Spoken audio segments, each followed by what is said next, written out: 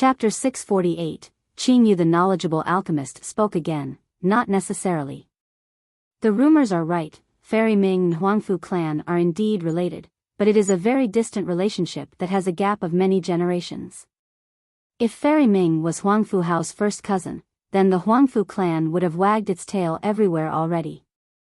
At this point, many alchemists were staring at Huangfu Hao, especially after Madame Zi Yan had left his side. With his impressive aura, he was like a crane among a flock of chickens. Alchemists with humble upbringings didn't dare to start a conversation with him. Only an excellent talent like Qing Yu would strike up a conversation. At this time, a disciple ran over in a hurry and reported to Madame Zi Yan, "Your Majesty, young noble Li is here." After hearing this news, Madame Zi Yan's spirit suddenly became better and went out herself to greet him without the slightest delay. Even Huangfu Hao didn't enjoy such treatment. All the alchemists were glancing at each other after hearing about Li Qia's arrival. They became even more curious when they saw Madame Zi Yan personally going to greet him. They all knew that the giant bamboo country erased all the alchemists from the list, even Qing Yu, just because of this unknown Li Qia. They were very interested while simultaneously shocked to see what kind of god Li Qia might be in order to be so highly regarded by the giant bamboo country. Qing Yu's expression sank after hearing about Li Qia. It would be strange if he was fine with it. Li Qia was the reason why Qing Yu lost the chance to show himself and become renowned throughout the world. If given the chance, he wouldn't mind killing this nobody, Li Qia. At the same time, Huangfu Hao's glare became cold with flashing glints akin to needles. He had this expression because even his treatment had been inferior. As the first young noble from the Huangfu clan, his nobility was without question, yet Madame Zi Yan didn't go to the door to greet him. Alas, this was still reasonable because Madame Zi Yan was at the highest position as the ruler of a country and a heavenly king. It was normal for her not to personally greet Huangfu Hao. But now, this nobody Li Qia was enjoying this grand gesture, causing Huangfu Hao to hate Li Qia even more. More important, there had already been a brewing feud between these two. Back at the Golem Square, Huangfu Hao had wanted to buy the heavenly cauldron from the Hundredgrass Alchemy Emperor. With great difficulty, he managed to convince Jian Wushuang and had to pay an exorbitant price. He thought that he would be able to own the cauldron, but who would have thought that Li Qia would bid even higher and paid several times the price, drowning out his beautiful dream of owning the cauldron. He wanted to kill Li Qia due to this hatred since that cauldron was extremely rare. It was an opportunity for him to get closer to the imperial family of the Alchemy Kingdom as well as suck up to his little cousin, Ming Yeshua. However, Li Qia's unexpected interference made him lose all hope of this. Li Qia entered the garden with Madame Zi Yan as his escort. He took a deep breath to feel the pure worldly energy from the alchemy garden. He couldn't help but become a bit sentimental once he stepped on this familiar land as he felt an intimate connection with it. It was as if this place had a beating heart and remained the same since the last time he had visited. Madame Zi Yan, playing the role of escort, was very attentive. "This is our giant bamboo's medicinal garden that contains a few spirit medicines. Our alchemist skills are limited, so I hope that young noble Li can teach us a thing or two." She didn't only lead him to see each plant, she also introduced them very carefully. Her goal was to take him throughout the entire garden and hope that he could give them some pointers. As long as he was willing to depart with a bit of his knowledge, the country would greatly benefit from it. Her care, patience, consideration, and enthusiasm as a guide made all the onlookers jealous. Huangfu Hao didn't get nearly the same level of treatment. People realized now that earlier, Madame Zi Yan was only fulfilling her duty as the host when she took Huangfu Hao around. Her demeanor was completely different as she took Li Qia around. It was clear that she was entirely driven by a sincere passion.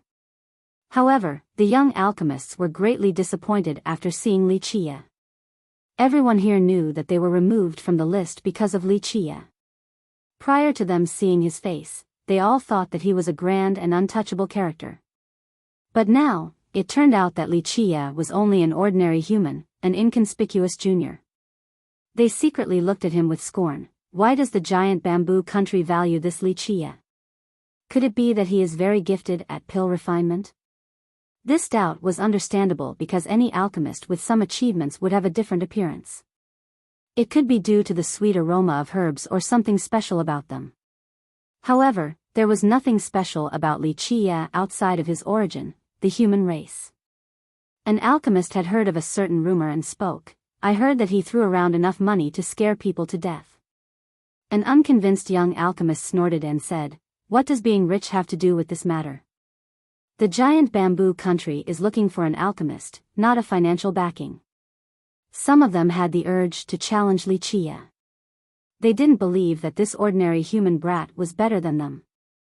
However, out of fear of Madame Ziyan's imperial aura, they didn't dare to go forward. Others might be scared, but this didn't mean that Qing Yu was afraid. He snorted after seeing the madam accompanying Li Qie the entire time. He had been annoyed this whole time after being replaced by Li Qie, even though he was the #1 young alchemist of the country. He felt especially snubbed after seeing Madame Ziyan treating this nobody with the highest level of courtesy. This difference in treatment greatly exasperated him, so he wanted to take it out on Li Qie. He walked closer then bowed towards Madame Ziyan before directly asking Li Qie, "You are Li Qie, correct?" It was apparent to everyone that Qing Yu wanted to cause trouble with his aggressive demeanor. Madame Ziyan couldn't help but grimace. Meanwhile, the other alchemists were becoming more excited. Many of them were already displeased with Li Qie, but out of fear for Madame Ziyan, no one wanted to do anything. So now, they were more than happy to watch Qing Yu provoking him. However, Li Qie didn't bother looking at Qing Yu, who wanted to cause trouble, and continued to nonchalantly gaze at the spirit medicines. This attitude enraged Qing Yu even further. Who was he? Although he was not as famous as Huang Fu Hao, he was quite popular in the giant bamboo country and was referred to as its #1 young alchemist. Furthermore, his skills showed that this title was well deserved. Qing Yu coldly spoke, "Oh? You don't have the courage to admit who you are?" Madame Ziyan's brows furrowed as she said, "Qing Yu, halt your impudence. Everyone in the alchemy garden is a respected guest of the giant bamboo country, do not overstep your bounds." Madame Ziyan's words were an explicit warning to Qing Yu. Although the Qing clan was quite large in the country, and sometimes, even the imperial palace required its existence, Madame Ziyan knew very clearly who was more important between Li Qie and Qing Yu. Even the entire Qing clan was not comparable to Li Qie. The madam was the demon king of an entire country, so she commanded respect even when displaying signs of anger. Everyone's hearts thumped after hearing her. Her imperial aura was unstoppable. Others who wanted to challenge Li Qie as well didn't have the same confidence as Qing Yu, so they stood to the side to watch. Huang Fu Hao smirked on the sideline as well, since he wanted to see what Li Qie could do. He was going to test Li Qie, but he was more than happy to watch Qing Yu try him first. At the same time, Madame Ziyan, who was emitting her imperial aura, caused Qing Yu to become nervous. Her clear partiality to Li Qie made him even more annoyed. He took a deep breath and calmed his mind before biting his teeth and decided to take a risk. He didn't believe that the Qing clan's position in the giant bamboo country was not as great as this nobody. Although he knew that his actions were impinging on Madame Ziyan's prestige, he had great confidence in the Qing clan's influence. He trusted that this matter would eventually become no big deal. He prepared himself and placed his hands together to bow towards the madam before speaking in a stern manner. "Your Majesty, you are the ruler of our country and I did not intend on offending you. However, I am also an alchemist who follows the rules of alchemy. If Li Qie is to participate and represent our country at the conference, this means that he is the most excellent young alchemist in giant bamboo and only he alone is qualified to participate. I am not questioning Your Majesty's decision. Your Majesty is wise and brilliant, so this choice will naturally not be wrong. However, as an alchemist, if Li Qie is the #1, then I wish to challenge him to see if he is qualified to be our candidate or not." Chapter 649, Ominous Star Flower. Madame Ziyan grimaced and deepened her tone. "Young noble Li's skill of alchemy is flawless. All of the monarchs had witnessed his supreme pill refinement ability." Qing Yu quickly said, "I trust Your Majesty and all the demon monarchs." However, as an alchemist speaking on behalf of alchemy, discussing and exchanging alchemy arts is how it should be. Moreover, Li Qie is here to represent our country, so everyone should see his alchemy Dao with their own eyes. What do you think, Your Majesty? The other alchemists all clamored, Yes, Your Majesty. If Li Qie's alchemy Dao is peerless, then let him broaden our horizons. It was only natural for the dissatisfied crowd to support Qin Yu. This was their chance to let out their dissatisfaction without truly offending Madame Ziyan's imperial prestige. Madame Ziyan's eyes became serious after seeing Qin Yu's refusal to yield. It was not difficult for her to chase him away, but she still wanted to see how Li Qie wanted to deal with this situation. Li Qie stopped looking at the spirit plants and glanced at Qin Yu. He smiled and said, Ah? You want to challenge my alchemy Dao? A flame lit up in Qin Yu's heart after seeing Li Qie's attitude. He tried his best to contain his anger and coldly said, That's right. I want to challenge your alchemy Dao to see if you are qualified to participate in the conference or not. He was very confident since he didn't believe a nobody like Li Qie was better than him. After all, the number one alchemist of the giant bamboo country should be confident in his own abilities. Madame Ziyan was not happy with Qin Yu's aggressiveness, so she furrowed her brows and said, Qin Yu, how do you want to challenge young noble Li? Pill refinement. Qin Yu replied, full of confidence, We'll bet on our pill refinement skills, and the victor can do whatever he wants. I will accept any bet you make, so if you are confident enough and want to bet your life, I will take that on too. The losers will have to fuel their cauldron's fire source. These words shocked everyone.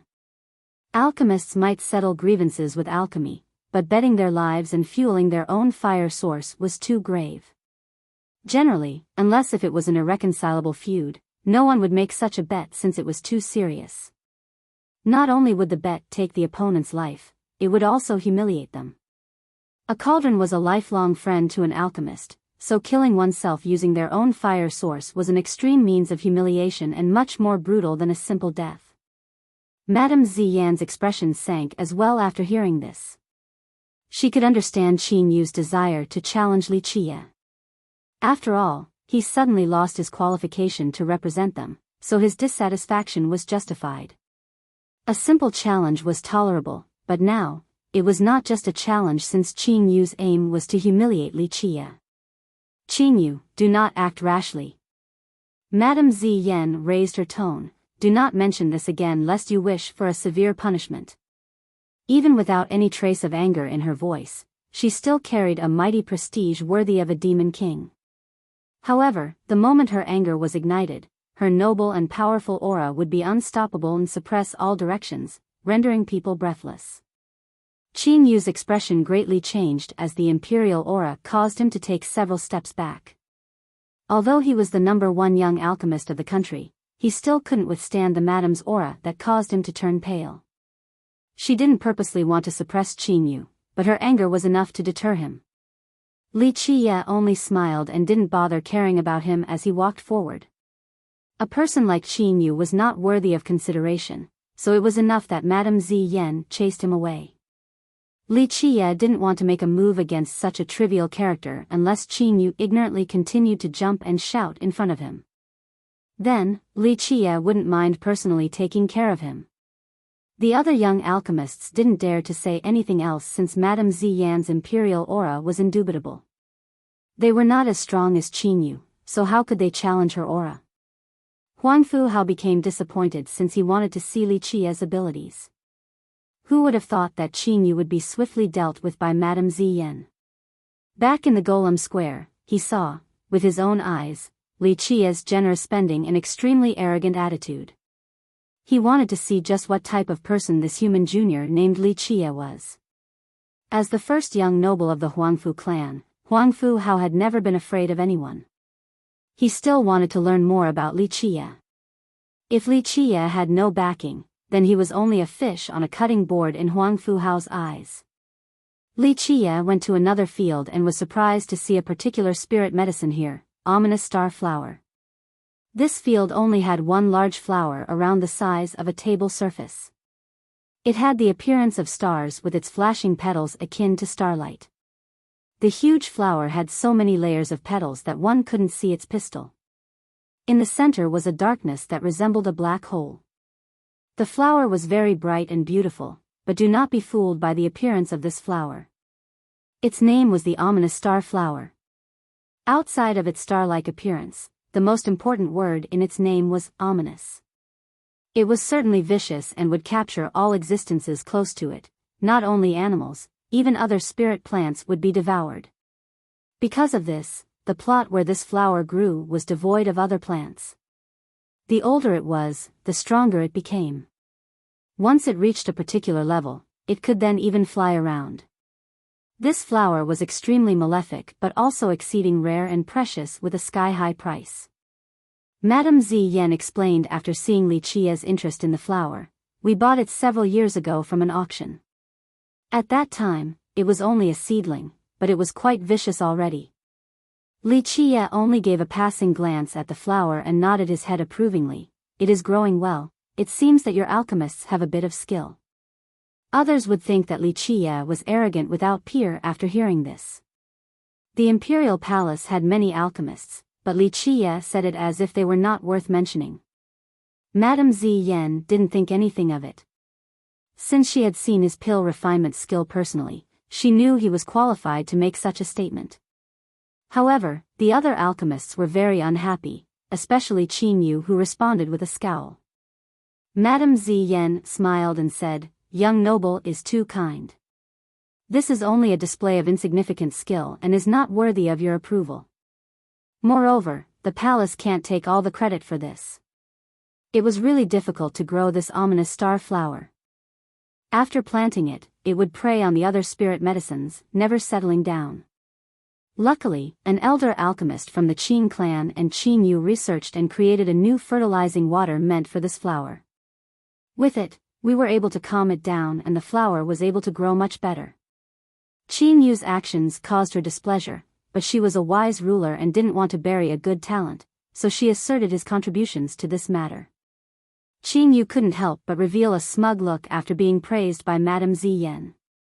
This was one of his greatest achievements since mixing fertilizer was a test of skill. Even though it was not mixed by him alone, he indeed contributed greatly to its creation. Li Qia looked at the flower and shook his head to say, "This is only treating the symptoms and not addressing the root cause. It's only an illusion of wellness. This strain of fertilizing water can only hold on for 2 to 3 more years. Afterward, the flower will become even fiercer." Madame Ziyan's heart thumped upon hearing this, so she quickly inquired, "Does young noble have a way to save it?" Although she didn't understand the inner workings of this matter, she was very confident in Li Qia's alchemy skill. The smug Qin Yu's expression quickly changed after hearing Li Qia's critique. Li Qia belittling the unique recipe was the same as provoking him. "Humph. How arrogant."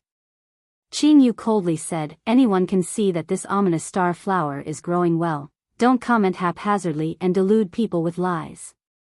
This unique fertilizing strand was one of his proudest achievements, so he became furious when Li Qia put it down.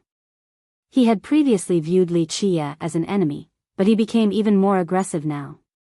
Initially, Li Qia was too lazy to bother with a little character like Qin Yu, but this ant jumped in front of him once again, so he had to teach him a lesson. He didn't bother to give a glimpse at the guy as he slowly spoke. "This fertilizing formula only has corruption ward sacred water. The other ingredients are not worth mentioning. The flower is calm because of this water." Chapter 650. The Tao of Cultivating Flower. Qin Yu was astounded when Li Qia quickly revealed the crux of his secret formula, but he recovered very quickly. Perhaps Li Qia was only lucky and guessed correctly. Qin Yu coldly spoke, "So what? The ominous star flower is vicious by nature, but this is due to its environment.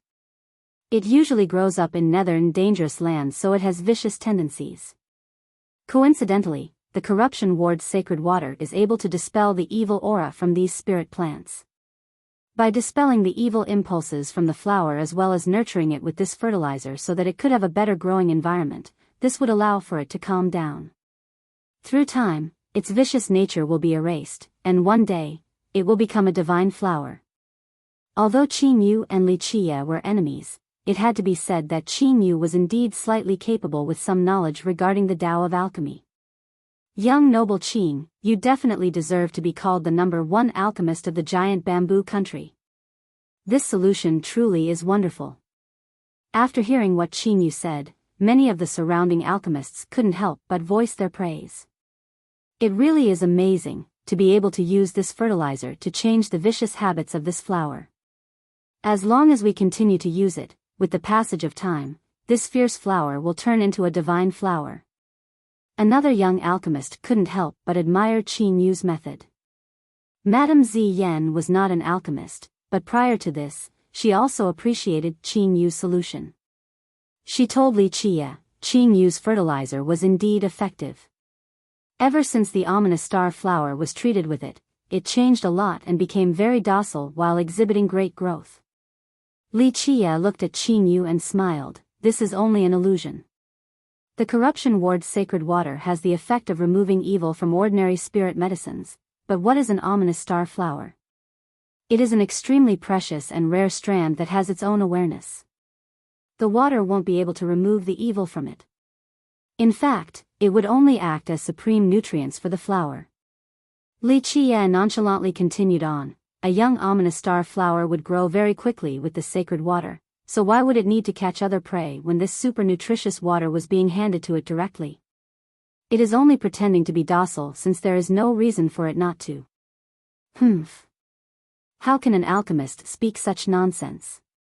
Qin Yu coldly smiled, everyone knows of the evil deterring effect of the sacred water, so where is this nutrient nonsense? If it was extremely nutritious, then it would have been used by many alchemists as fertilizer. Huang Fuhao added, Brother Qin makes a lot of sense. I haven't heard of such a thing before. The usage of corruption ward's sacred water is common knowledge to all alchemists. In my opinion, Brother Qin's special mix has great effects. When the flower's evil properties disappear, it will turn into a divine flower. Qin Yu became a lot more lively and proud and arched his chest after hearing Huang Fuhao. He stared intensely at Li Qie with a pressing momentum. Huang Fuhao was called the 5th young alchemy prodigy in the current generation, so no one dared to question his alchemy skills as his words carried a lot of weight. Thus, when Huang Fuhao voiced his support for Qin Yu, all the spectating alchemists looked towards Li Qie. Many of them were already unhappy with him, so a barrage of attacks came right after Huang Fuhao's comment, being good at pill refinement doesn't mean you know how to plant. The alchemy Tao is separated into these things for a reason. If you are no good at plant cultivation, then don't spout nonsense and try to destroy someone else's reputation. Another alchemist sneered, that's right, everyone knows that the sacred water is meant for dispelling evil, so young noble Qin Yu's application of it to grow the ominous star flower is perfect.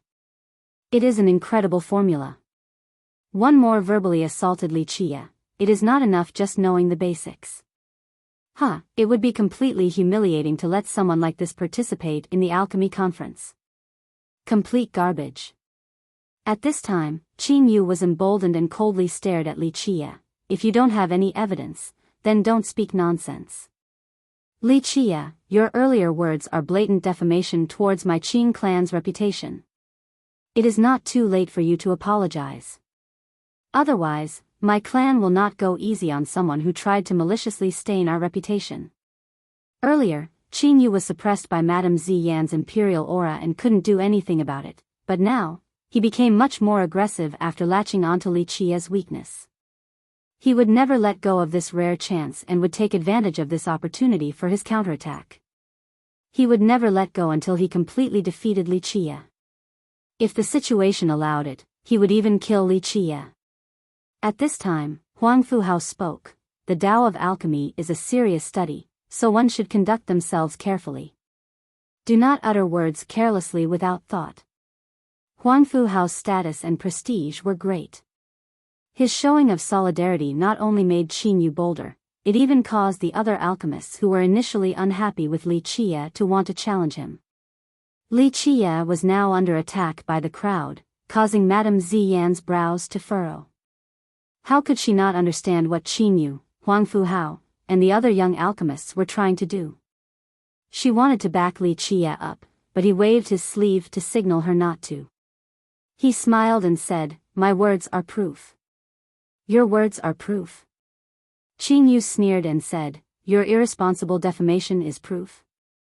"Humph, this ominous star flower is now harmless thanks to the Qing clan's unique fertilizing strand.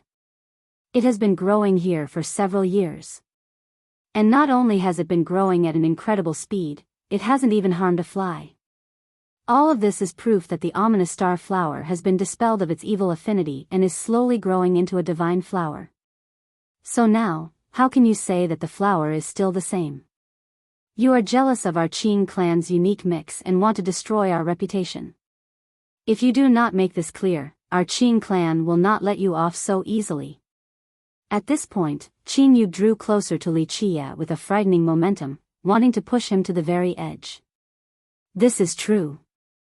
With Huang Fu Hao's support, all the other alchemists quickly rode the wave as well. One of them said, "Lacking even the most common of knowledge, yet you still dare to spew arrogant drivel and defame the Qing clan. A treacherous man like this should be punished." Li Qie only smiled and didn't mind the brigade branding against him. He asked, "Then you must be very confident with the Qing clan's unique mix?" Qing Yu smirked in response, "Humph. Actions speak louder than words. No matter how sly you might be with words, you cannot deny the truth that our Qing clan's mix has cured the flower of its vicious nature." Li Qie slowly replied, "If you want the truth, then I shall give it to you. In my knowledge, the ominous star flower is very sensitive to loud screams. Whether it has changed or not, you can give it a shot." Qing Yu's pupils narrowed while looking at Li Qie. He drily said, "Really now?" Li Qie smiled and waved his palm in the air back and forth to say, "This is the case as far as I know, but I suggest that you do not try it since it won't end well." "Is that so?" Qing Yu coldly sneered while gazing at Li Qie. "Since you put it that way, I want to try it even more. What would you do if your method fails?" Qing Yu clearly didn't want to let this go until Li Qie accepted defeat. "What do you want me to do?" Li Qie replied with a grin. Qing Yu suggested with a smirk, "Very simple, it'll be the same as before. If you are right about it being an act, then I deserve death from being attacked by the flower. It would be because my Tao of alchemy was insufficient. However, if you are wrong, not only did you stain our reputation, you also caused trouble and unfounded defamation, so you have to feed yourself to your cauldron's fire source." Madame Ziyan's expression sank after hearing this. Qing Yu's approach was taking things too far. It was apparent that he wanted to kill Li Qie. All the other alchemists held their breaths in anticipation. This was a life or death gamble and not something to be laughed about. Although many of them didn't like Li Qie, it wasn't to the extent where they would wish death upon him. They didn't say anything else to fuel the fire now that Qing Yu voiced his desire to kill Li Qie. Meanwhile, after voicing his support, Huang Fu Hao only smiled while calmly watching things play out by the side. If necessary, he would interfere again to fan the flames. Li Qie narrowed his eyes and smiled in the face of the repeated attempts of Qing Yu wanting to kill him. People who were familiar with Li Qie would shudder with fear since this expression meant that Li Qie intended to kill. Li Qie smiled and waved his hands to say, "I'm afraid that's no good. In my opinion, this ominous star flower has flourished very well and it might take your life if this goes sour." "Ha ha ha, I should thank you for your concern." Qing Yu sneered, "But there is no need, I trust my Qing clan's unique mix. If you are afraid to die, then just say it. It is not too late to kneel and beg for forgiveness. This would still be much better than losing your life." Qing Yu was astounded when Li Qie quickly revealed the crux of his secret formula, but he recovered very quickly. Perhaps Li Qie was only lucky and guessed correctly. Qing Yu coldly spoke, "So what? The ominous star flower is vicious by nature, but this is due to its environment. It usually grows up in northern dangerous lands, so it has vicious tendencies. Coincidentally, the corruption ward's sacred water is able to dispel the evil aura from these spirit plants. By dispelling the evil habit from the flower as well as nurturing it with this fertilizer so that it could have a better growing environment, this would allow for it to calm down. Through time, its vicious nature will be erased, and one day, it will become a divine flower. Although Qin Yu and Li Qie were enemies, it had to be said that Qin Yu was indeed slightly capable with some knowledge regarding the Tao of alchemy. Chapter 651, Man-Eating Ominous Star Flower. Qin Yu became more and more unreasonable, to the disapproval of Madame Ziyan. Li Qie was an honored guest of the country, yet Qin Yu was humiliating him like this. This was a deliberate act challenging her. If it wasn't for Li Qie stopping her just a moment ago, she would have personally taken action. Li Qie gently sighed and put on a helpless appearance, but the shots had been fired, so he let it go and said, "If you really want to bet, then I can't do anything about it. Let's do it and let it be up to fate." Qin Yu couldn't help but sneer after seeing Li Qie's appearance. At this time, he felt his victory was assured, and Li Qie was pretty much a dead man in his eyes. "Don't worry, fueling a fire source isn't a painful death. You will be burnt into ashes in a split second," Qin Yu coldly said with a clear gloating look. Li Qie said, "If this is how it has to be, then start. Just make a screaming sound."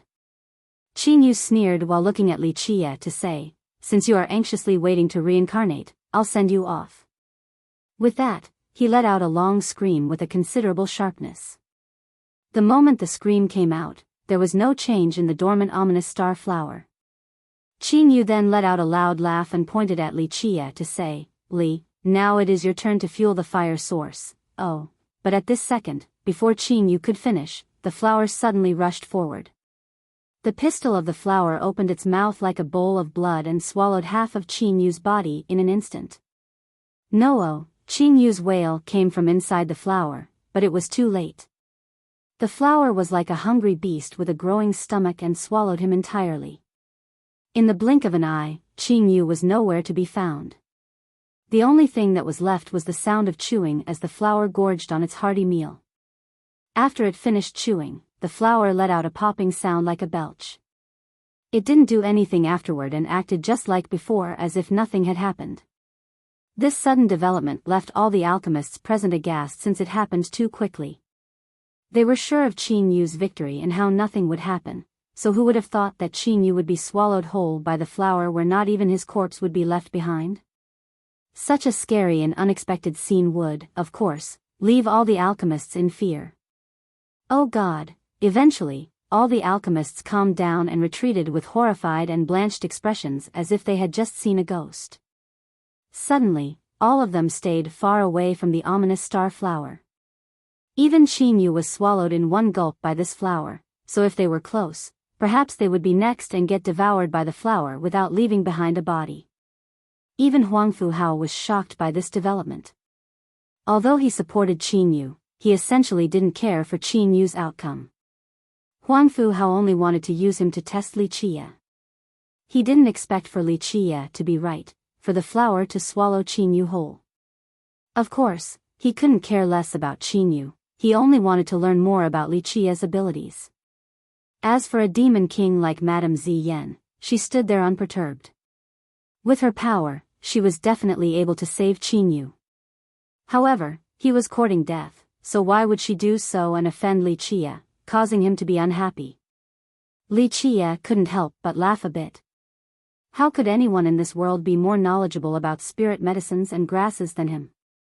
The flower was extremely sensitive to shrieks. The moment someone screamed, it would immediately attack the creature that emitted the sound. There were alchemical reasonings behind this that someone of Qin Yu's level couldn't understand. "A's, you got the worst out of it since you didn't listen to the wise. Like I said, it was better not to bet, but you didn't trust me. Look what happened now. You've even thrown your life away, a sad death with no burial." Li Qie smiled and calmly said while waving his hand dismissively. It would be strange if Li Qie would forgive Qin Yu after his malicious actions. Only death awaited him the moment he wanted to kill Li Qie. At this point, the alchemists present couldn't help but take in deep breaths while looking at the ominous star flower before them, overwhelmed by a creepy sensation.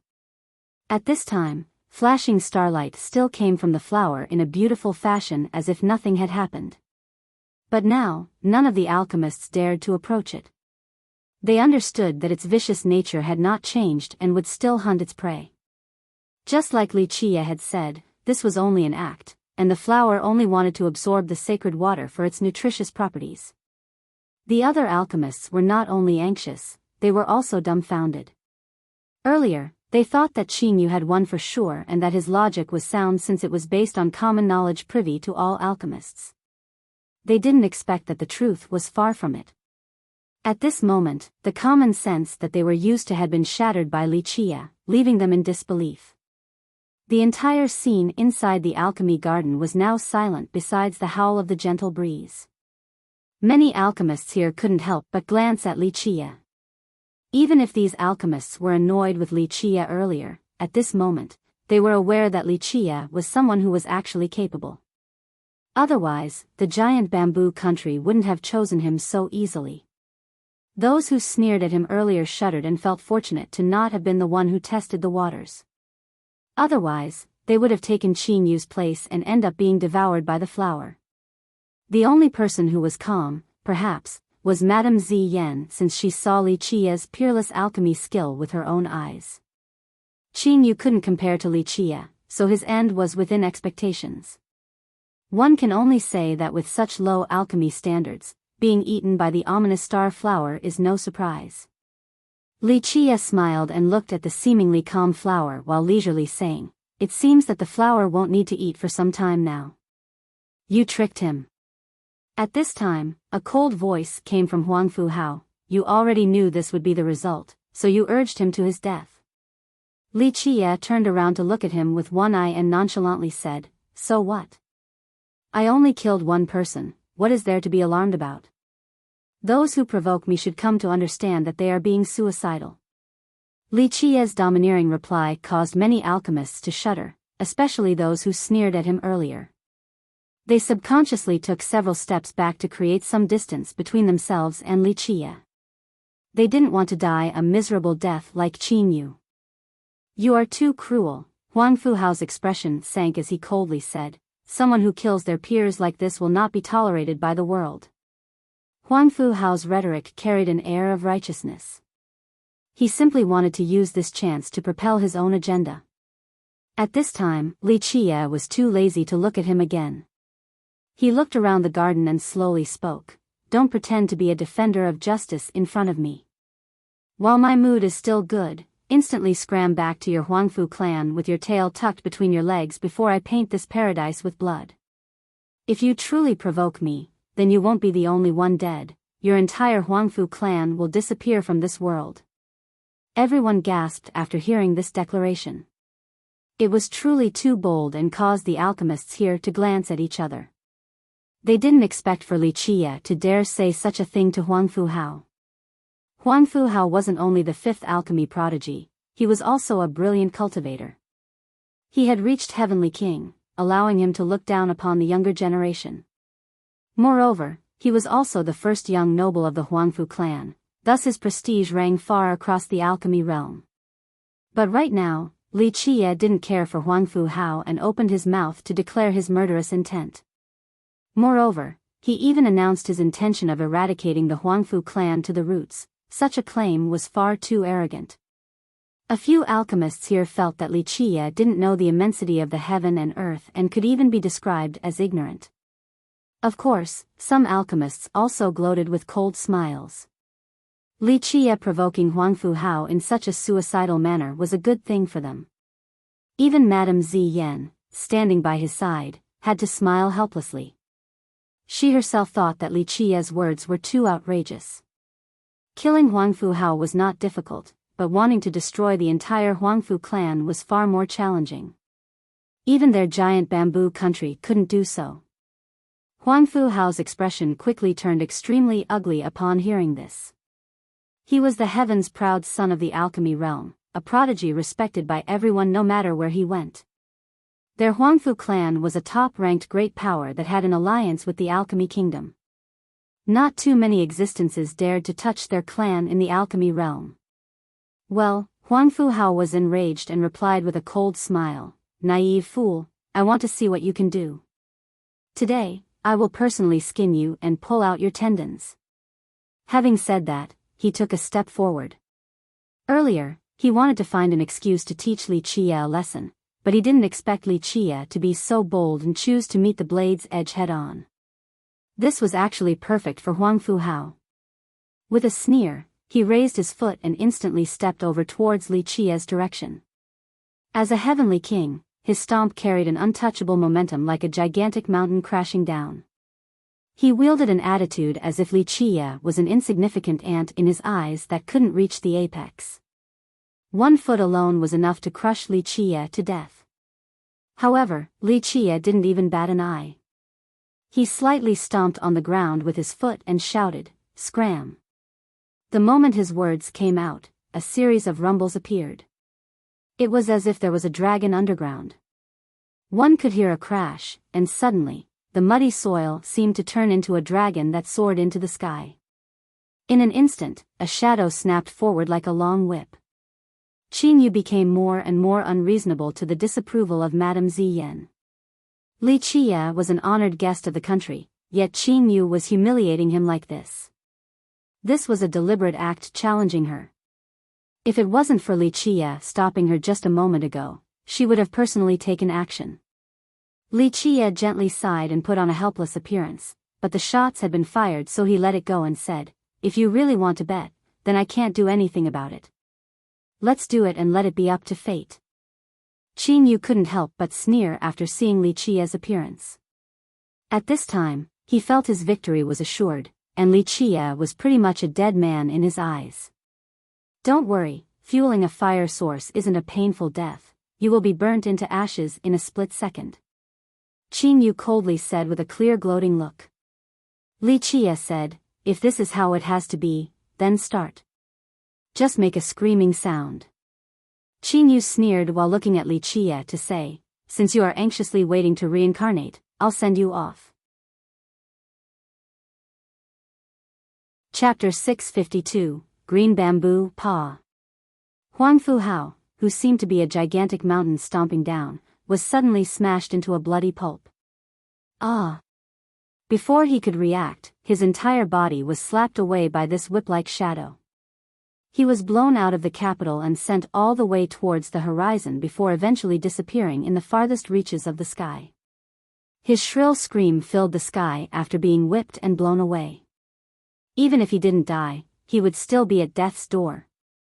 After blowing Huang Fu Hao away with one blow, both the dragon-shaped soil and the item that resembled a whip disappeared underground without a trace. That was, after seeing this whip-like item, Madame Ziyan was astounded. Amidst its action, she noticed that the whip was actually a bamboo root. To be more exact, it was a branch connected to the root. Madame Ziyan herself used to be a violet bamboo tree, so after seeing the bamboo root, she immediately thought about many things. The other alchemists didn't know what was going on since they were scared silly. They actually thought that there was a dragon hiding underground. They couldn't calm down as they shuddered at the thought of Huang Fu Hao, a heaven's proud son at the heavenly king realm, being swatted away like a fly by the shadow underground. How could they not be shocked by this development? Was there really a dragon underground? Of course, there was no dragon beneath the soil. This earth was personally sealed by Li Qie and strengthened by many wise sages, including god kings. An extremely formidable law suppressed the area below. After stepping into the garden, Li Qie seemed to be enjoying the spirit grasses, but the truth was that he was measuring this land and calculating the changes to once again take complete control of the gigantic seal underground. At this location, Huang Fu Hao causing trouble was akin to courting death. Li Qie didn't even have to do anything and could still easily kill him. Could that have been? Madame Ziyan regained her composure, but she still carried a shocked expression. She lifted her head up to look at the giant bamboo that pierced the firmament. "You guessed correctly." At this time, while looking at the madam, Li Qie slightly raised his brows to say, "That was a branch of the bamboo's root, just a tiny one." This answer left the madam frozen. Although the giant bamboo tree was their divine guardian, for millions of years, no one had seen it take action. From the time she became a disciple of the country, she had never witnessed any movement from the tree. The giant bamboo tree had always been the same, staying high above the clouds without any changes, as if it would forever be this way for many more millions of years to come. However, today, an outsider like Li Qie came and spurred the giant bamboo deity to take action. Under Li Qie's control, a small root actually came and swatted Huangfu Hao away to the ends of the earth. This was simply unthinkable. While she was still in a daze, Li Qie moved forward and instantly crossed the alchemy garden. At this moment, he was standing at the end of the garden, and in front of him was the path towards the bamboo garden. Even though the two gardens were connected, the bamboo garden was currently full of rippling radiance. The giant bamboo in the sky poured down little specks of light that came together to form an extremely realistic ward and sealed off the entire bamboo garden.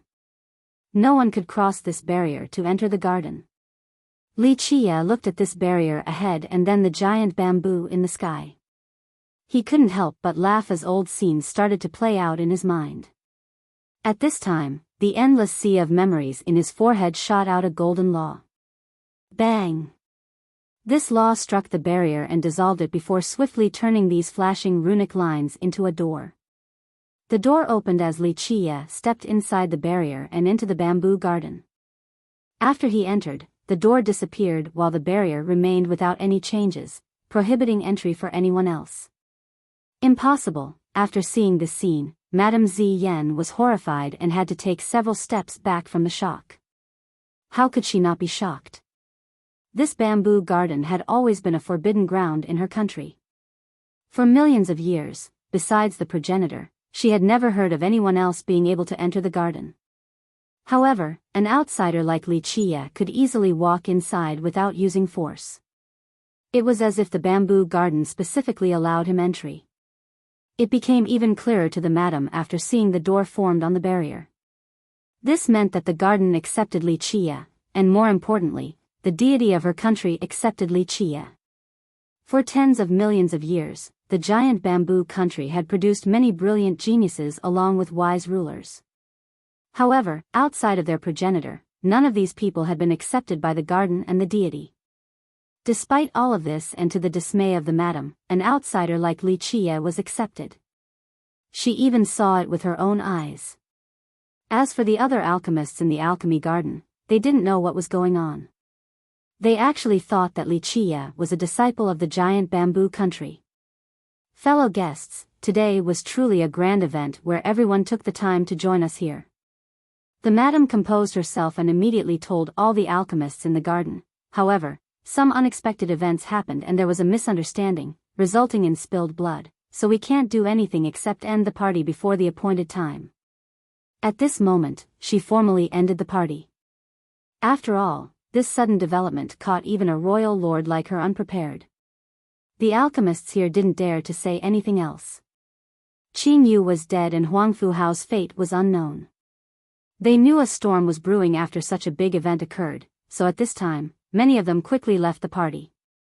After all the alchemists were sent out, Madame Ziyan immediately went to the end of the alchemy garden and stood in front of the entrance, the barrier to the bamboo garden. She took a very deep breath and reached out towards the barrier. She wanted to see if she could enter the bamboo garden or not. Unfortunately, with a bang, she was immediately repelled by an extremely powerful force from the barrier. After she regained her balance, she took another deep breath and sent out a command: summon all 18 demon monarchs here without delay. Meanwhile, Li Qie had entered the bamboo garden and only saw an indistinct scene. The entire garden was immersed in a worldly energy so thick that it had nearly condensed into fog. Such thick worldly energy was frightening. This level of density couldn't be found even in the ancestral grounds of the great powers. Anyone would feel relaxed in this place. All of their pores would open as if they were about to flutter away into the sky like an immortal. By standing in this location, even those with the most ordinary of talents would be able to feel the laws of this ground. Those who were more talented could resonate and become close with the Grand Tao, and the Tao would answer back. This place could only be described as a treasure ground, one great enough to be coveted by all great powers. So tens of millions of years of saturation could turn a regular location into a sacred ground. Li Qie stood amidst this fog and felt the beat of the earth as well as the elegant azure grand vein beneath the ground. It was as if this earth was hiding a dragon, and it caused him to become sentimental. Long ago, this land was only an ordinary location, but after a certain era, Li Qie planted a green bamboo here. At that time, the kings heeded his call, virtuous paragons and god-kings all gathered here just to strengthen this ground. Many invincible existences created a supreme seal at this place. In that year, Li Qie used an extremely heaven-defying method to alter this land. He gathered the worldly energy from the elegant azure grand vein and moved it here so that the entire vein would cultivate the green bamboo planted by him. As he walked around the garden, it appeared to be a forest with splashing rivers. Many flickering shadows were cast from the tree. Flowers and grasses were silently blooming with new green sprouts growing everywhere. This place was full of life and vitality. Here was a scene of tranquility like a paradise amidst this vast world, an escape from the rowdy and mundane world. Walking in this place allowed one to be immersed in the worldly energy, giving birth to the illusion that this was a land of immortals. Li Qie took a leisurely stroll through the garden and eventually found himself standing before a bamboo tree. This tree was beyond gigantic, and after millions of years, he had finally seen it once again. It had a lush green color like jade. At a glance, it had a green and glossy glow just like a supreme immortal piece of jade. As the flow of time raged on, this bamboo was still as shiny and moving as before. There was no sign of aging, as if it could live for millions of more years without any problem. When one stood before this unreasonably large tree, they would feel that there was a gigantic wall before them. One couldn't calculate how many people it would take to surround such a huge tree. Li Qie couldn't help but reach out with his hand to gently stroke the jade-like bamboo tree's trunk. He sighed before murmuring, "How many years have passed? When I brought you out from that ominous ground, you were only a seedling, but now you have become a deity." The bamboo tree's shadow swayed while rustling its leaves high in the sky. Its branches fluttered back and forth gently as if answering Li Qie. Since Li Qie used a law from his sea of memories to open the barrier, the bamboo tree that had turned into a deity naturally knew what had happened and who was coming. Chapter 653, Your Disappearing Fragrance. Li Qie gently caressed the giant bamboo and couldn't help but gently sigh in his mind. He suddenly became sad for no reason and murmured, "Not everything in this world can be perfect. Although you can't turn your Tao into sentience, why is it not a good thing for you? Tens of millions of years would only be a blink of an eye. You can watch the seas turn into mulberry fields, and all the grievances and feuds in the mundane world are just ephemeral clouds and puffs of smoke." The green lights coming from the tree slightly shifted as if it was listening and responding to Li Qie. He gently leaned against the tree and closed his eyes. At this moment, he felt relaxed and carefree. At this second, his mind gained a rare moment of serenity. Many things had happened in the past millions of years. Although he could cause a storm in the 9 worlds with a simple sway of his hand, although a simple gesture from him could massacre myriad realms, although his anger had caused the world to tremble, although the state of his eyes could change day and night. For the past millions of years, he had too many things to do: kill, battle, scheme, venture, train talents. For millions of years, besides his deep slumbers, it was as if he had never slept before. His time seemed to pass by slowly as if each moment was an eternity. At this time, he was sitting comfortably with peace of mind. Here, he didn't need to think too much. He didn't need to be vigilant against anything. Although he had countless secrets, he was able to relax at this time. The giant bamboo seemed to be very quiet as well. Its green light became gentle as if it was quietly protecting Li Qie. After a long period of time, Li Qie opened his eyes and reorganized his thoughts. He couldn't help but smile while slowly walking around the bamboo tree. The moment he made it halfway around, he saw a pond before him, emitting a gentle light. Before one even got close, they would feel the approaching water vapor permeate deep into their body. The water in the pond was a collection of dew that dripped down from an old root of the tree. It took a very long time for this old root stew to slowly accumulate into an entire pond. People in this world always talk about the immortal nectar, but how many of them have actually seen it? How many of them know that immortal nectar is merely a name?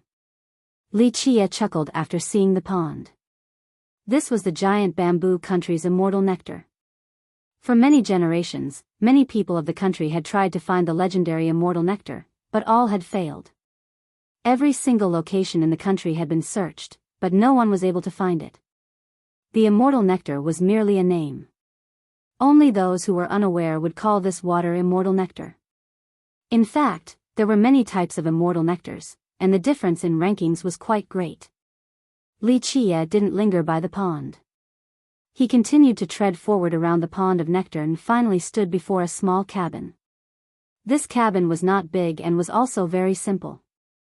However, after millions of years, it was as if it hadn't changed at all. It was still as clean and bright as before. Countless images appeared in his mind while gazing at the little cabin ahead.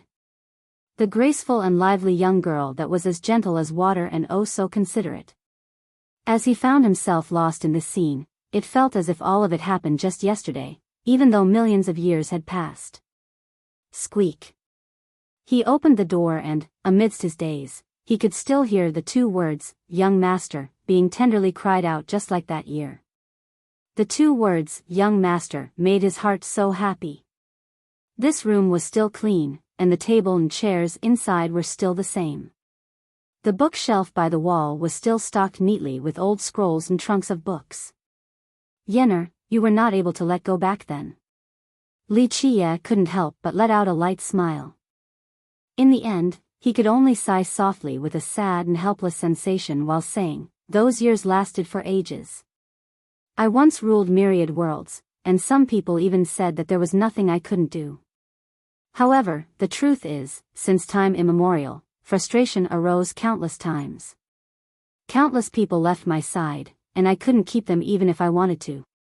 In the quiet little cabin, Li Chia's eyes were like a flowing river running across each corner of the room.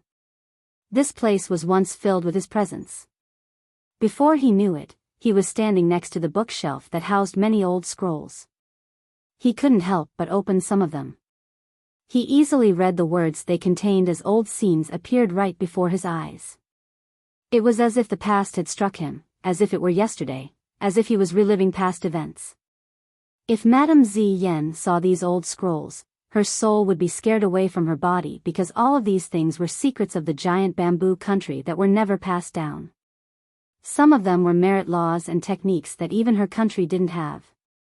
Li Chia only casually flipped through these secrets. They were not much to him. The merit laws and techniques that belonged to the giant bamboo country mostly came from him. Only a small portion was created by its progenitor.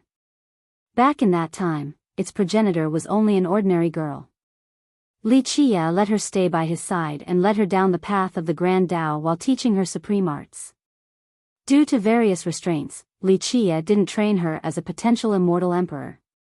Nevertheless, she stayed by his side as his maid and took care of his daily needs. Li Chia, at the same time, gave his all and taught her the best techniques. Although she couldn't become an immortal emperor, her life and skill were extremely frightening and completely heaven-defying.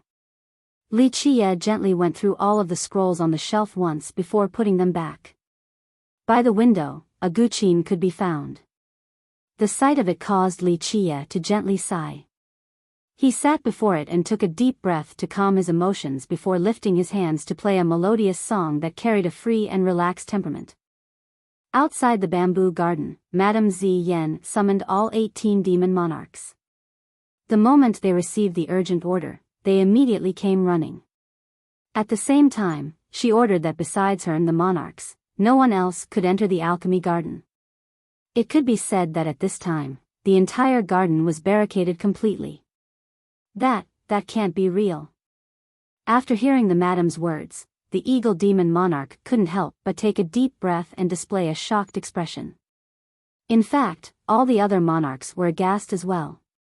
To them, this was an impossible matter. How can this be? For millions of years, the legend stated that besides the progenitor, no one else has been able to enter the bamboo garden. Ancient Pine emotionally stated.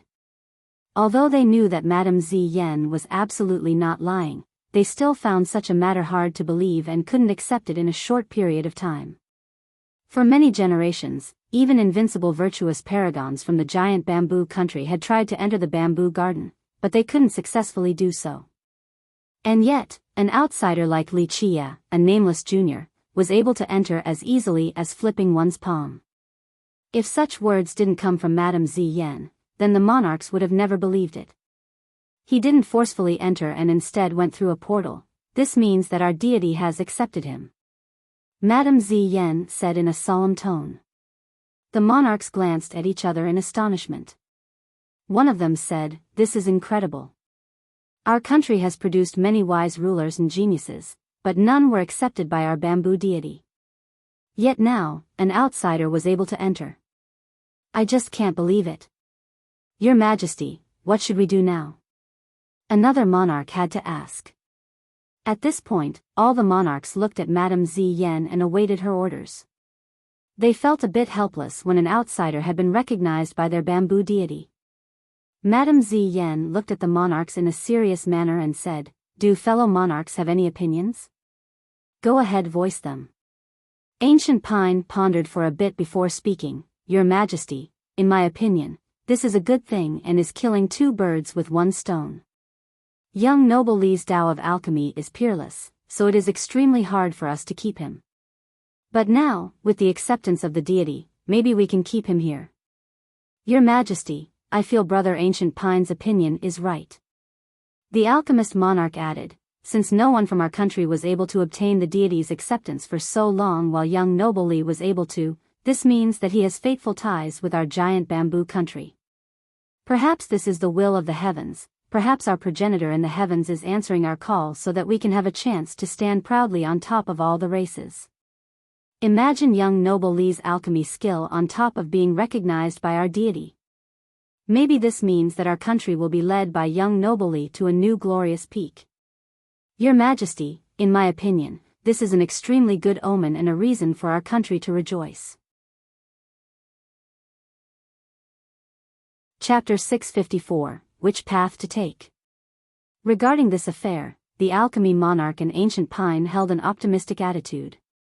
Another demon monarch also agreed, "Your Majesty, this is indeed an auspicious omen. Just think about it. If our country could have an alchemy emperor, then even the alchemy kingdom would respect us. Moreover, millions of years have gone by without anyone gaining the acceptance of our deity. So maybe young noble Li is the bringer of prosperity and the ruler of our giant bamboo. I'm afraid we need to be more careful about this matter." The eagle demon monarch pondered for a moment and said, "If young noble Li agrees to stay in our country, then I will wholeheartedly agree to this. However, for him to act freely as the bringer of prosperity, this requires further consideration. We don't even know of his background." When the title, Bringer of Prosperity, came up again, the monarch who spoke earlier had to cough with a slightly embarrassed expression. He misspoke earlier because Madame Ziyan was the current royal lord of the country. If Li Chia becomes the new ruler of prosperity, then where would Madame Ziyan go?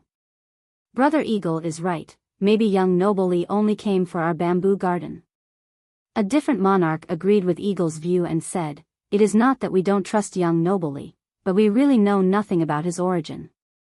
What if he came with a hidden agenda?" Although the phrase, bringer of prosperity, is somewhat inappropriate, the Ancient Pine demon monarch quickly tried to defuse the situation. However, I think it is very unlikely for young noble to come with an agenda. Not to mention that his Tao of alchemy is beyond the reach of all the sects. We can take a step back and pretend that young noble came here for our bamboo garden. However, is this at all plausible? Let's forget about outsiders, even we don't know what is inside the garden outside of our deity. We'll take another step back and assume that young noble Li really came for our garden, but this in itself is impossible since everyone knows that outside of our progenitor, no one else had been able to enter before. Even our strongest virtuous paragon couldn't enter. Think about it, could young noble Li force his way in? We can all see that his entrance was permitted by our deity. Even though our deity hadn't taken any action for millions of years, as disciples of giant bamboo, each and every one of us know that it has always been protecting us. It can see through all things and understand them more clearly than all of us. It definitely has its reasons for accepting young noble Li. In this situation, Ancient Pine was still supporting Li Chia. Intuition told him that Li Chia would definitely bring about a miracle and become a great figure. At this time, the 18 monarchs were stuck in a dilemma as they couldn't make a decision. Putting aside Li Chia's mysterious background, it was difficult to make Li Chia stay. Ordinary conditions would not be able to tempt Li Chia, and perhaps only by handing over the reins of the country would he be willing to stay. However, this situation had its own problems. There would always be unease in the monarchs' minds by letting someone with an unknown origin become their ruler. There was another problem. If Li Chia were to become the ruler of prosperity for their country, then what would Madame Zi Yan do? She was a wise ruler with many notable contributions. As long as she was still on the throne, they couldn't make her abdicate since it would be quite unfair. That's fine. Madame Zi Yan revealed a calm and gentle smile. She was aware of the current deadlock, so she slightly nodded and said, "If young noble Li truly wants to stay and take the reins, then I will happily abdicate for a better ruler. Until now, our giant bamboo country had always let the most capable become our ruler. This is our tradition." But, Your Majesty, after her words came out, the 18 monarchs couldn't help but become shocked.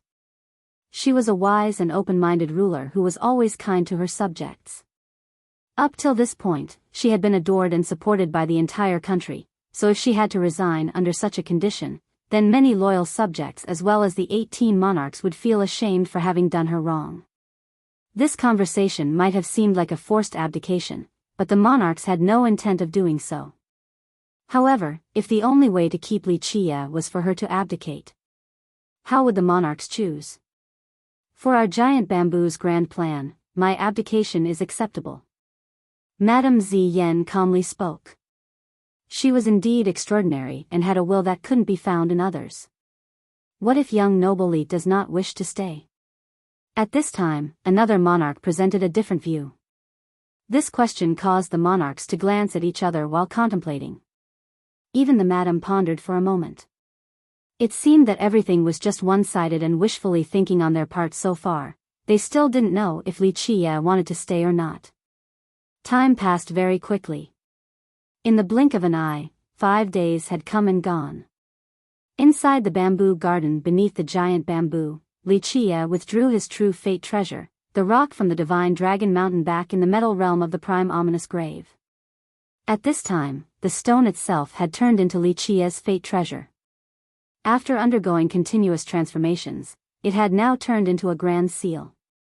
Li Chia named his fate treasure World Seal. After some research, he had understood the mysticisms of his world seal. At this moment, it was unclear to them whether Li Chia was friend or foe. Perhaps under such a tense atmosphere, one wrong move would result in a fight. What is it? Do you wish to fight? Li Chia stared at the madam along with the monarchs. He was still at ease since he didn't mind if they wanted to take action. The monarchs couldn't help but look at each other before shifting their gazes towards Madame Zi Yan. At the moment, they still wanted to listen to the madam's orders. She took a deep breath and eventually calmed her mind. A pair of eyes as smooth as flowing water fell upon Li Chia as she slowly spoke. "Young noble Li, we do not wish to do so, we only hope that young noble Li can stay and lead our giant bamboo country. Young noble has obtained the recognition of our bamboo deity. This has immense significance to our country." Li Chia only chuckled after hearing Madame Zi Yan. He responded by casually throwing a bottle to her while lightly saying, "Take it." This is, Madame Zi Yan caught the bottle and was taken aback. She couldn't help but look at Li Chia since she didn't know what was inside. Li Chia didn't say anything, only stood there, smiling. Madame Zi Yan composed herself and quickly opened the bottle. The moment it was opened, a powerful aura rushed out. After recognizing what was inside, she began to shudder uncontrollably. She lifted her head and looked at Li Chia, then emotionally asked, "Could this be Is this the legendary immortal nectar of our country? Immortal nectar. The 18 monarchs were astonished as well. They all had to take deep breaths. Even their country had never seen this nectar before, but now it appeared in Li Qia's hands. This treasure is extremely hard to come by. It's a gift from the giant bamboo tree to the country. Be frugal since this bottle can last for several generations. Li Qia said in a nonchalant manner. In this instance, the group couldn't help but look at each other in confusion. They became a bit silly since they didn't expect Li Qia to give them something so precious. Although they had never seen it before, they knew that this was something even an alchemy emperor from the alchemy kingdom had tried to find. One could imagine just how precious and priceless it must be, and yet, Li Qia had just casually thrown it to them as if it was not enough to reach the apex. While the rest of the group was in a daze, Li Qia stretched his fatigued back and slowly said, "I'm tired, help me prepare a place to rest." The others calmed down and didn't dare to delay his request. Under Madame Ziyan's command, the most quiet and comfortable courtyard inside the imperial palace was prepared for Li Qia. For the next few days, Li Qia stayed in this courtyard. Outside of cultivation, he began to control the world seal. To a cultivator who wanted to reach the peak, their fate treasure was absolutely indispensable because this treasure could unleash their true capabilities as well as their strongest battle power. Many cultivators preferred to have stronger weapons. For example, nothing could be better than an immortal emperor true treasure to them.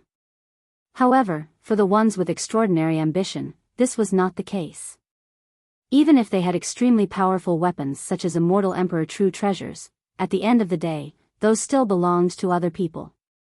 This only created a sense of dependency and was not the correct path. For tens of millions of years, those who eventually became immortal emperors ultimately relied on their own weapons to sweep through the 9 worlds and obtain invincibility. It could be said that a qualified cultivator was one who could refine their own weapons so that they were capable of exerting their strongest fighting potential. The type of cultivator who depended on someone else's weapon would never be able to reach the apex. Regarding this affair, the alchemy monarch and ancient pine held an optimistic attitude. Another demon monarch also agreed, "Your Majesty, this is indeed an auspicious omen. Just think about it. If our country could have an alchemy emperor, then even the alchemy kingdom would respect us. Moreover, millions of years have gone by without anyone gaining the acceptance of our deity, so maybe young noble Li is the bringer of prosperity and the ruler of our giant bamboo. I'm afraid we need to be more careful about this matter." The eagle demon monarch pondered for a moment and said, "If young noble Li agrees to stay in our country, then I will wholeheartedly agree to this. However, for him to act freely as the bringer of prosperity, this requires further consideration. We don't even know of his background." When the title, Bringer of Prosperity, came up again, the monarch who spoke earlier had to cough with a slightly embarrassed expression. He misspoke earlier because Madame Ziyan was the current royal lord of the country. If Li Qia becomes the new ruler of prosperity, then where would Madame Ziyan go? Brother Eagle is right, maybe young noble Li only came for our bamboo garden. A different monarch agreed with Eagle's view and said, "It is not that we don't trust young noble Li, but we really know nothing about his origin. What if he came with a hidden agenda?" Although the phrase, bringer of prosperity, is somewhat inappropriate, the ancient pine demon monarch quickly tried to defuse the situation, however. Chapter 655, Madame Ziyan's abdication. In the past few days, the 18 monarchs didn't dare to come bother Li Qia. Meanwhile, Madame Ziyan came to see him every day. More often than not, she even personally took care of his daily accommodations. It didn't stop there. Whenever Li Qia was free, she would explain the current situation of the world and the giant bamboo country to Li Qia in great detail. Today, she came to see him like always. Noticing that he was deep in meditation, she slowly sat down by his side. A while later, Li Qia opened his eyes and said with a smile, "Is there something else you want to tell me?" In the last 2 days, the Qing clan has caused quite a stir. They demand justice from the giant bamboo country for Qing Yu's death. They even swore that they would never let this go. Madame Ziyan explained to Li Qie. The truth is, you don't need to tell me these things. Li Qie gently shook his head and said, as the royal lord, I'm sure that you can deal with these matters in a satisfactory manner. Madame Ziyan wanted to say something, but she paused for a bit before continuing. You have only been here for a short amount of time and aren't familiar with many issues. This is a transitional period for you, so after you become used to it, Li Qie interrupted her. He chuckled while looking at the madam before speaking. Madam, don't tell me you want me to become Giant Bamboo's ruler? Li Qie's sudden interruption left her stunned for a bit. In fact, she had mentally prepared herself and was ready to hand over the Giant Bamboo country to Li Qie. I feel that you are right for it. For millions of years, outside of our progenitor, no one had ever been recognized by our divine guardian. Despite its inactivity, we all know that it has been shielding our country from war. There must be a reason why it chose you at this time. Besides, your Tao of alchemy is peerless. And it's not just me, all of the monarchs also feel that you can lead Giant Bamboo to the top of all the races. Madame Ziyan spoke in a serious manner. Her words were very sincere and came from her heart. She had plans to abdicate and was more than happy to do so as long as Li Qie could lead the country down a more glorious path. After hearing this, Li Qie couldn't help but smile. Then, he gently shook his head while saying, Do you really think that I would become the royal lord of the country? Do you actually think that I came here just to take the reins? This answer made the madam ponder for a moment before she was able to calm down and reply, That is not what I meant. Although young noble Li might not have come for the Giant Bamboo country's throne, the divine guardian chose you. I trust that no one else is more suitable than you to become our ruler. I also believe that with you taking the reins in the future, the country will naturally become even more prosperous. Li Qie smiled and said, Your words are correct, but also incorrect. Madame Ziyan always had a good temper, so she gently said, Which parts are incorrect? Young noble Li, please point me in the right direction. Li Qie looked at this charming and beautiful woman ahead, a woman with an elegant and noble aura that didn't take away from her gentleness. He couldn't help but smile and say, First, you are correct with regards to the country prospering in my hands. Under my control, the Giant Bamboo country would certainly stand at the top of the 9 worlds one day and look down with disdain upon all the other races. Anyone else would think Li Qie was being too arrogant and didn't understand the immensity of the heaven and earth. Across this world, not too many heaven's proud sons would dare to proclaim this.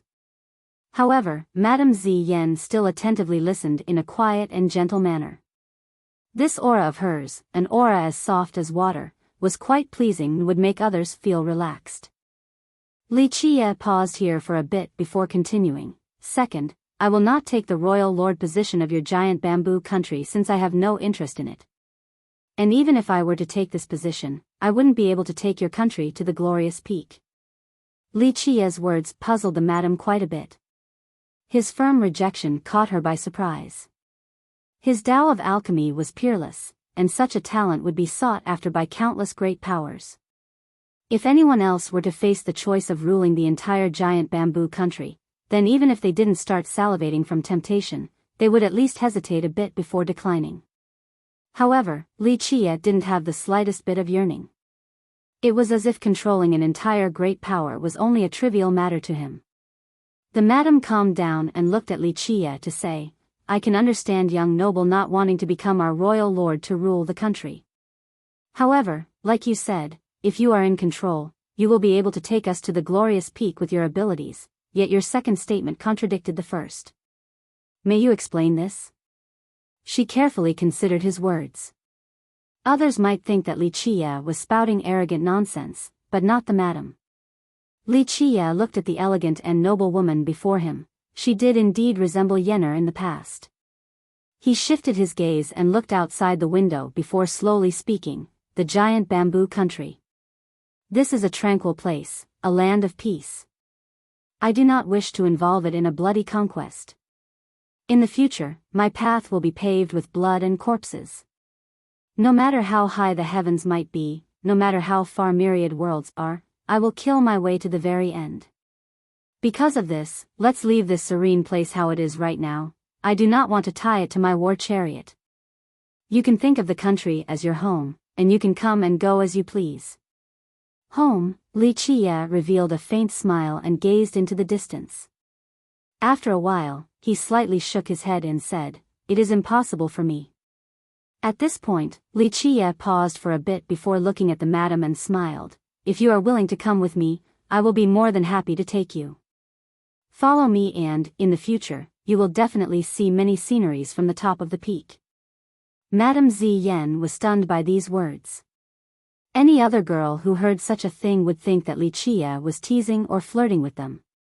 However, Madame Ziyan didn't think so. She didn't sense any intention to flirt or tease from the tone of his words. In fact, this was not his first time proposing this idea. Back at Ancient Pine's palace, he had said something similar. Boom! Right when Madame Ziyan was still in a daze, a majestic aura suddenly appeared in the sky. It was so powerful that it was as if its billowing waves reached the heavens itself. This mighty force instantly flooded the earth and drowned the entire capital. What's happening? The unrivaled aura that appeared without any warning and loomed over the capital caused all the citizens and cultivators within to be frightened. Even royal nobles and ancient saints were quivering in fear. A virtuous paragon. Madame Ziyan suddenly stood up with a shocked expression at the appearance of this aura and exclaimed, "This is an ancestor from a great power." The giant bamboo's capital was a large city. In the contemporary times, ancestors from great powers would not easily show their face, but through the years, there would still be ancestors coming and going in this capital. However, no matter which great power they might be from, these ancestors wouldn't act in such a wanton manner. They wouldn't use their invincible aura to seemingly aim to suppress the entire capital. This meant that the opponent wasn't merely arrogant and instead came with malicious intentions against the country. Virtuous paragon? Li Qiye only narrowed his eyes after sensing this aura. His expression was essentially unchanged. Even a virtuous paragon was not a big deal to him. "Your Majesty, not good, not good." At this time, the ancient pine demon monarch came rushing in and saw Madame Ziyan together with Li Qiye. He quickly said, "Your Majesty, something bad has happened." Demon monarch, what happened? Why are you so nervous? Madame Ziyan asked in a serious tone.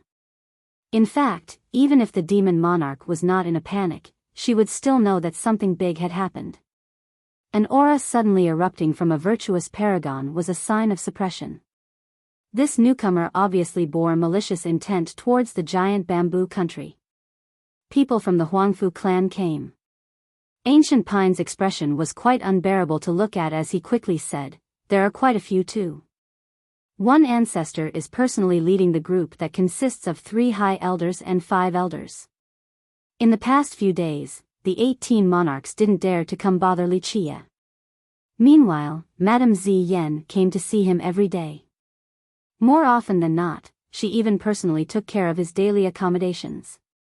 It didn't stop there.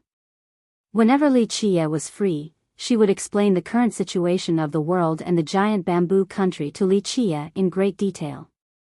Today, she came to see him like always. Noticing that he was deep in meditation, she slowly sat down by his side.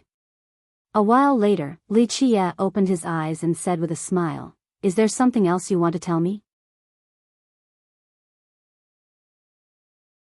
Chapter 656, The Huangfu Clan's Vengeance, So They Are Finally Here?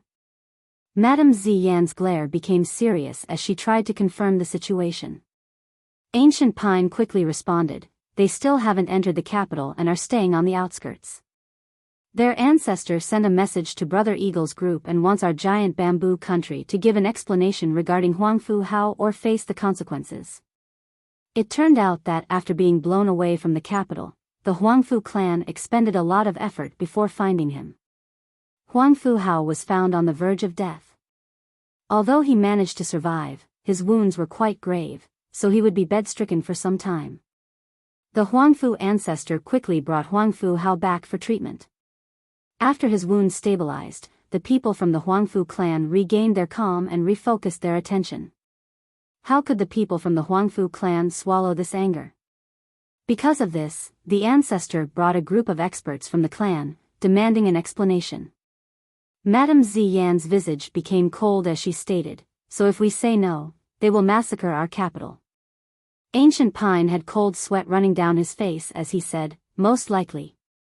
It seems that the Huangfu clan won't give up unless we give them an explanation. If they actually attack, I'm afraid the Eagle Demon Monarchs group won't be able to withstand it." Madame Ziyan scowled while showing a cold glare. She knew very clearly that there were many great powers in the alchemy realm who had been eyeing their country. However, all of them had been living together peacefully. Nevertheless, with such a good excuse at the moment, how could the Huangfu clan let this great opportunity go? In addition to all of this, Huangfu Hao desired a marriage alliance with her, so their clan could use this as leverage as well after this event. It was killing two birds with one stone. "Your Majesty, what should we do?" Ancient Pine hastily asked. With a serious gaze, Madame Ziyan austerely declared, "If the Huangfu clan wants to play hard, then we shall entertain them. Our giant bamboo country is not so easily bullied. I'm only worried that behind the Huangfu clan is the alchemy kingdom. They had been in-laws for several generations." Ancient Pine couldn't help but worry. Madame Ziyan coldly replied, "When the soldiers come, let the generals deal with them. When the flood arrives, let the earth halt it. If the Huangfu clan is too dumb to scram, then even if they have the alchemy kingdom as their backing, I will still exterminate their clan to their very roots." Having said that, his eyes narrowed. The giant bamboo country had a special position in his heart, so if the Huangfu clan dared to touch this country, he didn't mind massacring their whole clan. Those who dared to offend the giant bamboo country would be killed without mercy.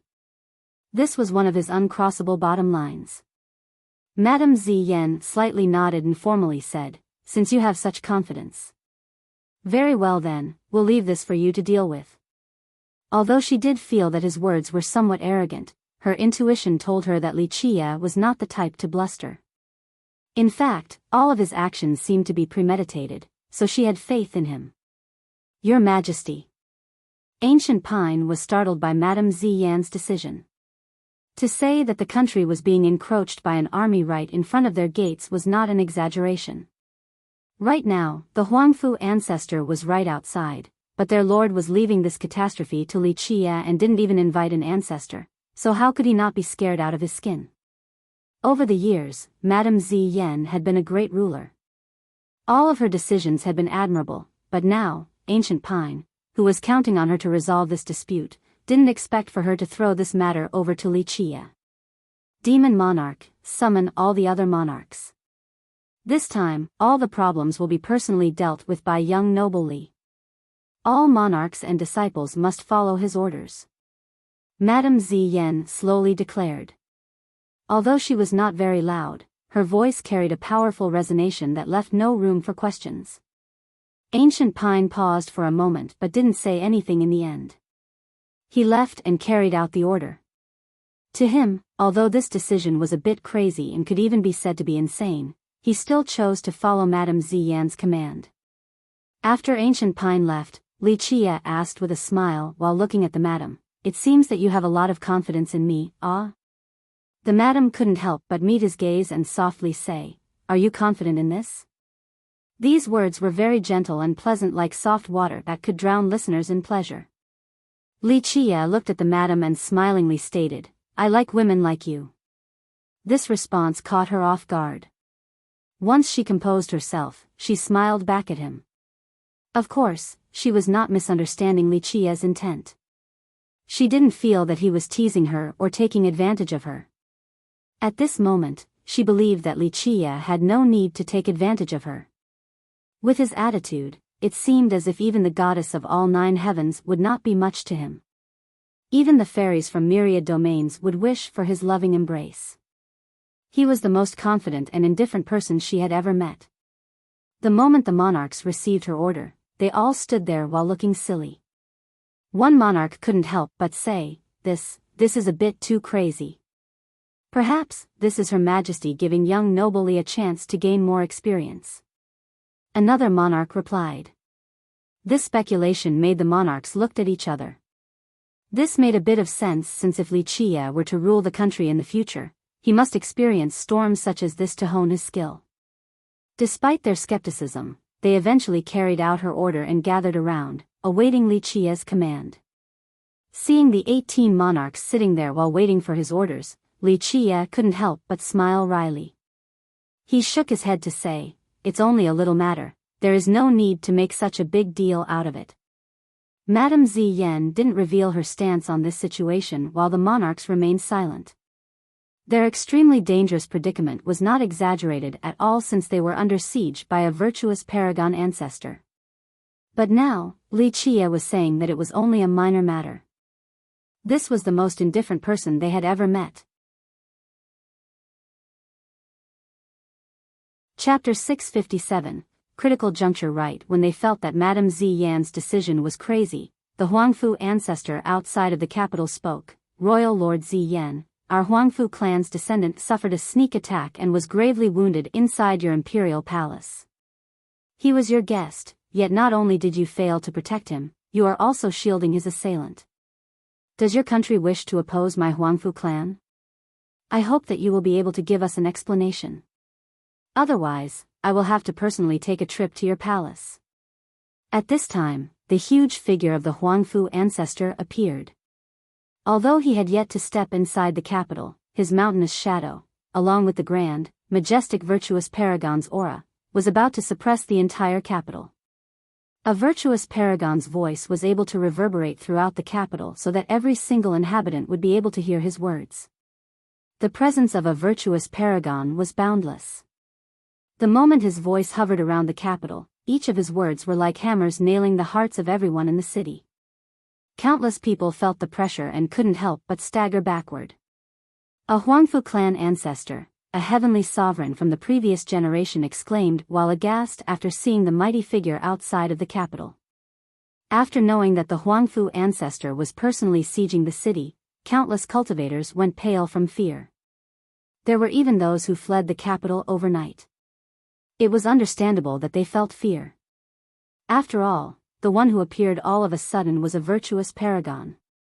This was too much for weaker cultivators to bear. The sudden siege by the Huangfu clan left many citizens thinking that a disaster was approaching. What is going on? Don't we have a good relationship with the Huangfu clan? Why are they sieging us now? Many cultivators trembled before the anger of the Huangfu ancestor.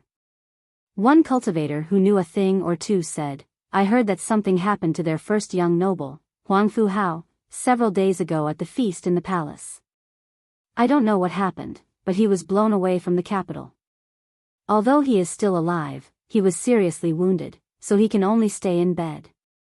He is currently unable to stand for even half a second." It wasn't just that Huangfu Hao was seriously wounded. Qin Yu from the Qin clan was killed inside the Imperial Alchemy Garden without even leaving behind a corpse. A cultivator who knew even more added. What exactly went wrong? The party resulted in one dead and one wounded. Moreover, they are both famous young geniuses. After hearing this information, many cultivators became aghast and felt that a storm was approaching.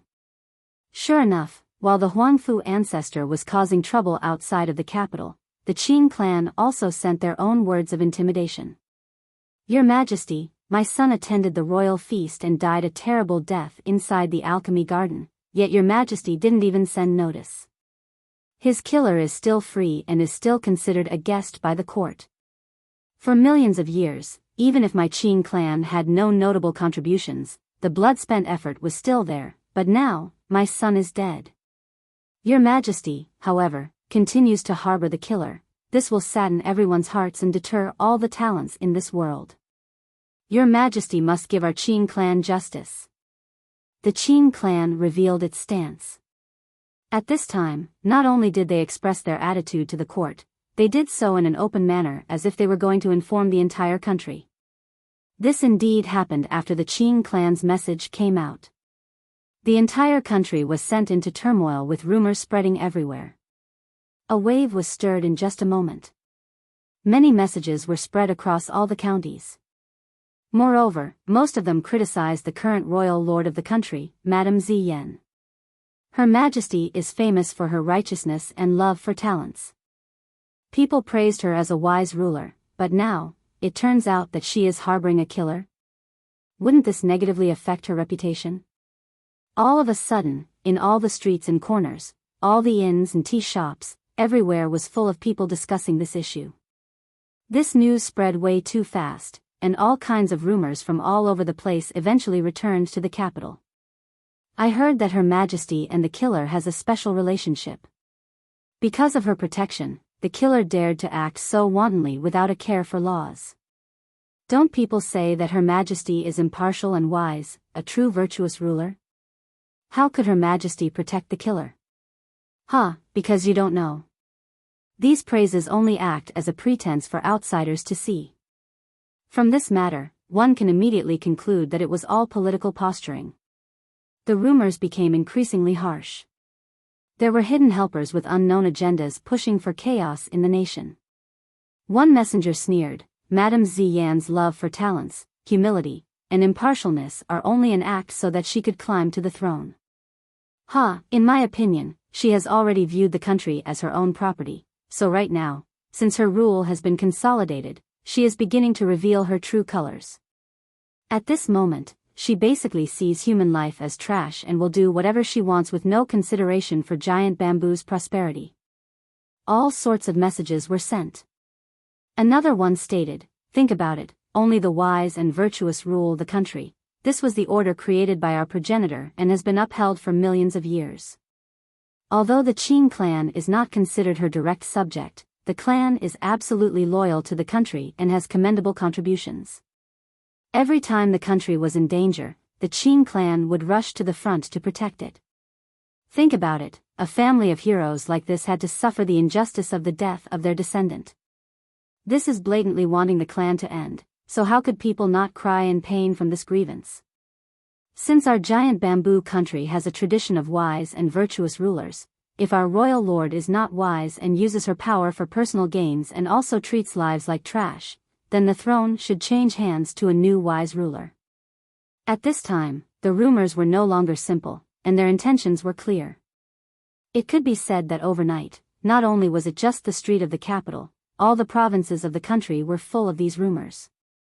It was clear that the storm was quickly approaching and will bring great turbulence in tow. At this time, the informed cultivators realized that this matter was not so simple. It was the Huangfu clan who first laid siege, then the Qing clan cried out for justice. Now, rumors were circulating everywhere, stirring the hearts of people and causing them to become restless and uncertain. The smart cultivators realized that if this situation was dealt with inadequately, then the entire country would fall into turmoil. Even a long-lasting war was not out of the question.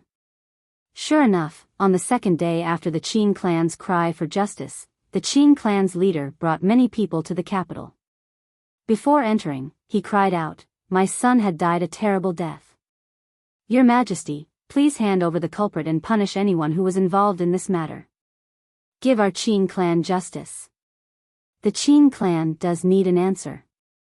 When the Qing clan's people made it to the capital, a few lineages in the country also voiced their opinions.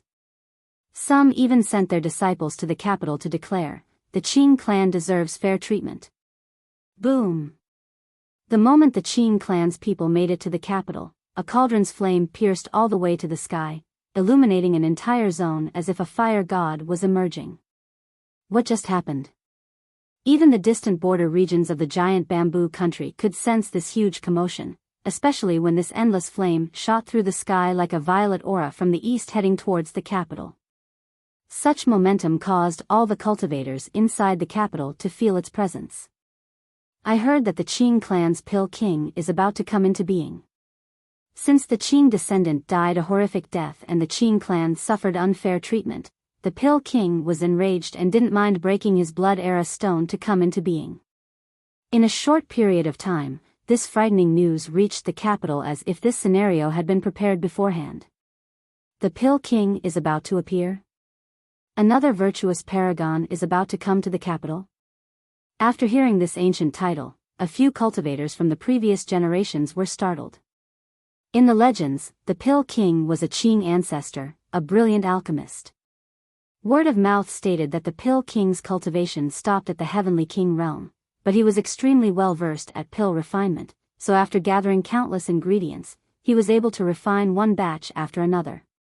After eating fate pills like meals, he finally broke through the Heavenly King realm and became a virtuous paragon. The arrival of the Huangfu ancestor and the coming of the Pill King along with some clans showing their support all happened within one short day. This caused many great characters inside the country to shudder. Is there going to be a revolt? One person murmured, is the throne of the giant bamboo country about to change owners? Giant bamboo had been standing strong for millions of years. The royal succession established by the progenitor maintained a firm grasp on the country. No one had ever been able to shake its foundation. But now, the capital was under siege, causing people to have crazy thoughts. The Qin clan's sudden attitude was not simply a demand for justice for the death of their descendant. To bluntly put it, it was a forceful call for abdication. I wonder if Madame Ziyan is going to be able to handle it. At this time, a lot of gazes fell upon the imperial palace. Although the Qin clan had an aggressive momentum at this moment, the madam in the country still had a great reputation. Moreover, she was loved and supported by her subjects. However, it was precisely due to their love for her that many of them were left very worried at this moment. Even the Pill King is coming out. After this news reached the palace, many monarchs were both angry and shocked. In just a few days, too many ups and downs occurred. It was clear that there was an underlying scheme, and it resulted in a lot of stress for the 18 monarchs. At this point, they were counting on Li Qie to take some sort of action because the madam had left everything to him. However, he did not do a single thing. It was as if he had not heard any news at all. Let it be known that anything that happened in the country had been reported to Li Qie by the monarchs. Despite all of this, he was still relaxed. It was as if he paid no mind to this whole matter. Such a situation made the monarchs very nervous. One even hoped for Madame Ziyan to take over, but the madam only smiled and said, "We need to have confidence in young noble Li." Chapter 658, Forcing an Abdication. After hearing about the eventual appearance of the Pill King, even the Eagle Demon Monarch who was friends with the Qin clan was enraged. Normally, he would say a nice word or two for them or try to win them some advantages, but in the end, he still came from the court and was one of its disciple as well as a loyal subject. Thus, during this critical juncture, he was on the side of the court. What is the Qin clan trying to do? Are they intending to force the king to abdicate? One monarch angrily exclaimed, "I hope they didn't forget that it is not up to their clan to do as it pleases with the country." The Eagle Demon Monarch was quite worried as well as he spoke. "If the Pill King comes to the capital, I'm afraid we will be in danger. We will have no choice other than to invite the ancestor to come out in the face of two virtuous paragons." At this time, a disciple rushed over and reported, "Young noble, the Qin clan wants to have an audience with Her Majesty." The monarchs couldn't help but turn to look at Li Qie, who was leisurely sitting on the throne that originally belonged to Madame Ziyan. However, at this moment, he was half sitting there in a completely relaxed fashion as if nothing was happening. As for the madam, she was sitting on the other side. With a calm demeanor, she didn't say anything. At best, she would only reveal a smile. Eventually, Li Qie came back to reality and lazily said, "Since they are already here, how could we not see them? Go tell the Qin clan and the Huangfu clan. In fact, tell this to all the people in the capital, all the lineages, that have something to say or are demanding an answer." Li Qie didn't make a single move in the last 2 days. He was still nonchalant towards all the new developments. Now, he finally took action, allowing the monarchs to heave a sigh of relief. At this moment, for the monarchs, it didn't matter whether Li Qie's actions were right or wrong, it was still better than his attitude of indifference. At least he was doing something. This disciple immediately acknowledged Li Qie's command and quickly carried it out. "Young noble, we should have a discussion with the Qin clan and the Huangfu clan about this matter tomorrow."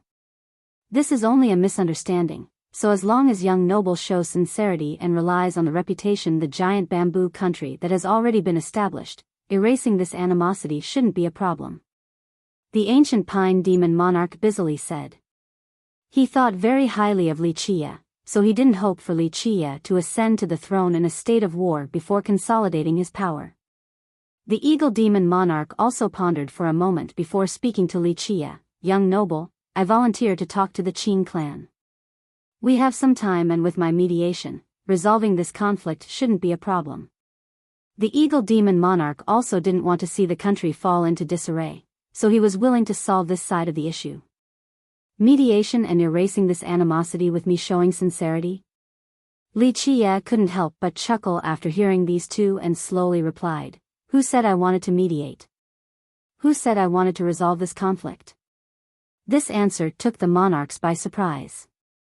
Ancient Pine had to interject, Young noble, before we lose all sense of pretense, it is not too late to reconcile so that we can spare the country from war. Wuxia laughed and lazily said, Spare from war? Demon monarchs, there will be war wherever I stand. Why should I try to reconcile?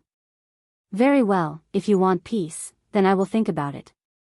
Actually, my demand will be very simple. Tell the Huangfu ancestor and that whatever pill king to prostrate and beg for forgiveness. Then, I will think about not bringing war to their door. The moment these words came out, all the monarchs were stunned and took passing glances at each other in order to read the situation. If Madame Ziyan handing this matter over to Wuxia was crazy, then at this moment, Wuxia's decision was truly insane. The ancient pine demon monarch hesitated for a bit and had to speak, Young noble. This will make it so that we will face the enemy from all sides. That would be bad. Wuxia lazily said, Demon monarchs, now that all of you are here, I will let you know my creed. First, I will not negotiate. At least, not with my enemies, unless they prostrate before me. Second, the words admitting defeat are not in my vocabulary. Third, I will not let go of past grievances unless my enemies beg for forgiveness and accept their sentence. If their attitude is good, then I can think about it. Fourth, a very simple phrase, those who dare to halt my path shall be killed without mercy. Even immortal emperors are no exceptions. Wuxia's lazy remark didn't carry an aggressive tone or oppressive momentum, but the contents were the most arrogant and overbearing words in the world. However, they came out of his mouth in such a nonchalant and confident manner as if all was within his grasp. The 18 monarchs were dumbfounded by this declaration. They looked at each other and felt that Wuxia had turned mad. At the very least, he was the most insane person they had ever seen. Well, young noble, what will you do tomorrow then? One monarch couldn't help but ask. Wuxia didn't even bat an eye as he slowly uttered, What else is there to do? If they do not prostrate before me, then I will kill all of them. The stone-paved path before the imperial palace has not been washed with blood in a very long time, so it is high time that some people learn that the imperial court is not something they can provoke. Speaking up to this point, Wuxia paused for a moment. He had an indescribable air of gentleness as he softly continued, I adore peace and also wish for this place to be a tranquil paradise, but when the time comes, I don't mind washing this land with the blood of enemies, even the gods won't be able to escape.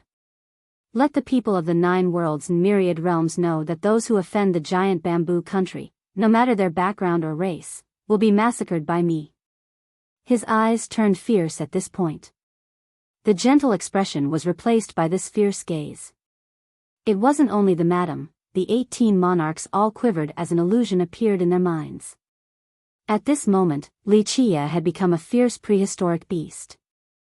The moment he woke up would be when an ocean of blood forms and when corpses pile up into mountains. It was as if he was sharpening his fangs at the 9 heavens and 10 earths. Behind him was a scene of carnage where even the gods would wail. The people in the room had to shake off this creepy feeling.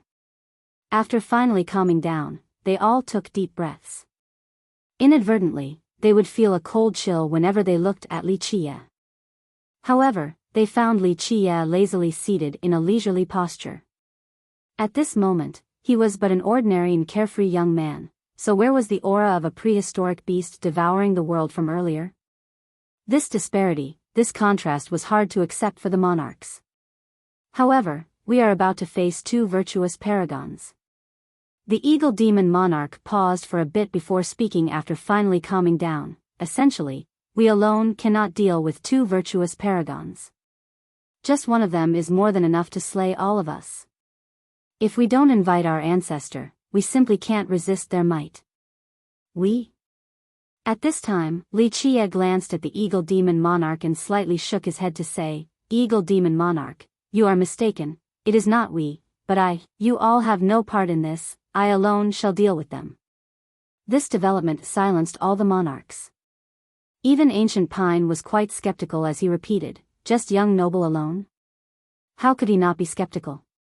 The enemy camp had two virtuous paragons, so how could Li Qie do anything by himself? Even if he was a virtuous paragon, it would still be impossible. Demon monarch, what else must I say? If I say I want to do it alone, then that is that, there is no need to waste more breath. Li Qie slightly raised his brows and added, "Also, spread this news. Tomorrow when I see them, those who want to spectate can come. This is something that I'm encouraging, so there is no need for an entrance fee. Of course, if people want to join the enemy, then I welcome that too. Killing 100 with one hand is not as shocking as killing tens of thousands." At this point, the monarchs had no words left for Li Qie. Under such circumstances, others would be afraid of having too many enemies to handle, yet he was actually afraid of having too few enemies. What could the 18 monarchs say to a person who desired to have even more foes such as him? They became a bit helpless and had to look at Madame Ziyan. They hoped that she would come out and try to counsel him because Li Qie's approach was too crazy. However, the madam didn't say anything, only sat there quietly with a smile on her face. It was obvious that she had faith in Li Qie. Seeing as how even the madam was supporting Li Qie, the 18 monarchs didn't have anything else to say. They had no choice but to do as he said. Sure enough, the imperial court released a certain message overnight. Tomorrow, the court will meet the Huangfu clan, the Qing clan, and any other lineage or sect that wants to support them. This news spread across the capital very quickly. After this news came out, all types of reactions ensued. Her Majesty has finally decided to show up. After hearing this news, there were those who were excited since they were confident in Madame Ziyan. They trusted that, with her appearance, she would be able to solve this problem.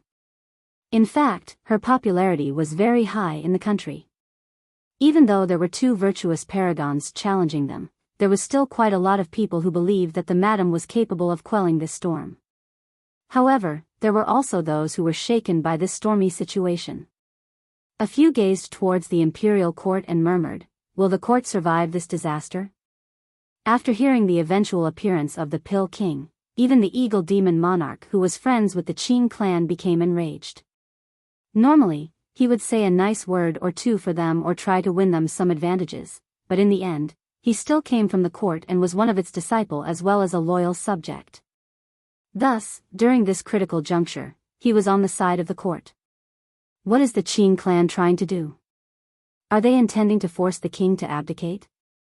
One monarch angrily exclaimed, "I hope they didn't forget that it is not up to their clan to do as it pleases with the country." The eagle demon monarch was quite worried as well as he spoke. "If the Pill King comes to the capital, I'm afraid we will be in danger.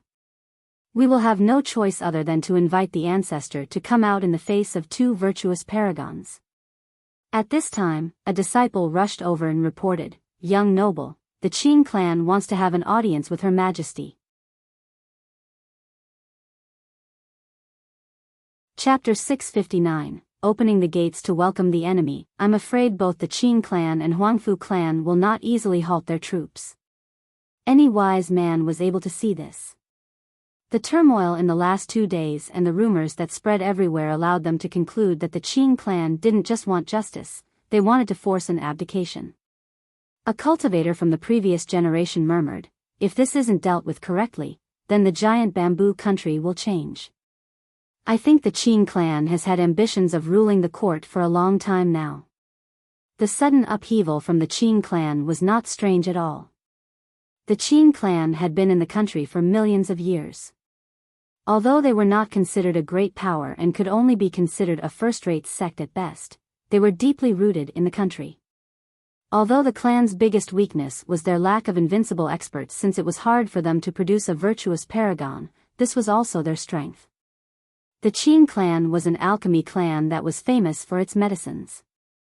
For millions of years, many sects had asked for their medicines, and because of this, they had accumulated a great amount of wealth and had extensive connections. It was no exaggeration to say that the Qing clan had great relationships with many neighboring sections. Any sect would be happy to become friends with an alchemy clan. The Qing clan's descendant died a terrible death in the imperial court, so many of the sects outside either publicly or secretly showed their support for the Qing clan. Some even sent their disciples to help their cause. Therefore, this was ostensibly a cry for vengeance, but the truth was that this was a call for abdication. Any knowledgeable cultivator knew that the Qing clan had coveted the throne of the country for a long time now.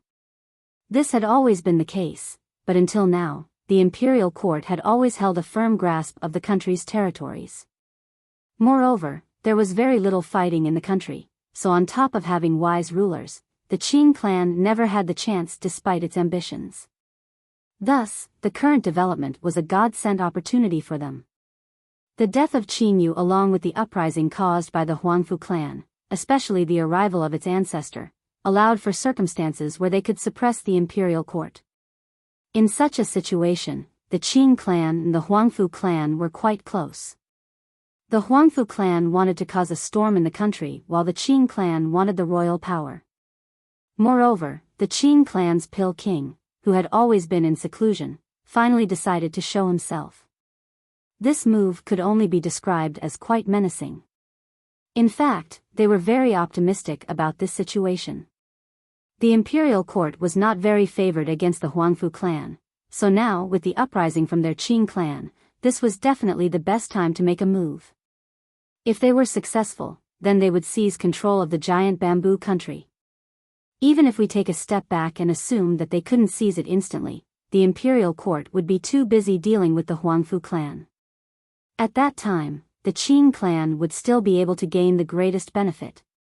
Moreover, the appearance of the Huangfu clan made even more sects decide to voice their support for the Qing clan. With their help, the Qing clan's momentum became quite strong and seemingly flooded the country. If Madame Ziyan made one wrong move, then the country would be fragmented. Will the court survive this disaster? Could it be that the court, which has ruled the country for millions of years, will finally come to an end? Some of the older generation couldn't help but worry. A great character looked into the night sky and slowly spoke, "Morning will soon come. At that time, we will quickly find out the outcome."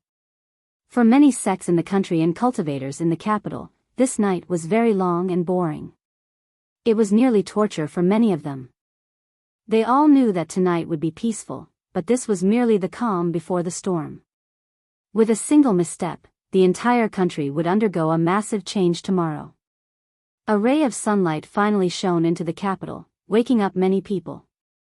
At this time, many decided to withdraw, others wanted to watch, and some wanted to offer their support. As for which side they supported, only they themselves knew. The sun slowly rose and the capital became rowdy with people coming and going. However, compared to the usual bustling scene, the atmosphere was much more somber. Both the pedestrians on the ground and cultivators flying in the sky wore a heavy expression. At daylight, many cultivators attentively watched for any movement from the imperial court. As the sun was rising, cultivators could already be found standing outside the court in anticipation of the meeting between the two sides. Boom! Finally, it was time. The grand aura of a virtuous paragon instantly shot into the sky as if a deity was arriving at this moment. Under such an overbearing momentum, the entire capital seemed to shake. It was as if the person could crush the entire city with one stomp. The capital was just a tiny boat among the storm that was his aura and could be toppled at any time. This was the Huangfu ancestor. Although his hair was completely gray and his once monstrous blood energy had withered like a sun setting, he still emitted a thunderous aura as if he was riding the storm.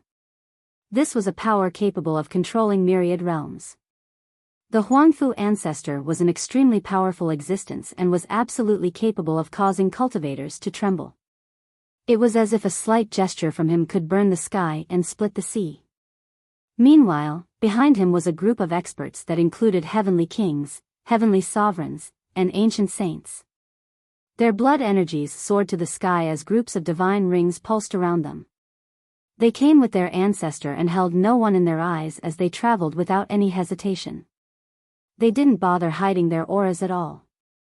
On the contrary, they released them without any scruple and in an extremely arrogant manner without any respect for the capital. Does the Huangfu clan want to go all out? An ancestor alone is one thing, but there are even 3 high elders and 5 elders as well, not to mention the other experts. Many experts took deep breaths and shuddered after seeing the Huangfu clan's lineup.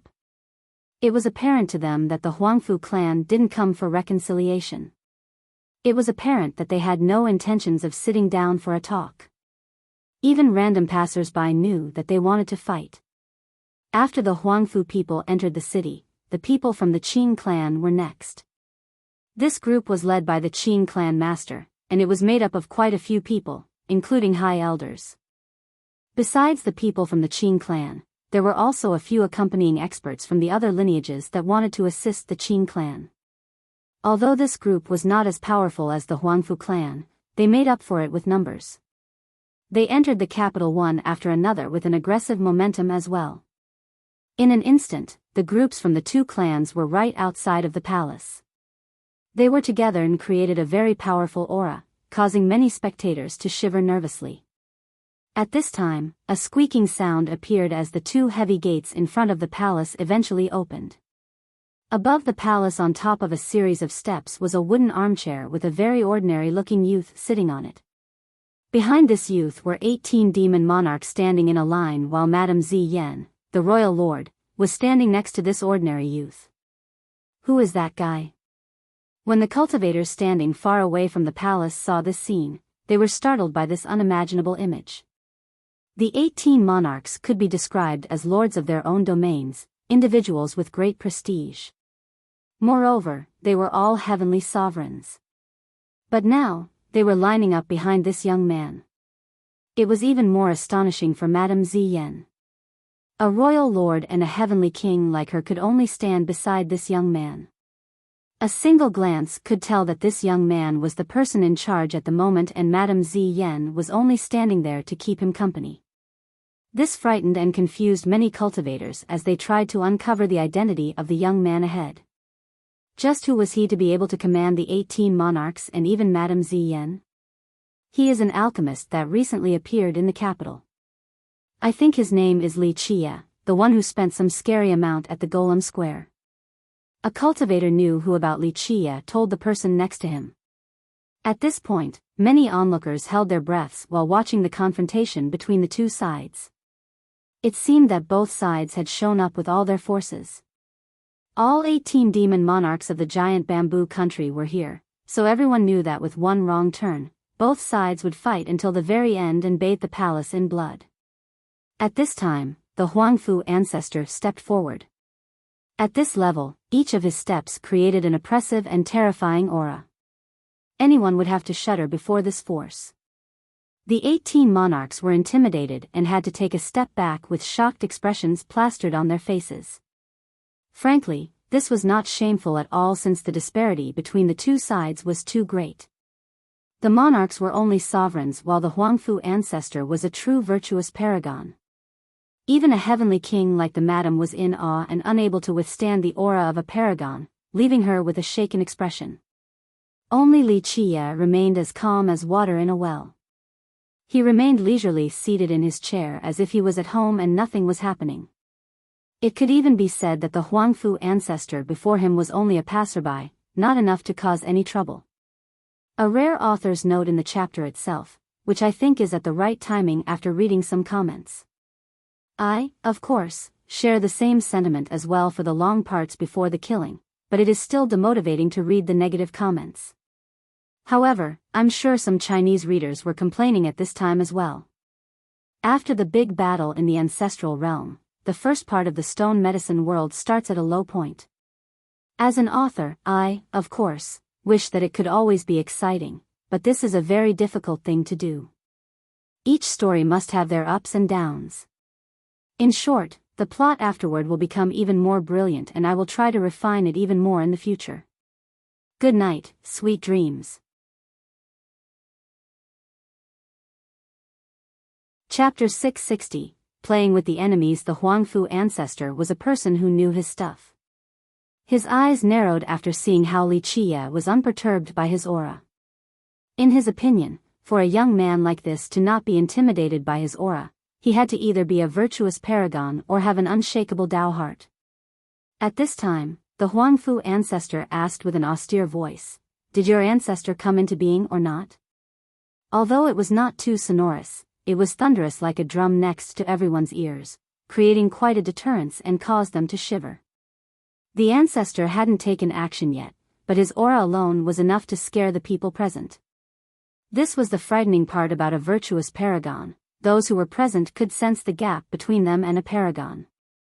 There is no need to alarm our ancestor about this matter. At this time, Madame Ziyan answered slowly. Good. The descendants of the giant bamboo country are really confident. The Huangfu ancestor coldly said, "Very well, if that is the case, then are you in charge here?" "No, young noble Li is in charge and can represent our entire country." Madame Ziyan calmly replied with a solemn expression. This answer left many people startled as they stared at Li Qia. They wanted to guess just what kind of background he had to be able to represent the entire country. This was quite unbelievable to them. However, no one would question it since Madame Ziyan was the one who said it. They just couldn't guess what Li Qia did that earned him the trust of the country like this. "Are you the one who sneak attacked Howard?" At this time, the Huangfu ancestor glared at Li Qia as his eyes spewed out terrifying glints as sharp as swords. They were capable of easily piercing through Li Qia. However, Li Qia was too lazy to look at him and smilingly said, "You can put it that way. Alas, he is quite lucky to still be alive.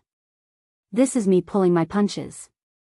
The ancestor's glare became cold as he emitted a frightening murderous aura. When waves of this murderous aura shot to the sky, all the spectators felt a chill down their spines. It was as if they had fallen into an icy basement. Many of them couldn't withstand it and had to stagger backward. Li Qia didn't care about the sudden expulsion of the ancestor's murderous aura. Instead, he gently waved his sleeve while uttering, "I know you want to kill me, but there is no need to rush. Today, I am here to speak about this matter. I am representing the giant bamboo country. It is not just the Huangfu clan that has problems with me, and I am willing to hear the complaints. Right now, I have heard about the Huangfu clan's grievances, so the Qin clan is next." Li Qia's attitude caused many to be dumbfounded. Even the 18 monarchs were shocked. Very few people here could imagine that a no-name junior would have the courage to talk to a virtuous paragon like this. The Huangfu ancestor became serious, but he was not angry. After gazing at Li Qia for a while, he slowly replied, "Fine, I will let you live a bit longer. A monk might be able to run, but the temple can't escape." He himself wanted to see what this junior could do to justify such confidence. In fact, he was not in a rush at all, since even if Li Qia could escape, the giant bamboo country couldn't. Li Qia smiled and eventually took a look at the Qin clan to the side and asked, "I heard that your Qin clan has issues with me as well and cries for justice, so now, I am ready to listen to your complaints. State your grievances and perhaps I can carry out justice for you." The crowd was rendered dumbfounded by these words, especially the spectating cultivators who were quite puzzled.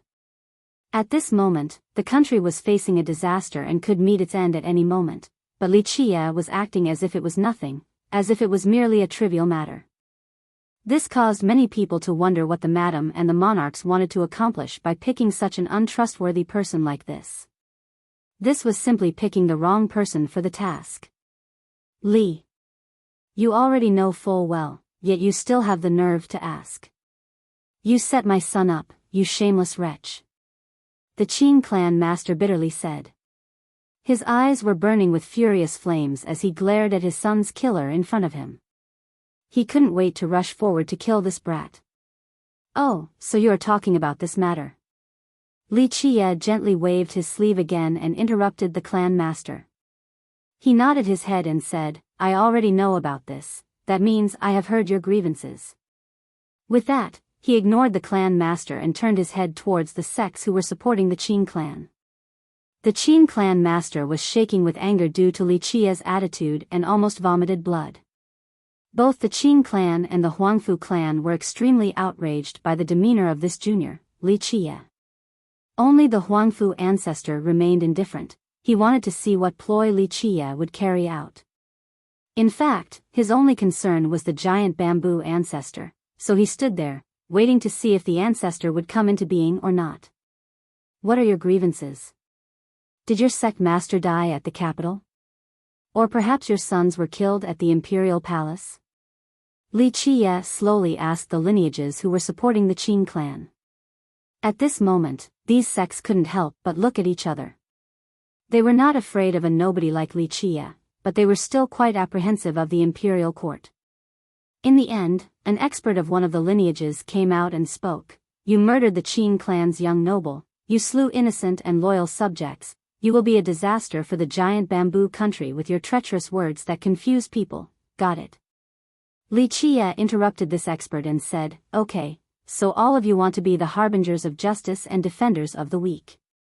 When you see unfairness, you will unsheathe your blades to lend a hand. This expert who was suddenly interrupted by Li Qie was quivering from anger as well while glaring at him. I have now understood all of your complaints. At this time, Li Qie still sat leisurely on his chair. He glanced at everyone in front and calmly declared, now, I represent the giant bamboo country and will give a satisfactory answer to all those who have complained. Here, Li Qie paused for a bit and cleared his throat before continuing. Regarding the matter of the Qing clan's young noble, my answer is very simple. This was because of his lack of skill. As for Huangfu Hao, who is bed-stricken, it is even clearer. It was his fault for provoking me, and I already showed mercy by not killing him. And as for all you heroes of justice, I will also give you an answer. If you scram right now, you will be able to hold on to your life. This type of answer from Li Qie astounded everyone. The Huangfu clan, the Qing clan, and all the other sects who came to help glared at Li Qie as their anger rose to new heights. You feel that this kind of answer will be able to solve everything? At this time, the Huangfu ancestor was still not angry. However, his aura was still oppressive, and a murderous glimmer could be found in his eyes. He was determined to kill Li Qie at this time. To existences like this virtuous paragon, even if they were angry at Li Qie, there was no need to shout and scream to release their dissatisfaction, they would rather just directly kill him instead. Oh. So you have an idea? Li Qie looked at the ancestor whose murderous intent was provoked and said, if you have one, then I am willing to listen. I have always been a humble person who accepts good advice and will not act so arbitrarily. I am happy to listen when others have complaints about me. Madame Ziyan, who was standing beside Li Qie, was out of words. If he was a humble person who listened to advice, then she would be a wise sage, a real ruler from the legends. She couldn't help but smile helplessly at Li Qie's self-boasting. Your giant bamboo country hurting my Hauer is a great crime. This is challenging my clan's prestige, looking down on us with disdain, and also a declaration of war. At this time, the Huangfu ancestor coldly spoke, our clan gives you two choices. The first will be a war until one of us falls. Li Qie cheerfully chuckled after hearing this and asked, oh, then the other choice is not war? Seeing them talking like this, especially Li Qie's relaxed attitude, those who didn't know the current circumstances would think that they were only friends chattering. Li Qie's attitude caused many people to be speechless, in fact, it nearly drove them insane. This nonchalant rhetoric as well as his whatever goes attitude had no place in national matters. This was more like little children playing around. The Huangfu ancestor glared at Li Qie. At this time, as a virtuous paragon, he was 100% certain that the giant bamboo ancestor absolutely didn't come into being. So without this ancestor, how could this brat ahead be so confident as if everything was under his control? This caused the Huangfu ancestor to be quite vigilant. In his view, Li Qia had no place to compete with him. This brat before him, at best, would only be a heavenly sovereign who had yet to reach the heavenly king realm. There was no difference between this brat and an ant in his eyes, yet said ant still dared to act so contemptuously in such a relaxed manner. This made the ancestor feel very strange. During this stare down, everyone else watched with bated breaths as they all looked on in silence. In the eyes of all, the Huangfu ancestor was a beast watching his prey, and Li Qia was only a little lamb. They believed that a lamb like Li Qia would be swallowed in one gulp by the ancestor. Li Qia wouldn't even be enough to be considered a good meal. The Huangfu ancestor was a person who knew his stuff. His eyes narrowed after seeing how Li Qia was unperturbed by his aura. In his opinion, for a young man like this to not be intimidated by his aura, he had to either be a virtuous paragon or have an unshakable Tao heart. At this time, the Huangfu ancestor asked with an austere voice, "Did your ancestor come into being or not?" Although it was not too sonorous, it was thunderous like a drum next to everyone's ears. The ancestor still hasn't taken action, but his aura alone was enough to scare people here. This was the frightening part about a virtuous paragon. Those who were present could sense the gap between them and a paragon. Chapter 661, Verbal Extortion. At this moment, the scene was so silent that one could even hear the drop of a needle. There was only a gentle breeze blowing by the imperial palace. In fact, even Madame Ziyan next to Li Qia and the 18 monarchs behind him took deep breaths out of worry for him. This was a virtuous paragon. Anyone who was glared at by one would be nervous and feel uneasy. They would no longer dare to act so bold. And yet, Li Qia was still unperturbed while seated in his chair. He was not even sitting straight, he was partially lying down, completely relaxed while waiting for the ancestor to say his piece. The ancestor looked at Li Qia for a while and only had one thought: if this brat ahead was not insane, then he was an idiot. However, since Li Qia didn't look like an idiot, he had to be crazy then. When everyone thought that the Huangfu ancestor would angrily take action against Li Qia, against their expectations, the ancestor slowly spoke. "It is fine if the giant bamboo country do not want war, but your country sneak attacked our Hauer. Harming our descendant is a heinous crime. Our Hauer's injury is grave, and outside of supreme medicines, nothing can cure him. This is an unbelievable loss that must be paid by your country." Li Qia smiled and asked after hearing the ancestor, "Oh? What kind of compensation do you want for your Huangfu clan's loss?" The 18 monarchs heaved a sigh of relief after hearing Li Qia. They all assumed that Li Qia was prepared to negotiate with the Huangfu clan instead of his previous declaration of murdering all of them. Now, with the new development, the monarchs felt that there was still room for reconciliation between the two sides. Upon hearing this, many people felt that Li Qia was acquiescing to the Huangfu clan. Some of them shook their heads after recalling his initially arrogant attitude. It looks like it wouldn't last till the very end, as he had to eventually accept his defeat. Meanwhile, the Qing clan master only sneered while his head was full of expectations. He understood that with the appearance of the Huangfu ancestor, the giant bamboo country had no choice but to accept defeat. This was a resounding success for their clan as well. In the courtyard, only Madame Ziyan slightly shook her head, since she knew very clearly that there was no way Li Qia would accept defeat. At this time, the Huangfu ancestor coldly said, "It's simple. Your giant bamboo country has to give up the 8 western grand prefectures to my Huangfu clan. That will be your compensation for our losses." The moment this demand came out, the 18 monarchs' expressions quickly soured. This initial demand already brought up the ownership of land, and it was 8 big prefectures at that. This was more than just extortion, it was basically wanting to take the entire country. They shuddered inside at this time, since they realized that their reignited hope was only grasping at straws.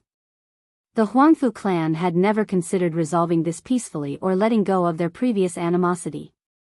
In the distance, the expressions of many cultivators, including even great characters, changed after hearing this. Some of them already knew that there wouldn't be a peaceful resolution, but they didn't think that the Huangfu clan would ask for so much. Oh, so you want 8 grand prefectures? Very well, I have heard your condition. Li Qie slightly nodded his head, then he turned towards the Qing clan's group and asked, "What is your condition regarding your dead son?" The crowd was stirred the moment Li Qie spoke. Even the monarchs standing behind him were startled. Some of them were even angry since they thought that Li Qie was accepting the Huangfu ancestors' demand. In their minds, their giant bamboo country would never yield to such a humiliating demand. One demon monarch could no longer bear it and was going to step out, but Madame Zi Yan gently waved her sleeve, telling him to calm down. This is too much. A cultivator standing in the distance couldn't help but say, "Where did the giant bamboo country find this weak and incompetent person? They even left him in charge." A rowdy furor appeared among the crowd. Some were even enraged because the majority of the cultivators were still very loyal. Now, when Li Qie seemed to be agreeing to the Huangfu clan's condition, some of the cultivators here couldn't bear this shame.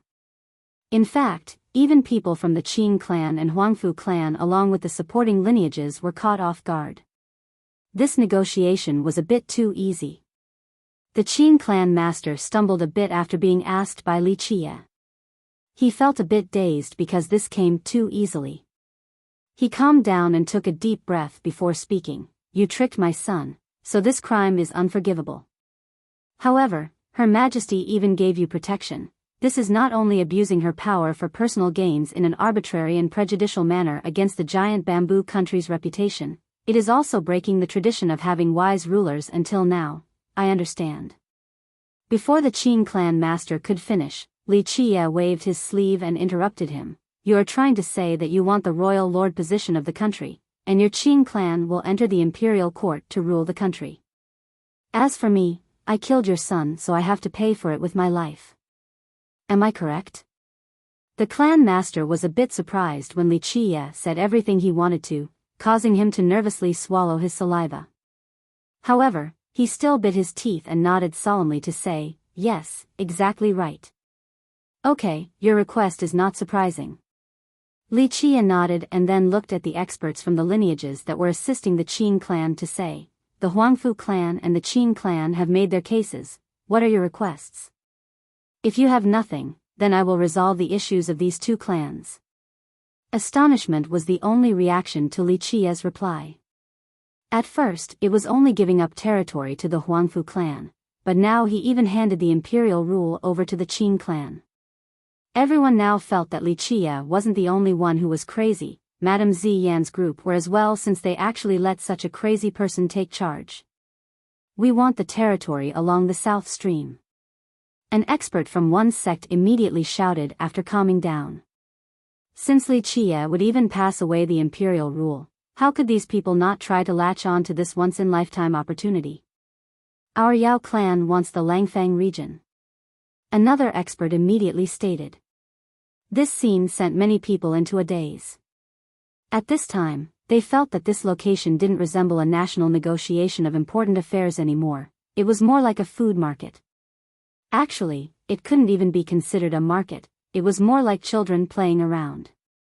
This was especially clear when these sects shouted out their conditions and swept away the originally serious atmosphere. They have now become rowdy old ladies at the market, haggling the prices. At this point, even the 18 monarchs felt that this was a little funny. At this time, they finally caught on after seeing this scene. Good, very good." Li Qie waved his sleeve to stop the haggling lineages and finally nodded his head to say, "I have heard your conditions and demands." With that, all of the lineages couldn't help but look at Li Qie. In fact, all eyes were on him at this moment. They wanted to see how Li Qie would end this ridiculous scene of exorbitant demands. Many people even wondered if this crazy Li Qie would actually meet these demands. Once everyone was quiet, Li Qie finally cleared his throat and slowly said, "I am a very receptive person. Everyone has desires, so I have listened. At this point, he paused for a bit before continuing. However, regarding your conditions and demands, I must give my apologies as I really cannot meet them after listening. Now that you're all done, you need to hear my own words as well. There is only one thing I want to say. Immediately disappear from my eyes. Scram as far away from me as possible. The moment these words came out, everyone's countenance suddenly turned extremely ugly, especially those on the opposing side who named their demands earlier.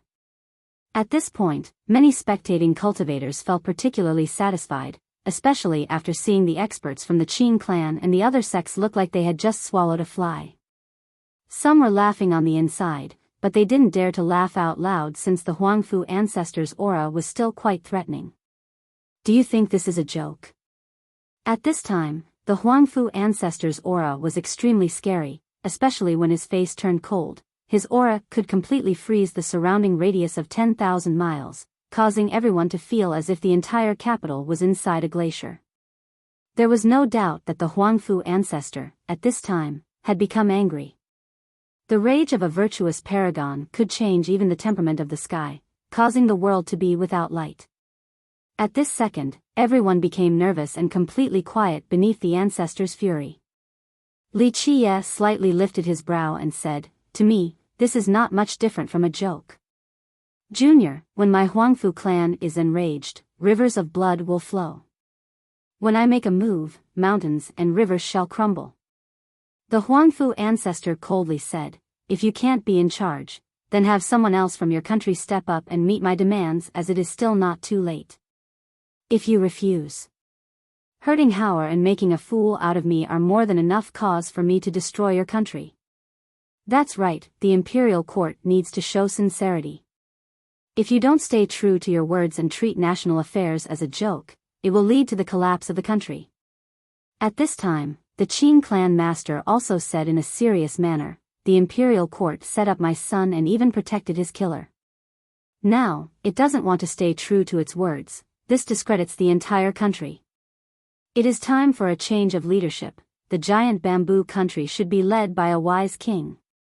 All the experts from the sects whom supported the Qing clan rowdily exclaimed, "Yes, we must overthrow the incompetent tyrant of the imperial court, or else our citizens will have to continue to suffer this horrible situation in anguish." Chapter 662, Massacring Clans with a Smile. I will only say it once. I gave you a chance, but all of you did not cherish it. Li Qiye slowly said, "So now, there can only be one end, and that is to wash these stairs with your blood. Kill them all." With that, he simply clapped his hands together. Li Qiye's arrogance caused many of the spectating bystanders to become dumbfounded. These words were too outrageous. Before him was a virtuous paragon. Even the monarchs looked at each other. At this time, they didn't know what to do. Should they take action or keep watching? The Huangfu ancestor glared at Li Qiye and remained still. He was still waiting to see what the giant bamboo country was hiding up its sleeves. At this time, a heavenly king from the Huangfu clan sneered and stepped forward.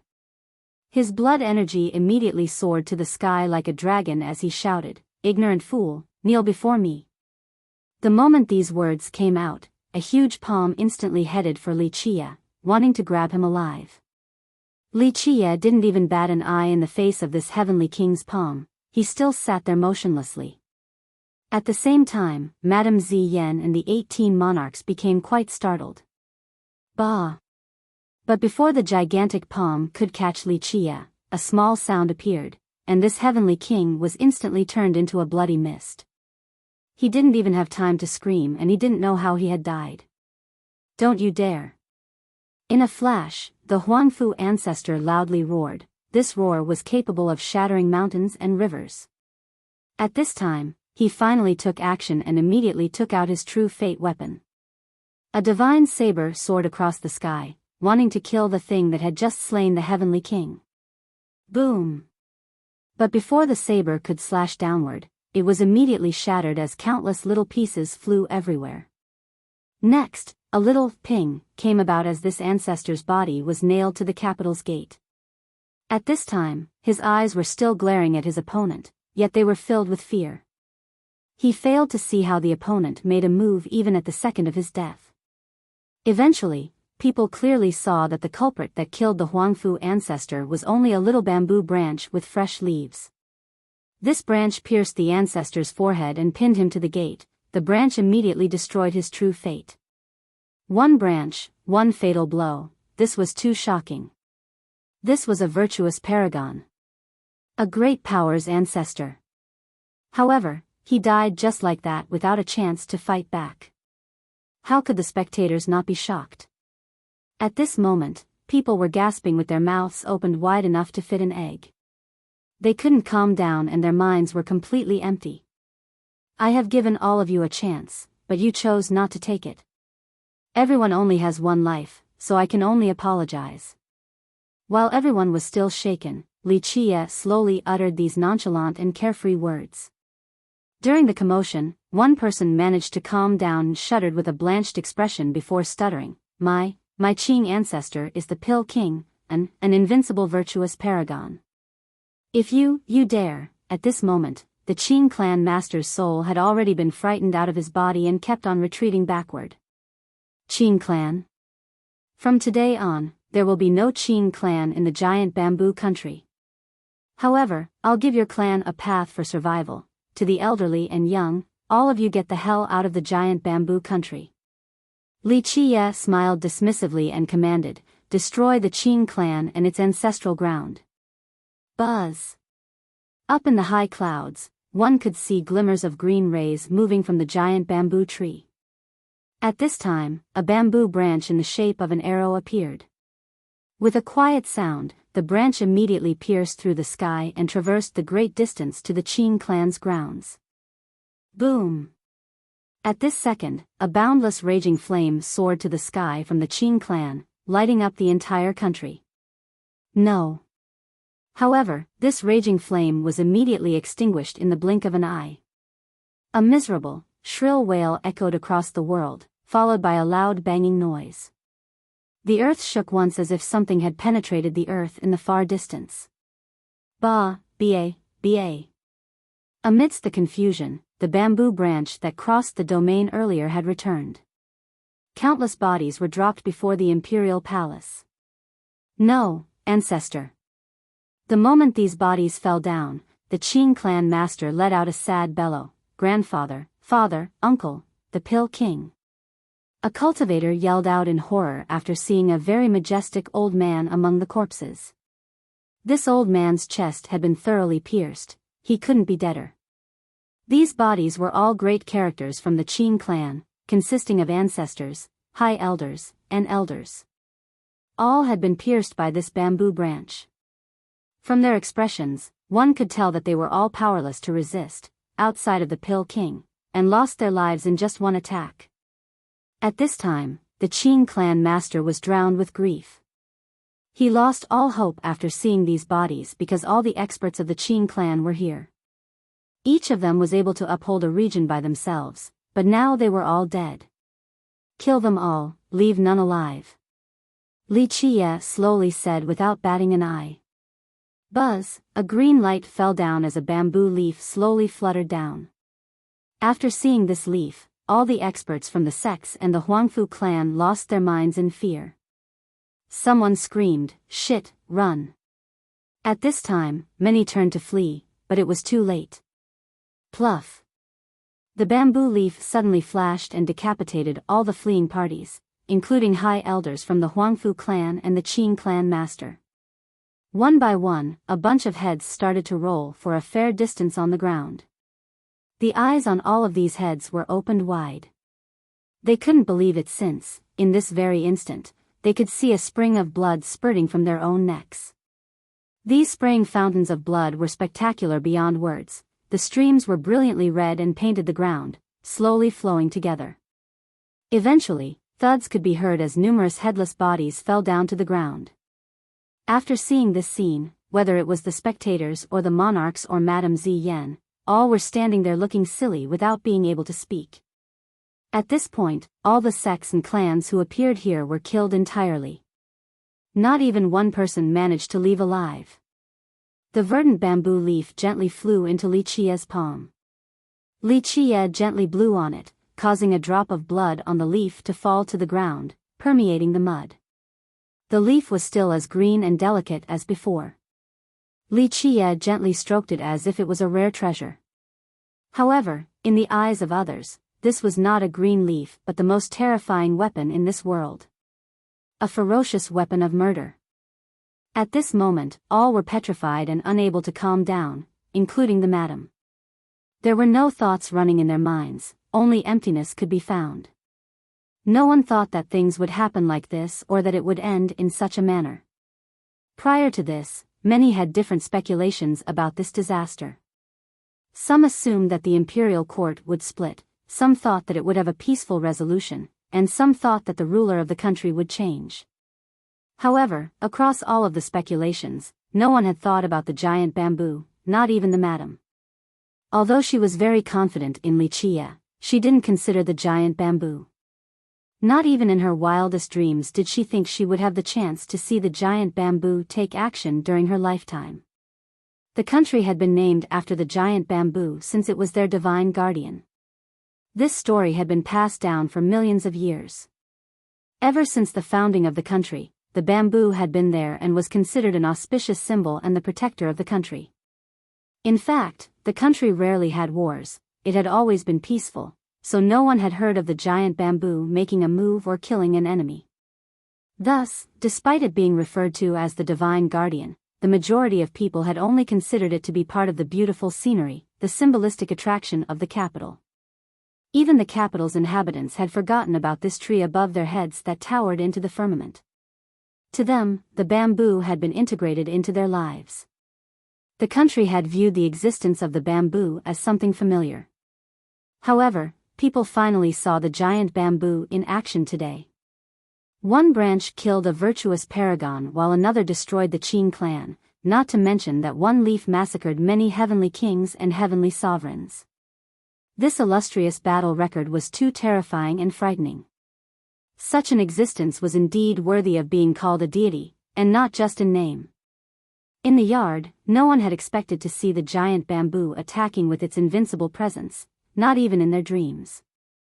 Who would have thought that this giant bamboo, that was only considered part of the landscape, was capable of slaughtering ancestors like pigs? The truth was that this should have come as no wonder. For millions of years, very few people dared to offend the giant bamboo country. Existences like the Alchemy Kingdom, the Jianlong clan, even their ancestors who didn't know about the existence of the Dark Crow still knew that the giant bamboo country was a forbidden ground. Through the long and arduous years, no one had dared to attack the giant bamboo country, lest they be destroyed by a dark hand.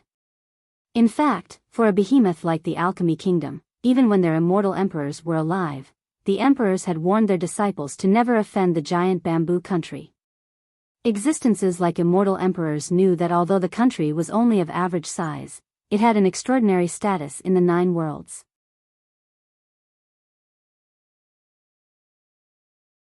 Chapter 663, Warning to the World. Just imagine, when the country was founded, even a group of god kings came to celebrate as well as many different races of the 9 worlds. The immortal emperor of that generation came as well. Even the founding of an imperial lineage would not enjoy such grand treatment.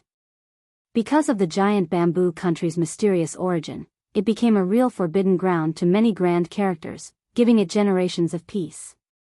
The truly invincible people were not willing to invade the country while ordinary characters couldn't cause any big trouble, so the giant bamboo rarely had to take action in the past millions of years. Thus, the world had forgotten that the giant bamboo was an actual divine guardian and instead only saw it as part of the beautiful landscape. But today, the giant bamboo had taken action and immediately shocked the world by slaying virtuous paragons and massacring heavenly kings as if it was nothing. As the blood flowed down the street, the heavy stench permeated throughout its corners without dissipating. The smell just lingered in everyone's noses, making them nauseous. Bleg, the moment they regained their thoughts, many people threw up non-stop, almost spitting out all the contents within their stomachs. Those who were more cowardly dropped to the ground and defecated their own pants since they were scared out of their wits. Others were frightened and paled. This was a virtuous paragon, but he died just like that. Moreover, an alchemy clan that had stood strong for generations was immediately destroyed. Even with the protection of another paragon, it couldn't escape its fate. The 18 monarchs were completely aghast as well. This scene was too terrorizing. What a pity. At this time, Li Qie was still sitting in his armchair, feeling at home, as he said, "I love peace and didn't want the fires of war to reach this place, but unfortunately, a few people needed their blood to wash this land before understanding this simple logic." Having said that, Li Qie gently blew on the bamboo leaf in his palm. It slowly floated up into the air and went back to the bamboo tree. It was still as green and pretty as before. At this time, this leaf didn't resemble a murderous weapon that had killed many heavenly kings at all. It was no different from an ordinary leaf. Many couldn't help but lift their heads to look at the giant bamboo in the sky amidst the clouds. Amidst the gentle breeze, the bamboo leaves slightly fluttered, causing tiny rustling sounds that were quite difficult to hear. Anyone who saw the giant bamboo now had a respectful and awestruck demeanor. No one dared to harbor even the tiniest bit of disdain, since they all understood, right now, that this giant bamboo was not a simple tree, it was an invincible deity. Before anyone knew it, some even got down on their knees and stared at the giant bamboo with great piety in their eyes. Li Qie's eyes slowly drifted towards the spectators as he slowly said, "The giant bamboo country is a peaceful town for its inhabitants to settle and have a good life. Even I don't want to dye this land red with blood, but if anyone dares to offend the country, I don't mind painting this land red, painting the entire stone medicine world red, or even the entire 9 worlds red. No one will be forgiven for breaking the tranquility of the giant bamboo country. This is an ironclad rule that has never changed throughout the eras, no matter whether it is the past, the present, or the future." Li Qie's remark was very light and calm, but it contained a bloody and ruthless warning. These words were not only meant to warn the people here, they also served as a deterrent to the slumbering giants beneath the stone medicine world. The inviolability of the giant bamboo country was an ironclad rule. After many generations had passed, even if Li Qie didn't come back to take a look at the country, he would still be concerned about it. At this time, no one dared to utter a sound. Before, they would think that Li Qie was mentally ill, but now, they understood that this wasn't the case. In his eyes, the Qin clan and the Huangfu clan were not worth mentioning as a source of trouble. Even Madame Ziyan, who was next to him, was shaken. In fact, she was even more shaken than the others because she knew that Li Qie could communicate or even command the giant bamboo tree. How could she not be astonished by this matter? For millions of years, the only person who could communicate with the tree was their progenitor. While many people were still stunned, Li Qie clapped and said, "Very well, it is now over. Hang them by the wall so that everyone can see the fate of those who provoke our giant bamboo country." With that, he turned around and left. In everyone's view, Li Qie seemed to have only done a trivial matter. This was killing a virtuous paragon and destroying a clan. But he didn't even bat an eyelash. Even great characters had to shudder after seeing Li Qie's attitude because they understood one thing: this unknown kid before them was definitely a ruthless character, a killer who committed murder without batting an eyelash. The 18 monarchs quickly escorted Li Qie back to the palace. Of course, they were astounded by him as well. Back when Li Qie said he wanted to kill the Huangfu ancestor, they all felt that Li Qie was acting unreasonably. But now, everything happened just like he had said, so how could they not be shocked? At this time, they found Li Qie to be unfathomable and enigmatic. On the same day, the giant bamboo country released a message: the Qin clan had been destroyed with its ancestral ground completely demolished. All of its heritages had been turned into ashes. Although its young and old were still alive, with all the former destroyed, the Qin clan was finished. From now on, it would be no more in the giant bamboo country. The survivors left the country overnight and disappeared from the world from then on. Prior to this, rumors were spreading everywhere throughout the country. Some lords became quite fickle to the point of dispatching troops, but in just one day, the entire country became silent again, and all the rumors instantly disappeared. The once ambitious lords received news from the capital and shuddered. They instantly sat down with pale expressions as cold sweat ran down their backs. Meanwhile, the sects who took no action found themselves fortunate and were glad that they didn't blindly join in. Otherwise, their end could be easily envisioned. At night time, a group of old men with gray hair all kneeled outside of the palace. Some of them were the heads of their sects while others were high elders and seniors. These were all members of the sects who had voiced their support for the Qing clan. All of them had great status.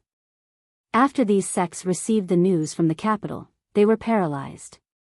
Once they calmed down, these sect masters and senior members all ran to the capital to beg for forgiveness. How could they dare to retaliate? The result of the Qing clan was clear for all to see. An alchemy clan that stood strong for generations disappeared so easily.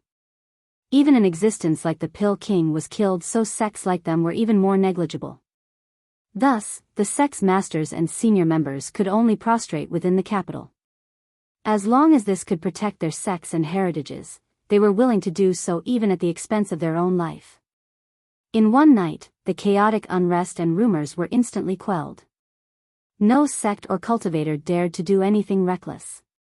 This was the result Li Qia wanted, to use a ruthless method to deter the ambitious individuals. He would kill the chickens to warn the monkeys and instantly stop those with mischievous thoughts. As the night curtain fell, Madame Ziyan asked Li Qia, "Many sects masters and seniors are prostrating outside, ready to accept their punishment. How will you deal with them?" At this moment, the 18 monarchs were respectful before Li Qia. They looked at him with eyes full of awe and fear. "Let them kneel, then you can deal with them however you want." Li Qia answered nonchalantly, "I am not the royal lord, you are, thus, you are in charge of this matter." The madam couldn't help but softly sigh after looking at Li Qia. In her heart, she knew that Li Qia would not stay at the giant bamboo country. Another way to put it would be that there was nothing here that could hold him back. "Why is it that you don't want to stay here?" the madam gently asked Li Qia. She was willing to immediately abdicate if Li Qia wanted to stay. Li Qia met her gaze and, after a while, he looked away towards the distance and slowly said, "I am a mass murderer. The lands trodden by me are destined to be paved with dry bones. With me here, the stench of blood will eventually permeate the air. This is a peaceful land, so I won't involve it with scenes of carnage." The madam became quiet. Li Qia had said similar words before. After a while, she lifted her head again since she couldn't help but ask, "Why did you pick the giant bamboo country? What did you come here for?" She knew that Li Qia's visit was not a simple coincidence. However, she didn't think that he was here for their treasure since there was nothing here that could tempt him. Regarding this question, Li Qia only smiled and didn't answer. He continued to quietly look at the horizon for a long time.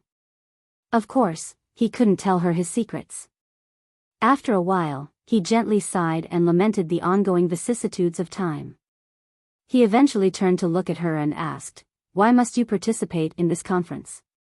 The madam didn't hide it and revealed the reason. "There is one item that I really need from this alchemy conference. It is crucial for me to break through to the virtuous paragon realm. You are a violet bamboo that took form with the Tao, so it could be said that your roots are quite amazing and rare. Your talents are very high and, with such a great Tao origin, you should have soared to the heavens easily.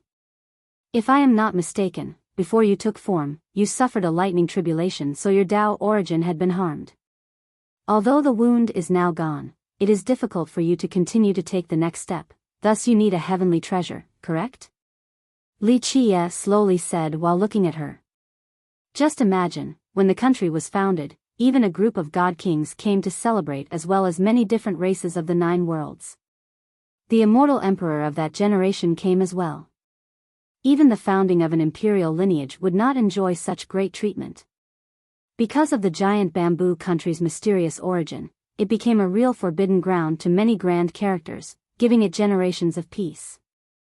The truly invincible people were not willing to invade the country while ordinary characters couldn't cause any big trouble, so the giant bamboo rarely had to take action in the past millions of years.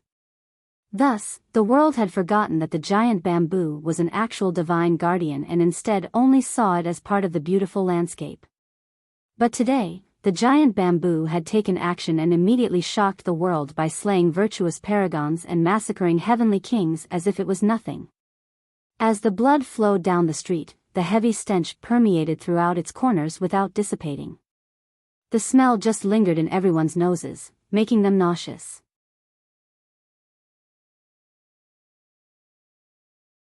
Chapter 664. Huangfu clan's countermeasure. His words caused the madam's face to greatly change.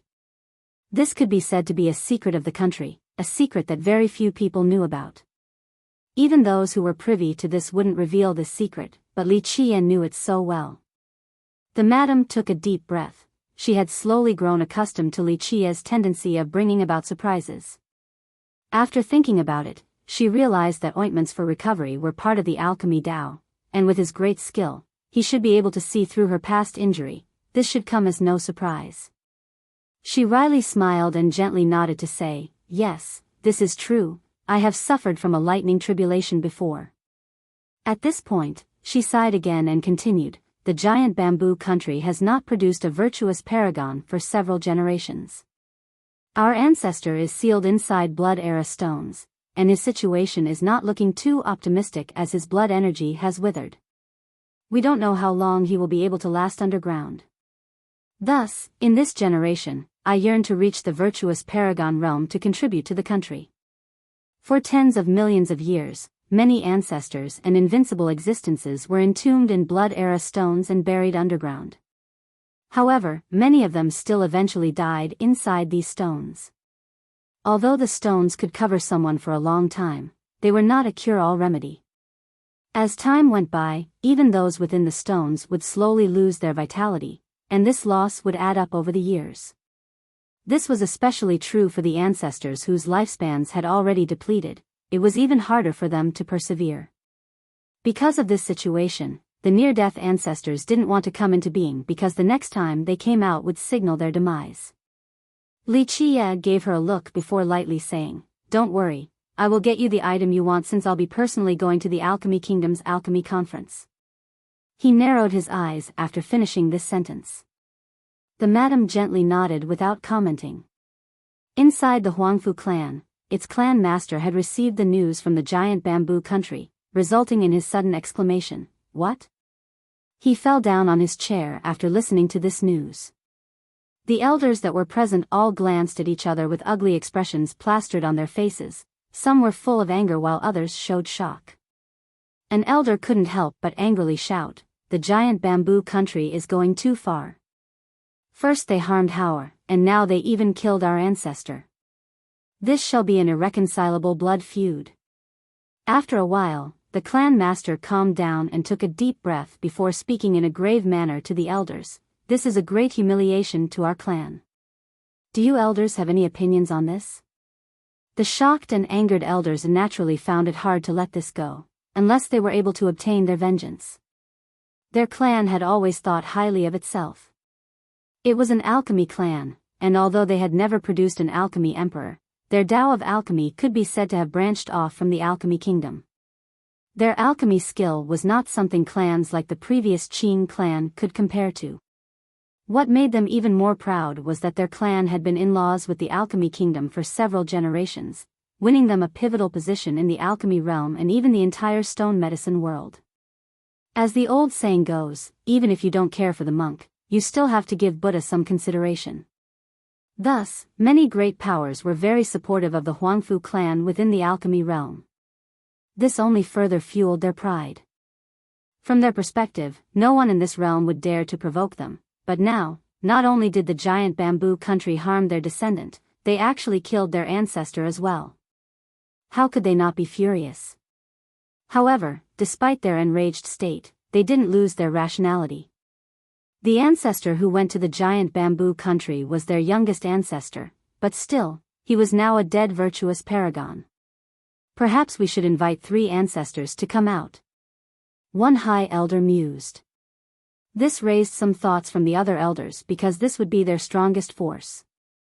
These 3 ancestors were all they had left, and they had been sealed for a very long time now. The giant bamboo country is unreasonable and vicious. They are promoting wanton killing of friends. Perhaps, we need to ask the Alchemy Kingdom to come and uphold justice. Another elder suggested. Such a proposal was not instantly accepted in the minds of the elders and the clan master. Although they were in-laws with the Alchemy Kingdom, their marriage partners had only been prefecture monarchs. It was still difficult for them to meet the main branch of the Alchemy Kingdom, or what outsiders referred to as the imperial family. They all knew that inviting the Alchemy Kingdom was not an easy task. Clan Master can try to find the World Pillar Monarch. If the monarch is willing to help, then maybe we will be able to ask the Alchemy Kingdom to represent us. A high elder said, the giant bamboo country might have a guardian deity, but so what? As long as the Alchemy Kingdom is willing to show up, even a god king would not mess with them. This idea is not bad. The clan master couldn't help but ponder. The World Pillar Monarch was the ruler of a prefecture within the Alchemy Kingdom. He had married a daughter from the Huangfu clan, so he had a deep relationship with the clan. In this generation, the string that connected the Huangfu clan and the Alchemy Kingdom was this very World Pillar Monarch. As one of the oldest lineages, the Alchemy Kingdom was a behemoth in this world. However, for a sect with 3 immortal emperors and 4 alchemy emperors, they had always maintained a low profile, especially the imperial family. Outsiders rarely saw its members, including the Huangfu clan who had ties with the kingdom for generations. It was still prohibitively difficult to meet royal members, even for the Huangfu clan. Clan Master, this plan is feasible. Another high elder stated, the World Pillar Monarch is a young prodigy in the kingdom with great contributions. He is highly valued by the upper echelons. If the monarch is willing to speak for us on top of our relationship with Fairy Ming, then we still have hope of convincing the Alchemy Kingdom. That's right, Clan Master, Fairy Ming is somewhat related to us, so it will be even better if we can meet her. Another high elder couldn't help but add. After being advised by the elders, it would be false to say that the Clan Master was not tempted. He definitely couldn't swallow this anger. Such a feud was a great humiliation to them. As the ruler of the clan, if he couldn't wash away this shame, then he would be stricken with guilt. However, he was still not convinced since he was different from the high elders who were usually in isolated seclusion. He was responsible for communicating with the great powers, especially the Alchemy Kingdom. He was very clear about their relationship with the Alchemy Kingdom. Although the Alchemy Kingdom's descendant, Fairy Ming, was related to the Huangfu clan, in reality, the relationship was very distant and spanned across several generations. In fact, he himself had only seen Fairy Ming once. This was back when she still had yet to become the main descendant of the Alchemy Kingdom. When she eventually obtained this position, using the Huangfu clan's thin relationship to arrange a meeting was harder than reaching the heavens. The truth was that he and the entire clan had always tried to use this relationship as a vantage point. If Fairy Ming herself accepted this relation, then their Huangfu clan would be able to climb up high and gain a great backing. The problem was that they had never been able to do so. He had tried to meet Ming Yeshua several times before to no avail. The reason why Huangfu Hao spent a great sum in an attempt to buy that heavenly cauldron was so that he could use this item to build on that thin connection. Clan Master, even though it is very difficult to meet the imperial family, we do have such ties with Fairy Ming. We just need to prepare and have the World Pillar Monarch pave the way for us. It is still possible. Many elders strongly endorsed this plan. The Clan Master took a deep breath and became determined. No matter what, they must communicate with the Alchemy Kingdom. Very well, I will personally take a trip to the Alchemy Kingdom to get revenge for our ancestor, he said gravely. Another high elder contemplated for a moment before speaking. The giant bamboo country has a divine guardian, so if we want to fight them in the future, shouldn't we ask for Sacred Ancestor Gu's permission?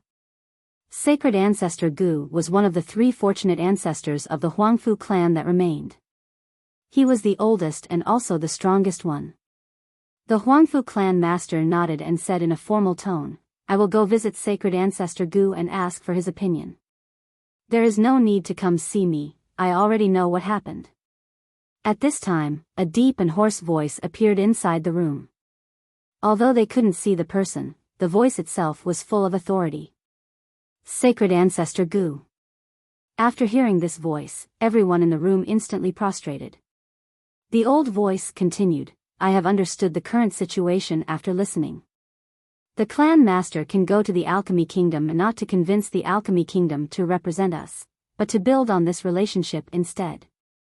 If we are backed by its imperial family, nothing could be better for our clan than this.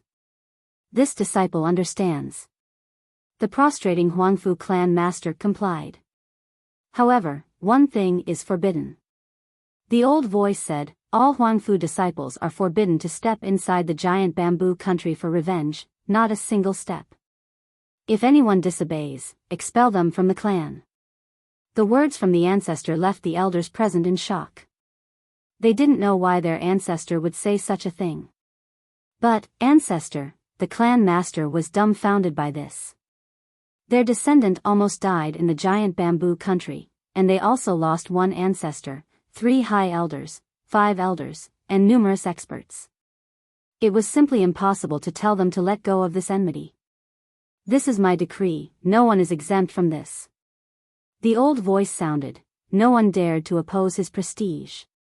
Yes, although the clan master was unwilling, he still decided to follow Sacred Ancestor Gu's command.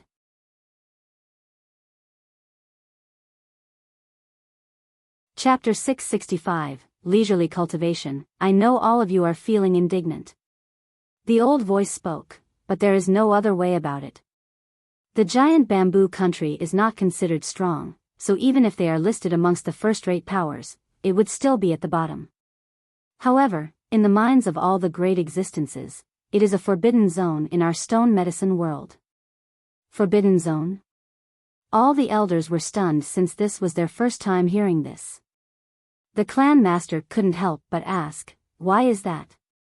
Don't ask me, for I do not know either. In short, it is a forbidden zone.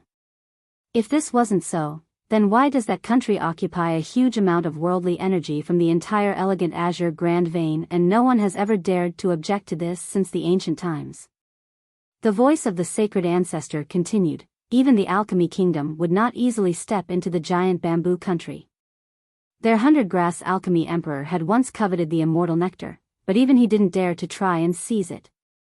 After hearing this, all the elders became confused. Could it be that this little country had something that even the Alchemy Kingdom was wary of? Is it because of their divine guardian? The clan master asked. The ancestor's voice answered, I'm afraid no one knows. At least, I don't. In short, don't think about attacking the giant bamboo country. That peaceful land is a forbidden zone, breaking its tranquility will only invite a disaster.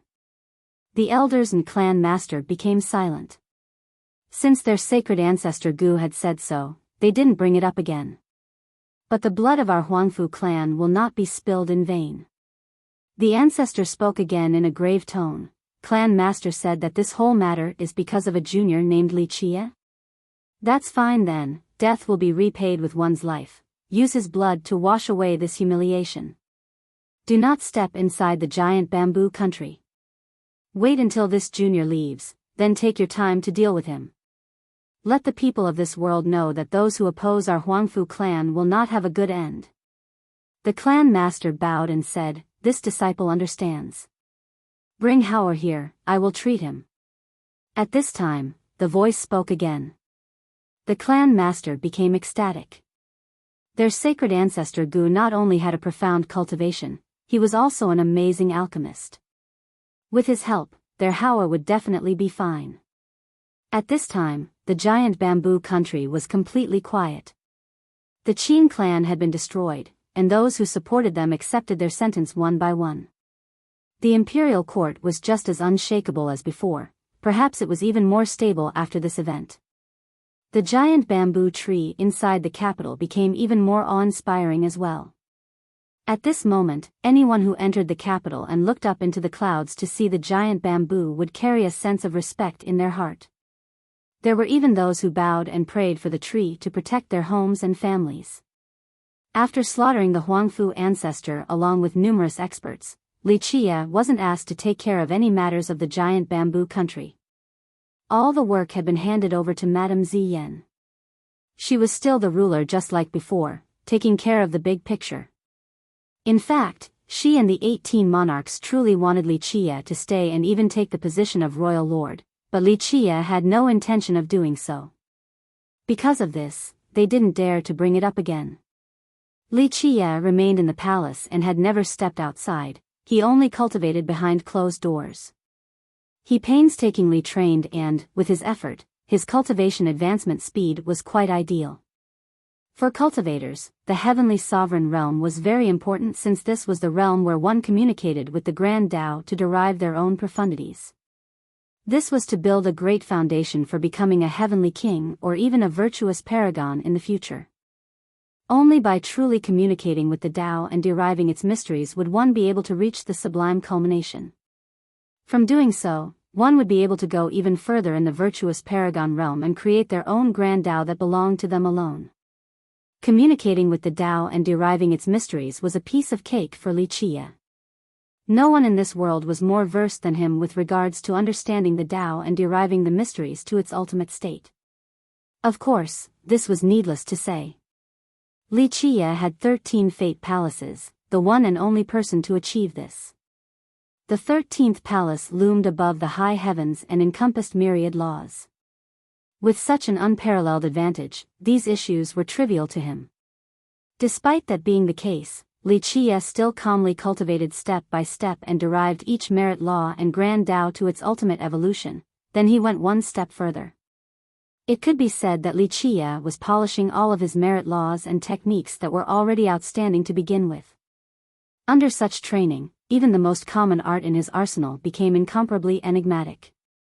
A single gesture was enough to incite harmonization with the grand Tao and myriad laws. Outside of Tao cultivation and strengthening his foundation, Li Qia used his spare time to refine his world seal.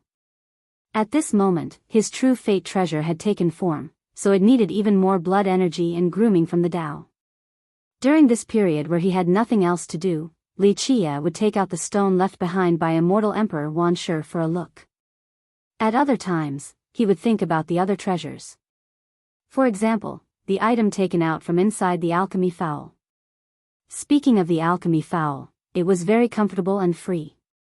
It could even be said that it loved Li Qia's alchemy field to death.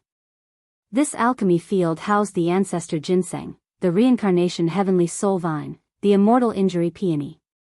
All kinds of great immortal medicines. To the chicken, these were the medicines that it loved the most. It easily considered itself as the guardian of the field and took care of prepping the soil, watering, fertilizing, and catching insects. Of course, the fertilizer was its urine and stool. Although Li Qia's alchemy field was indeed extraordinary, the alchemy fowl was born for the Tao of alchemy. Its excrement was the best fertilizer, even for immortal medicines. Because of this, the chicken was very welcomed in the alchemy field. Each of the immortal medicines really liked having it around. Its hard effort eventually bore fruit. Since it was born for the Tao of alchemy, it was the best medium for medicinal effects, so by staying in this field, it was nourished by the immortal medicines, causing its cultivation to become even stronger. Its body also underwent an innate change. At the same time, when its body was improving, it could do an even better job of benefiting the alchemy field. Li Qia had too many treasures, so he didn't spend too much energy on cultivating these immortal medicines. The chicken watching the alchemy field in his stead saved him a lot of work, removing some stress from his agenda. In the blink of an eye, Li Qia had stayed at the giant bamboo country for almost half a year, and the Alchemy Kingdom's conference was approaching. One day, Madame Ziyan came to see Li Qia and said, "The conference is almost here. I plan on going to the conference after the birthday celebration of the Alpine Tree Father." Alpine Tree Father? Li Qia paused for a moment after hearing this. He then looked at the madam and said, "Is the Alpine Tree Father you speak of the old man from the Alpine Grand Vein?" "Yes, the Tree Father from the Alpine Grand Vein." Madame Ziyan hurriedly responded, "His 500,000th birthday is coming up soon. At the moment, all the great powers and even emperors' lineages from the Grand Realms will send people there to pay respects. Our giant bamboo country was also invited, so I plan to personally go to express our good wishes. Li Qie couldn't help but recall a few things after the madam brought it up, so he murmured and chuckled to himself, the old geezer from the Alpine Mountain Young noble knows the Alpine Tree Father? The madam couldn't help but ask after noticing Li Qie's expression. Li Qie only smiled and didn't answer this question. Instead, he said, 500,000 years, truly difficult. This world is quite merciless after all. 500,000 years definitely deserved a grand birthday milestone.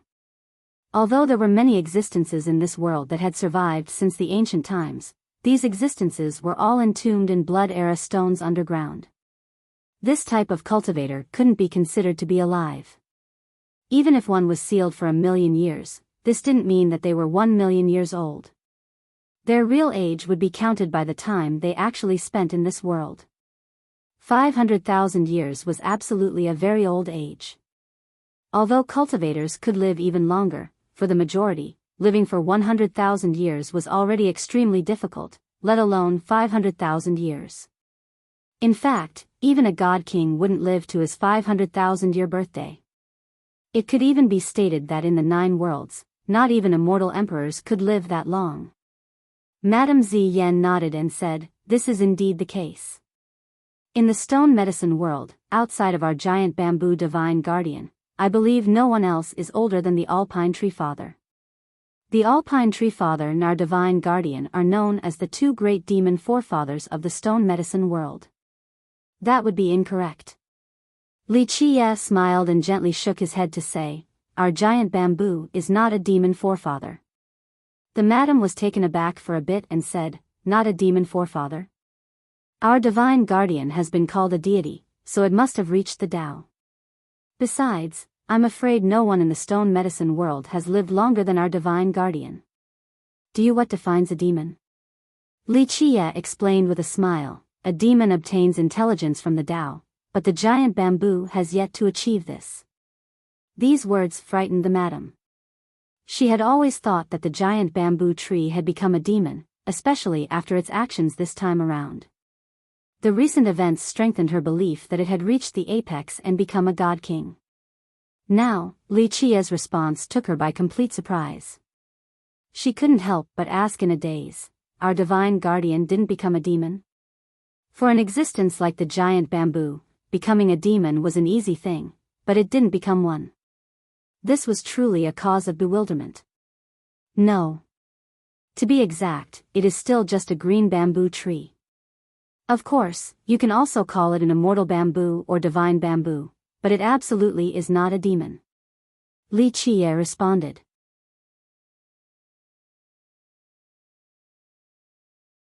Chapter 666, Mysterious Carriage. This prompted the madam's inquiry. Why is it that our divine guardian chose not to become a demon? For plants, birds, and animals, as long as there was an opportunity, they would immediately turn into a demon and obtain intelligence. This was their ultimate pursuit. Why should it turn into a demon? Li Qie replied with a grin, "Wisdom is not necessarily a good thing.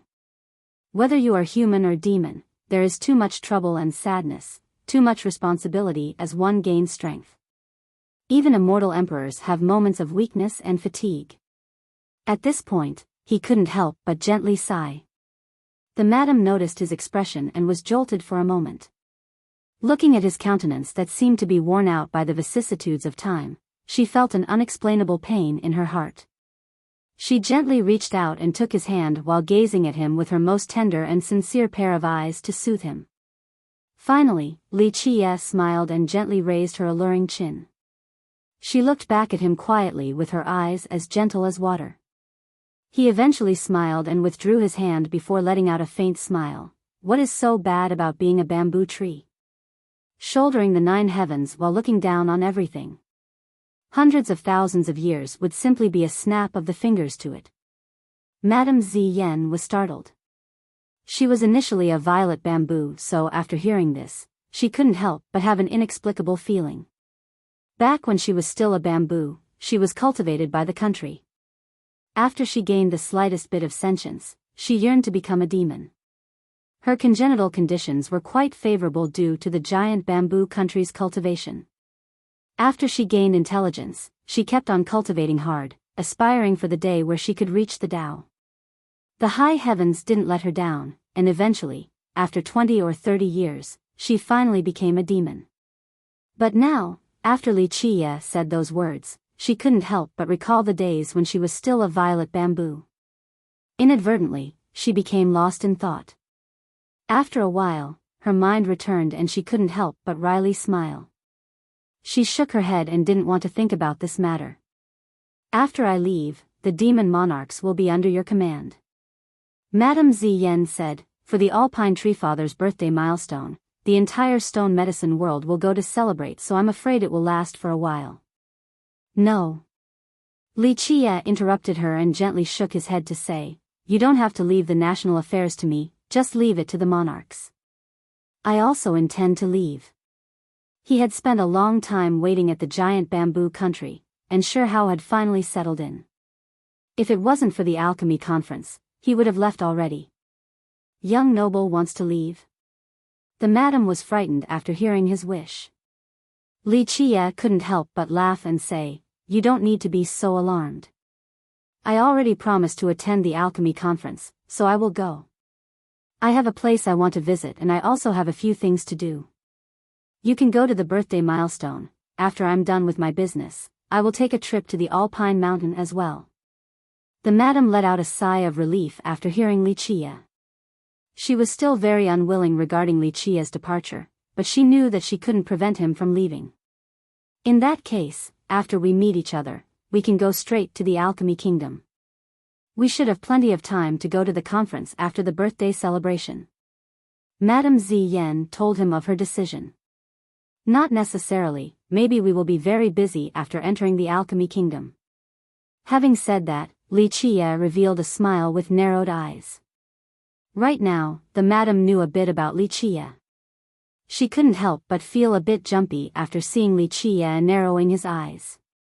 Young noble, don't tell me, the madam was indeed feeling nervous. In short, she was very disturbed after seeing his expression and felt that something big would happen. Li Qie smiled after noticing her anxiety. With a glance, he said, don't worry, I do have a sense of propriety.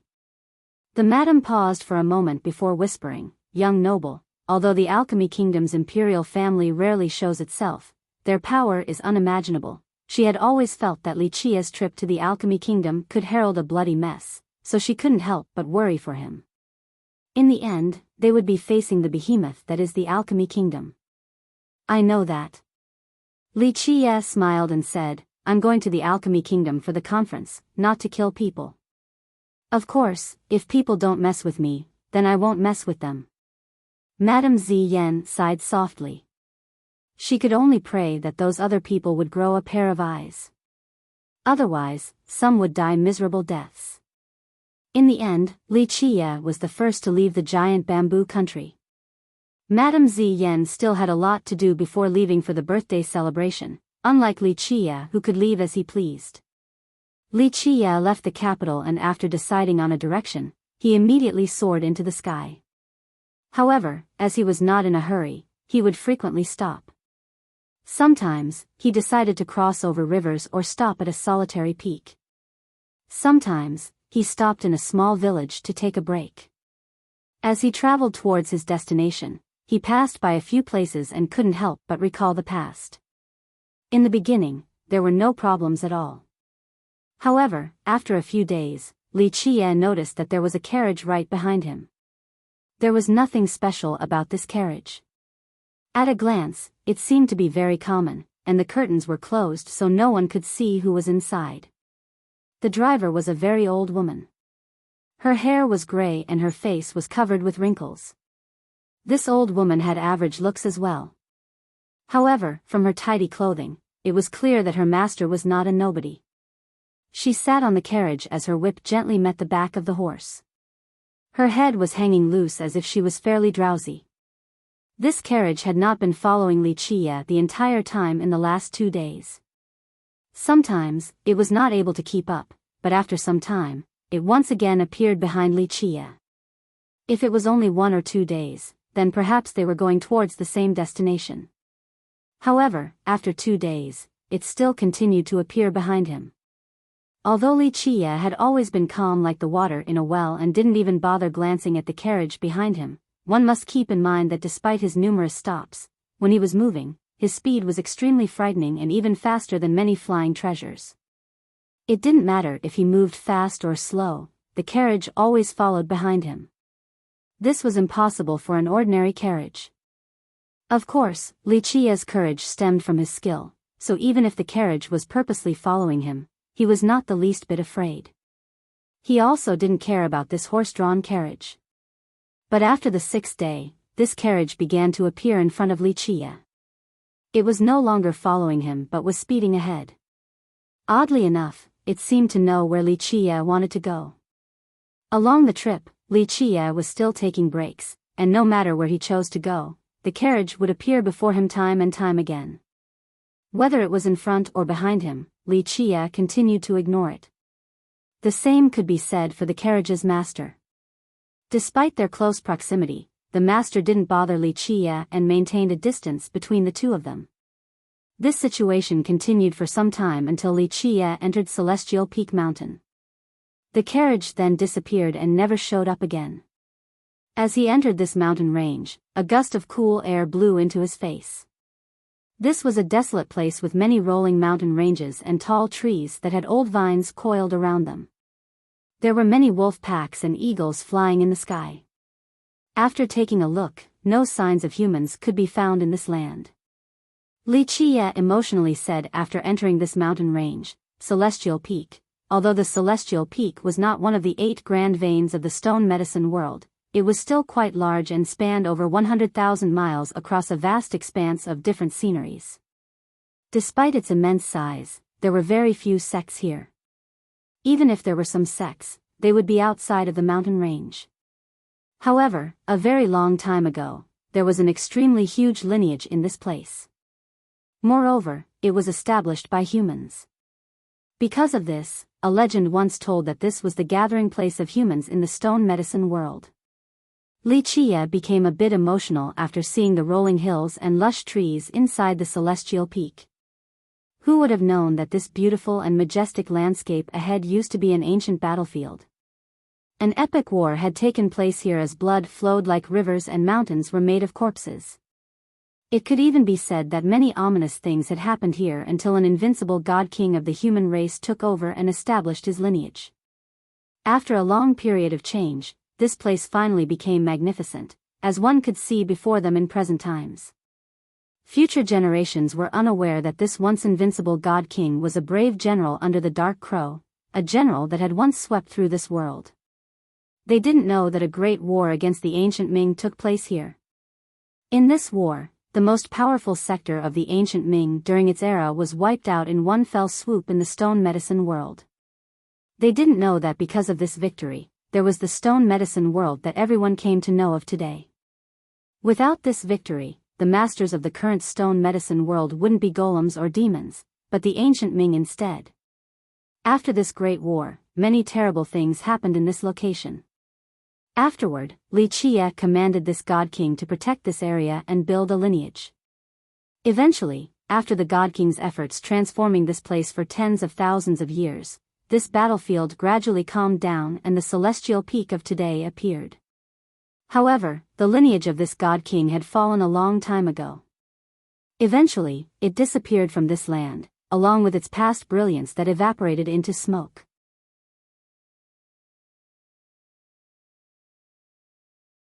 Chapter 667, Yuan Saiha. Li Chia silently walked across the mountain range while measuring the earth.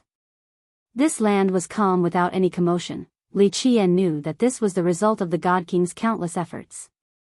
He didn't fly while he was in the celestial peak, he only slowly trod towards his destination since he needed the measurement. The celestial peak, at the moment, was quite hilly and sparsely populated. It was a garden for beasts and birds. At the same time, due to the dangerous and steep terrain full of unknowns, many spirit medicines flourished here. There was even a rumor that there was a king medicine around, but until now, no one had been able to catch it. As Li Chia walked alone on his path, he had not seen a single person. It might be difficult to find even a single cultivator in this place. It wasn't until one day when Li Chia went through a deep valley that he saw a woman picking herbs. Moreover, she was a human. It was not easy to meet a member of the human race in the stone medicine world. It was even rarer than meeting a charming spirit, especially at an area like the Celestial Peak. Within the radius of 100,000 miles, almost no people could be found, so meeting a human here was even rarer than meeting a king medicine. This woman was nailing sharpened pieces of thorn into the ground all around the valley. She was trying to pick a particularly rare spirit medicine that was hiding underground, so she had begun to seal the valley. After she had done so, she began to pour alchemy water into the valley. This special strand was specifically created by her. When poured onto mud, it would act like little serpents that drilled into the ground. The woman was using it in order to chase the spirit medicine underground and bait it into a trap she had prepared well beforehand. Li Chia was standing above the mouth of the valley and quietly watched this woman's every move. The woman also knew that Li Chia was here, but she only turned and smiled at him before completely focusing on chasing the medicine underground. Li Chia watched this scene with a smile and took another look at the woman. She wore a commoner's dress that was embroidered with pure lotus flowers, giving a very fresh and elegant appearance. She was elegant and refined with beautiful features and a pair of bright eyes without any cloudiness. Her body exuded the aura of a lotus in a valley, lucid and delicate. She carried herself with a calm demeanor, giving off the gentle feeling of jade. In the eyes of others, this woman would be a gem adored by all. She would give off a serene feeling to anyone who set their gaze upon her. Li Chia just stood there, watching while enjoying her every move. He had seen too many beauties in this world, whether they were fairies or arrogant noble daughters, but he appreciated this type of warm and elegant lady the most. Inside the valley, the spirit medicine underground finally appeared after being driven around by the woman. This was a spirit root with a smoky purple color. The moment it came out, it turned into a wisp of purple smoke that erupted from the ground and bloomed to take form. This was a 7 petals 1 flower spirit medicine. However, the moment it got out from the ground, it fell into the trap that the woman had prepared well in advance.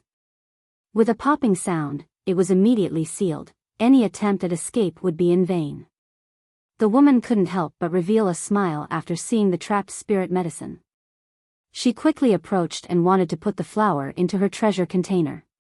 Slow down, slow down. When she wanted to act, Li Chia started to speak. Watch out for the murderous aura under the 3rd petal. After hearing Li Chia, the woman paused and took a careful look at the 3rd petal on the flower. She couldn't help but feel a chill after seeing the situation of this petal. She then took out a medicine bottle and moved it closer to this petal. The moment it got close, the medicine bottle spewed out a blue mist that quickly surrounded this petal. With another popping sound, a poisonous insect as thin as a cicada wing fell into the bottle. The woman quickly sealed the bottle and heaved a sigh of relief. After determining that everything was fine, she finally put the spirit medicine flower into her container. After she confirmed that the flower had been secured, she finally relaxed. Thank you, Dao brother, for the reminder. The woman came out from the valley and approached Li Chia, expressing her gratitude. Li Chia smiled in response and said, "It is nothing much. With your alchemy skill, it wouldn't have made it hard for you, it would have just been a little troublesome." The woman couldn't help but give off a smile that radiated a peaceful glow. She spoke, "I didn't think that I would meet a kinsman at the Celestial Peak. This is quite a rare occasion. I am Yuan Saiha from the Serene Garden, may I have your name?" Li Chia smiled and calmly answered, "Li Chia." Yuan Saiha was a bit surprised to find Li Chia acting so calm. Li Chia smiled and continued, "I know the Serene Garden, it's a famous alchemy heritage in the stone medicine world that was started by alchemy Emperor Tianwang." Among all the women Li Chia had met, her smile was not the most beautiful and enchanting, but it carried a tranquil force that soothed the hearts of others. Li Chia shook his head and smiled to say, "No, the Tao of alchemy is only a hobby of mine. To understand the location where this purple flower ambushes its predator so well, you must really like your hobby. Yuan Saiha smilingly responded. Li Chia chuckled and said, I do some research on rare occasions, but I can't compare to the #1 plant cultivation arts of the Serene Garden. Yuan Saiha laughed and gently shook her head to say, your praise is too much. Brother Li shouldn't mind that matter from earlier. Li Chia didn't say anything else, he only smiled. If someone who knew Li Chia were here to witness this, they would be shocked to see such a scene. Li Chia acting so humble was the same as the sun rising from the west. Those who knew him were well aware that Li Chia didn't know what the word modest meant. Li Chia's rare modesty was due to the Serene Garden truly having a brilliant take on plant cultivation and also because Li Chia appreciated girls like Yuan Saiha. He was in a particularly good mood, so his speech became correspondingly gentler. They began to walk together. Yuan Saiha didn't ask where Li Chia was going, she only followed along while discussing how to grow different types of plants. Yuan Saiha was a very dedicated person regarding the Tao of alchemy and plant cultivation. She put all of her energy into growing different types of vegetation. It could even be said that she was the authority in this regard, and no one else in the stone medicine world could compare to her. If it was someone else, even alchemists, they wouldn't be able to keep up with her on this subject because she really was the best. Her views on alchemy plants were insightful and detailed, but who was Li Chia? If he claimed to be #2 regarding the Tao of alchemy, then no one else would dare to claim to be #1. Even the 4 alchemy prodigies were lacking compared to him. Because of his great knowledge on this topic, Yuan Saiha was very excited, especially when Li Chia revealed some of his thoughts on the subject that caused her eyes to light up. As a very devoted woman, she got along very well with Li Chia and regretted that they had not met sooner. She couldn't help but tell Li Chia everything she knew, even her most precious knowledge that shouldn't be revealed to outsiders. However, for someone like Yuan Saiha, a friend who could keep up with her was hard to meet, it was lonely at the peak. Other alchemists couldn't maintain a long conversation with her on this topic, but now, after meeting this new friend, she told him all her insights and questions regarding the Tao of alchemy. Li Chia also gave her some ideas on this matter. After countless years of accumulating plant cultivation knowledge, his ideas were priceless. He wouldn't easily pass it down to someone, but he still told Yuan Saiha. Meanwhile, some of her long unsolved questions had been answered today, so she was both happy and frightened after hearing Li Chia's thoughts. Yuan Saiha.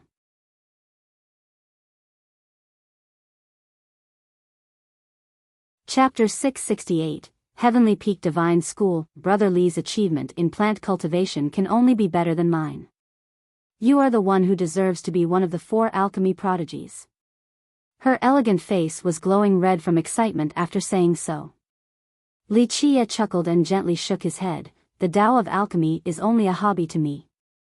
You are the one who had devoted all of your energy on this subject. Only a pure person like you can truly be called an alchemist. This was Li Chia's honest belief. Yuan Saiha had a pure obsession for plant cultivation. In this matter, she was very similar to the alchemy god in the past. She didn't look at plants and spirit medicines just because of their preciousness, she also had a side that cared for the medicines as no one else did. Along the way, they met a spirit medicine that had been dug up. Its fruits had been plucked by someone, and even the roots were exposed above the soil. Poor little thing. Seeing this spirit plant that was on the verge of death, she quickly used her alchemy water to save it and replanted it in its original location.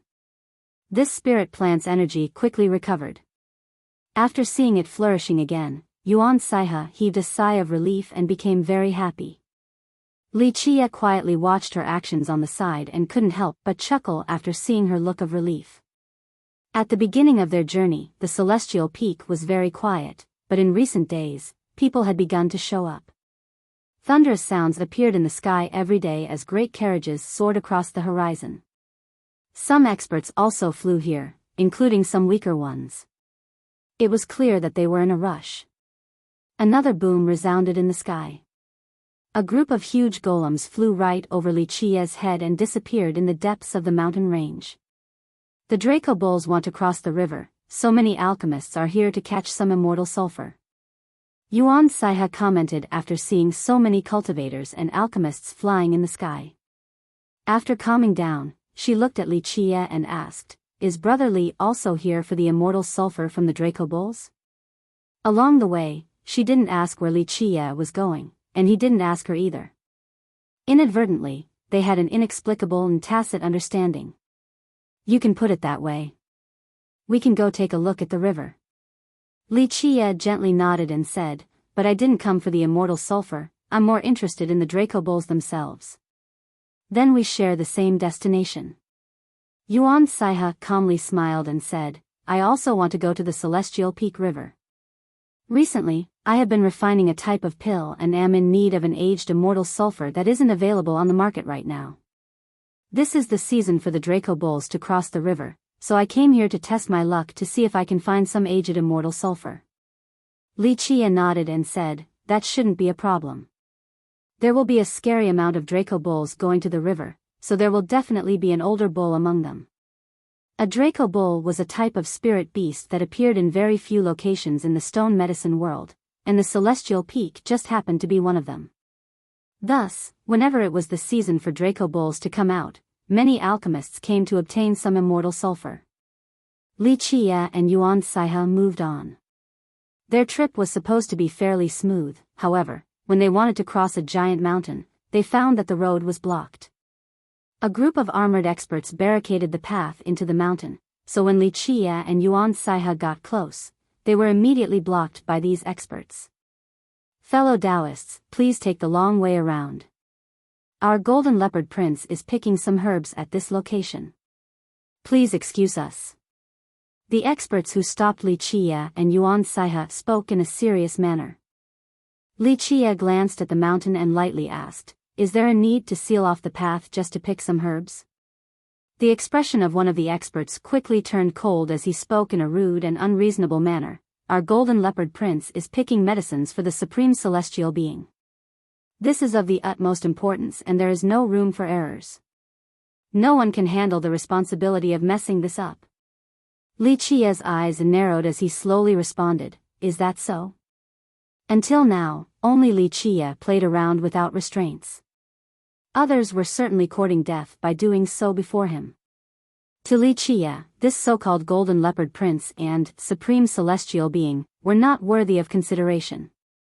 Compared to Li Qie's aggressiveness, Yuan Saiha didn't want to compete with others, so she quickly tried to persuade him, "Brother Li, we can spend more time walking around, it isn't so bad." Li Qie looked at this expert once and was too lazy to say more words, so he left along with Yuan Saiha. If it wasn't for her, Li Qie would have crossed the mountain. "Brother Li, don't pay it any mind." The Supreme Celestial Being they referred to was the world-famous Yi Qingcheng. Anyone would give him some face in the stone medicine world. After taking the long path around, Yuan Saiha consoled him. Li Qie didn't really care for such trivial matters. He only took the long path around because of Yuan Saiha's urging. He smiled and sarcastically asked, "Oh really? No one can stop Yi Qingcheng's momentum at the moment. Not to mention the younger generation, even the older people treat him with respect." Yuan Saiha noticed that Li Qie was not too familiar with the stone medicine world's events, so she explained a few things to him along the way. Yi Qingcheng is considered the #1 man in the stone medicine world with no peers among the younger generation. Countless young geniuses and even heavenly kings from the previous generation joined under his banner. It could be said that presently, he has many supporters as well as great prestige. No one can match his momentum right now. Yuan Saiha explained. Yi Qingcheng was a compelling name in the stone medicine world. There were very few people here who didn't know who he was. People referred to him as the Supreme Celestial Being, or the stone medicine world's #1 man. Many great powers and imperial lineages believed that Yi Qingcheng would become the immortal emperor of this generation. Even imperial descendants were very cordial to him, many of them even decided to join his camp. Yuan Saiha explained Yi Qingcheng's situation to Li Qie. Li Qie, on the other hand, only smiled at these matters and didn't care too much. In his mind, as long as Yi Qingxing didn't oppose him, it would all be fine. However, if he or anyone else dared to do so, then whether they were geniuses or ordinary men, they would be killed without mercy. After walking for quite a while, Li Qia and Yuan Saihe finally reached some vast ruins that spanned for thousands of miles. This place was covered in weeds and gigantic trees. Despite its current state, one could still see bricks and broken tiles on the ground everywhere. Among them were treasure jades and bricks from walls that had collapsed for who knew how many years. All of these treasure bricks had lost their divinity. Judging from the scale of the ruins and the debris on the ground, one could tell that this used to be a gigantic citadel, one that could only be described as mighty and extravagant. The Celestial Peak Divine School. Li Qia's mind went absent as he stood on top of these ruins. Its past appearance flashed before his eyes as if it was only yesterday.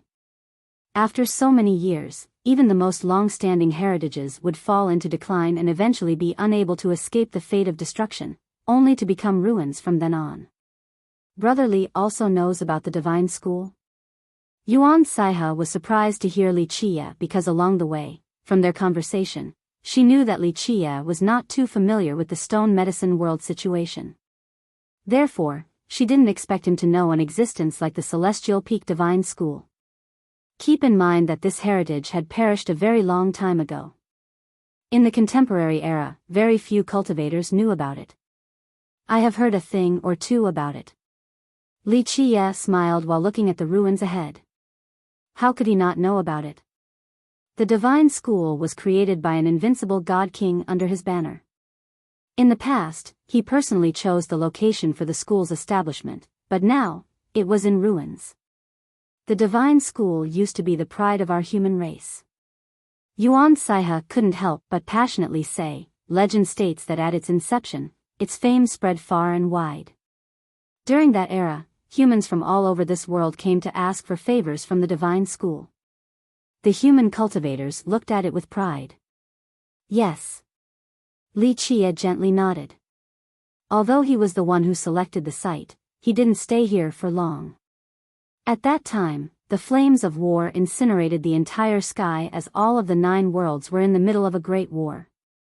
In the generations after the death of the God King, Li Qia, in his dark crow form, didn't return to this place. However, he had still heard of its decline. After so much time had passed, the once illustrious Celestial Peak Divine School had turned into ruins.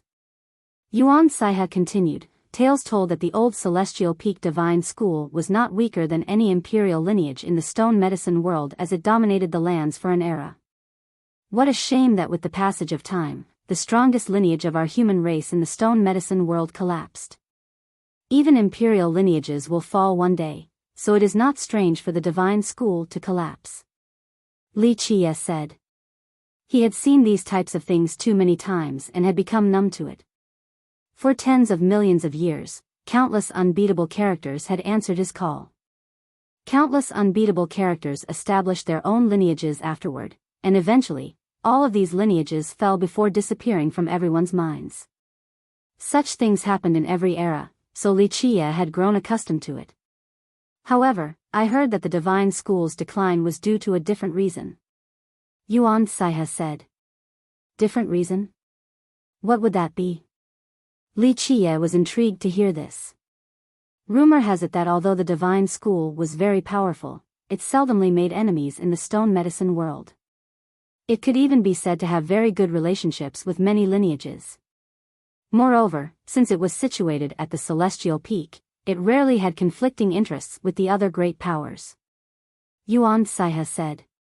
So you are saying that the collapse of the school was not due to it being destroyed by enemies? Li Qia said with a light smile. Yuan Saihe replied, yes, there was a belief that was very widespread for some time during that era, but after the Divine School was completely destroyed, no one ever talked about this belief again. Then something extraordinary must have happened at the Divine School, correct? Li Qia's eyes became serious. After the God King progenitor of the Divine School died, Li Qia didn't come back to take a look. He didn't return when the school was in decline either.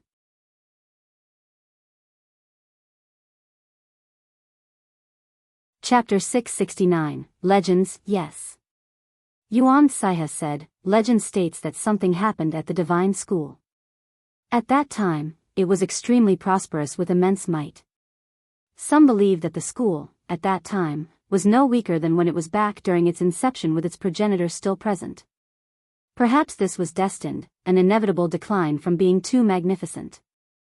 Many people initially thought that the school would be able to reach the next level, but who would have thought that in just one night, an unexpected event occurred at the school? Legend states that all existences near the God King level died miserably overnight.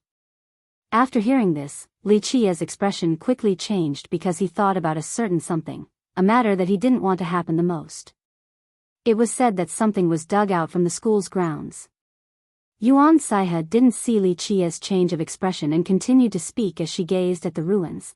Because of the unearthing of this item, a disaster befell the divine school, killing all of their most powerful existences. Li Qia couldn't help but touch his chin and murmur, unearthed. At this time, he knew what the school had dug out. However, no one knew what the school had unearthed. People only heard that this thing carried with it misfortune as the calamity spread across the school in one night. Yuan Saiha said, that night, countless powerful characters from the school died, which is why the school started to decline.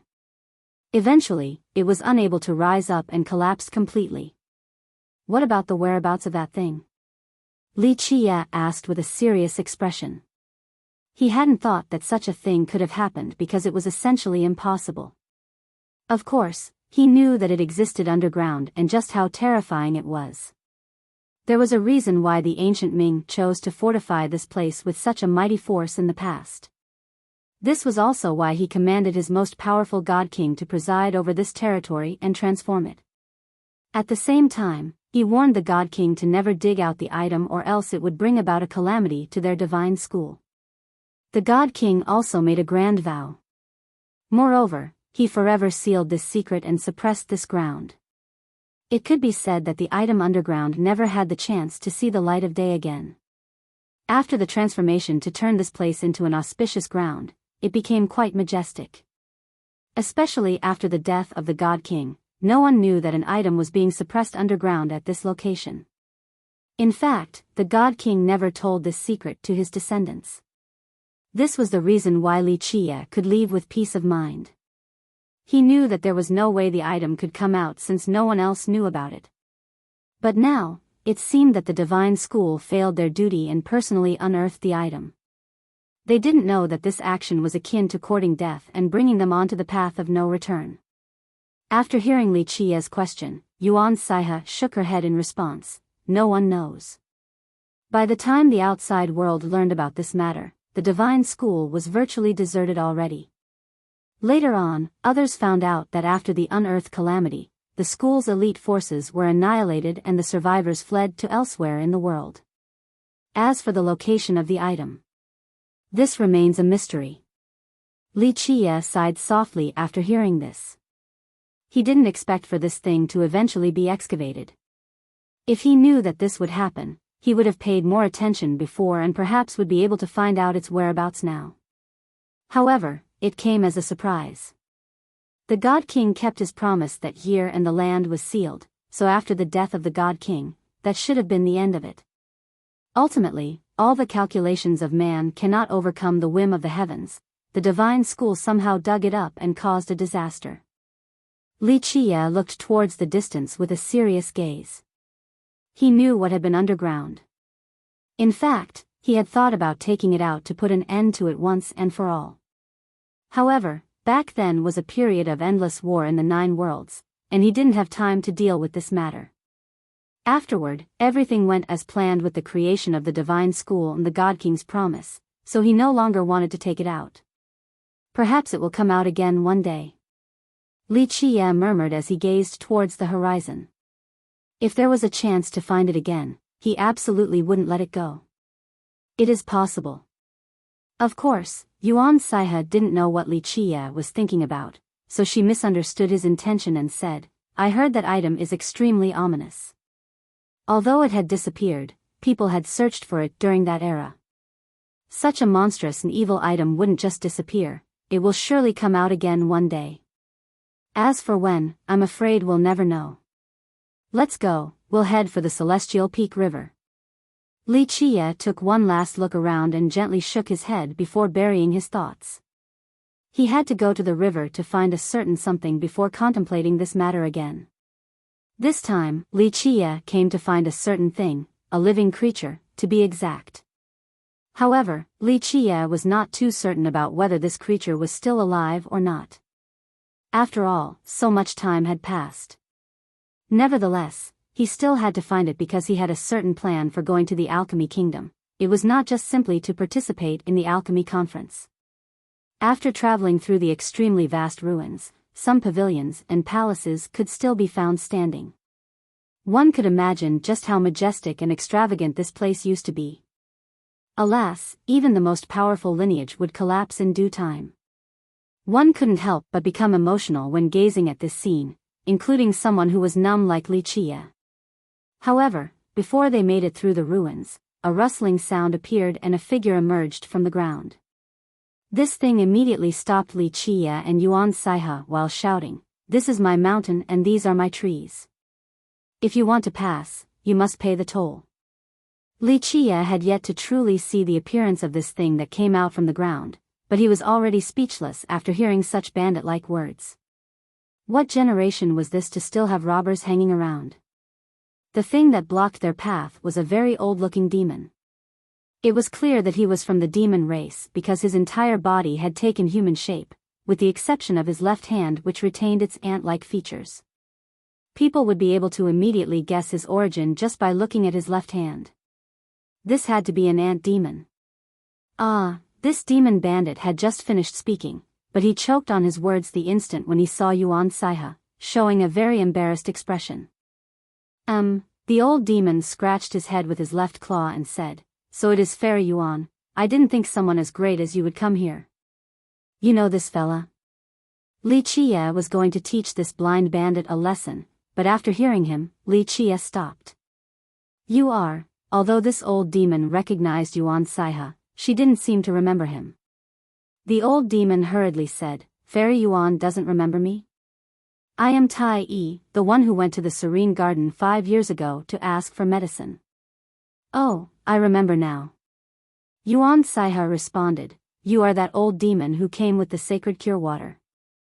Having said that, she couldn't help but take another look at him and found something strange. "In my opinion, your wounds that year were impossible to cure, but you are now completely fine. What immortal medicine did you find?" This is all because of you." The old demon quickly said, "You handed me a bunch of medicine that was able to buy some time for my injuries. Yeah, maybe I had good luck. After a period of hardship, I found more amazing medicines and actually managed to heal the old wounds." Yuan Saiha was not a meddlesome person, so she didn't pursue it any further after hearing this answer. Meanwhile, Li Chia, who was standing to the side, gauged this old demon and leisurely said, "For you to stay at such a desolate place to be a bandit, it seems that life must be really tough right now. It is more difficult to find a fat sheep here than to be hit by a pie from the sky." The old demon, Tai Yi, blushed after hearing Li Chia's sarcastic remark and gave a dry chuckle. "It is just a misunderstanding, really. Young noble misunderstood me. I am only hiding here to scare people a bit. There is no other intention, it is not like I really want to rob them. This is just a joke, nothing more." The more Tai Yi tried to explain himself, the more people would feel that he was truly a bandit. Li Chia only glanced at him and replied without pressing the issue, "Is that so?" This old demon Tai Yi looked honest, but he was a bit sly as well. His red face didn't want to discuss this matter any further, so he quickly changed the topic. He spoke to Yuan Saiha, "Is Fairy Yuan here to pick some herbs? I am very familiar with this area of the Celestial Peak, so if you want, I can lead the way." Although Yuan Saiha's background was illustrious and many great powers were very respectful to her, she was easy to get along with and wasn't the type that put others at a distance. She gently shook her head and said, "The main reason I came this time is for the Draco Bulls. I'm just picking some herbs along the way." So Fairy is here for the bulls." The old demon clapped his hands and excitedly said, I almost forgot until you reminded me. It is now the season for the Draco bulls to go out to the river, the best time to gather immortal sulfur. I know of a path to the river, so let me lead the way for Fairy and this young noble. Yes. Yuan Saiha said, legend states that something happened at the divine school. At that time, it was extremely prosperous with immense might. Some believe that the school, at that time, was no weaker than when it was back during its inception with the progenitor still present. Perhaps this was destined, an inevitable decline from being too magnificent. Many people initially thought that the school would be able to reach the next level, but who would have thought that in just one night, an unexpected event occurred at the school. Legend states that all existences near the God King level died miserably overnight. After hearing this, Li Qia's expression quickly changed because he thought about a certain something, a matter that he didn't want to happen the most. It was said that something was dug out from the school's grounds. Yuan Saiha didn't see Li Qia's change of expression and continued to speak as she gazed at the ruins. Because of the unearthing of this item, a disaster befell the divine school, killing all of their most powerful existences. Li Qia couldn't help but touch his chin and murmur, unearthed. At this time, he knew what the school had dug out. However, no one knew what the school unearthed from the ground. People only heard that this thing carried with it misfortune as the calamity spread across the school in one night. Yuan Saiha said, that night, countless powerful characters from the school died, which is why the school started to decline. Eventually, it was unable to rise up and collapsed completely. What about the whereabouts of that thing? Li Qia asked with a serious expression. He didn't think that such a thing could have happened because it was essentially impossible.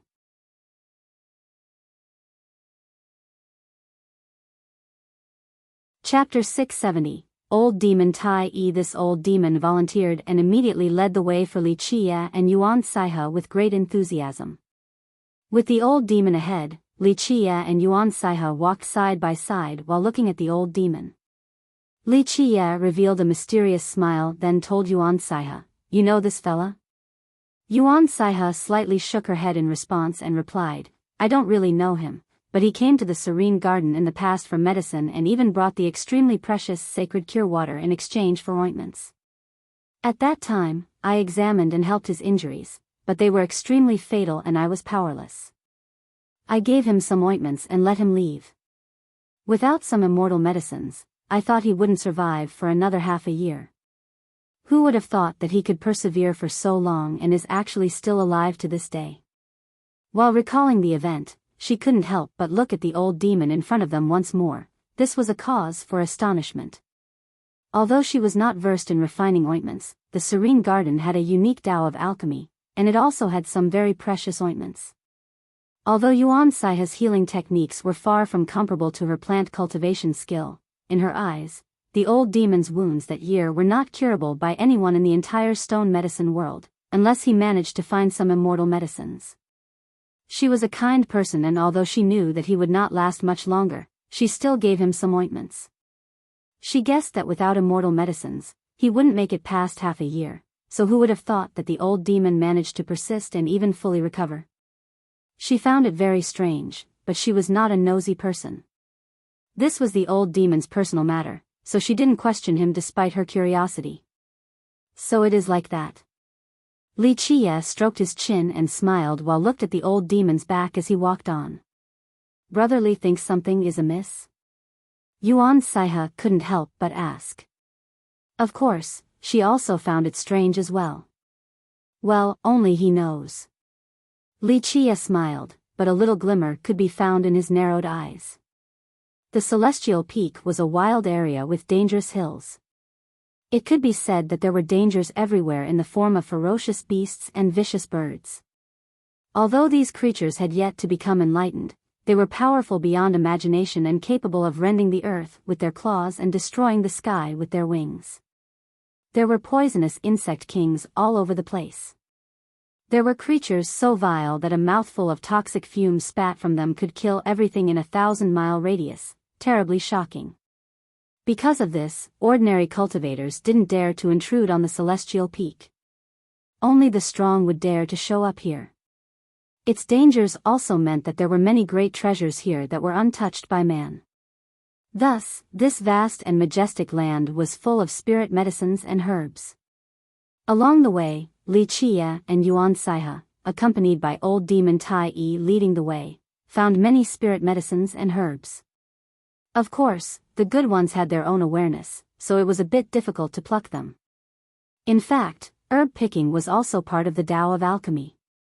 With greater skill, one would be able to pick even better medicines, maybe even immortal medicines.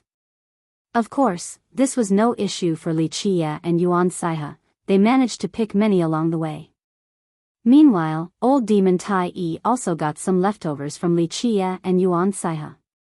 When they were picking medicines, he also managed to get some scraps in the form of herbs. This harvest left him beaming with a delighted expression. It seemed that this old demon was a vagabond, so just a small batch of spirit medicines was enough to excite him. Wow, a nearly 1,000,000-year-old young king medicine. The old demon started to salivate and he saw Li Qia pick a root from a ravine. Pretty good luck there. Yuan Saihe also revealed an elegant smile and said, a young king medicine nearing 1,000,000 years of age is not easy to find, but Brother Li immediately caught one this easily. Your Tao of alchemy is really amazing. You noticed it just as fast as me. Li Qia said with a smile. Due to his knowledge of the alchemy Tao, the moment he set foot on this land, he immediately knew the type of herbs that were growing here as well as their locations. In fact, he had already measured the land the moment he arrived at the celestial peak, so even king medicines wouldn't be able to escape his grasp easily. Of course, catching a 3,000,000-year-old king medicine was not difficult for him either, so him catching this young king medicine was just an easy matter.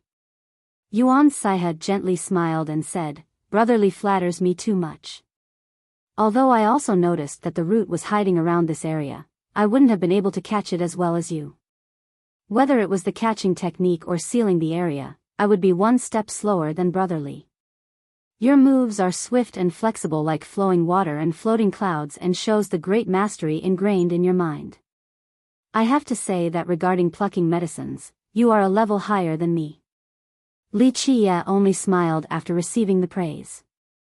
For tens of millions of years now, his hands had plucked countless spirit medicines, so of course he had no peers in this regard. Fairy Yuan is the divine physician and young noble Li is the king with regards to the Tao of alchemy.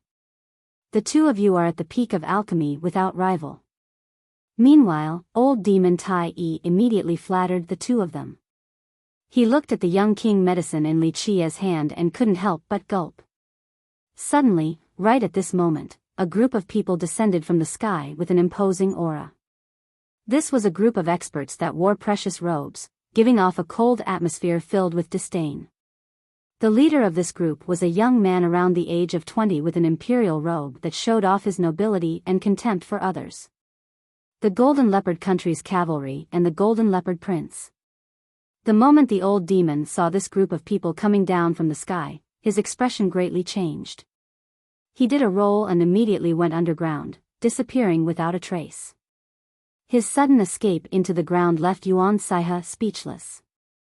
It was extremely rare to see a cowardly person of this magnitude. So it is Fairy Yuan, please excuse me. The person who led the group was the prince. He cupped his hands together and spoke to Yuan Saihe. I have heard my followers report.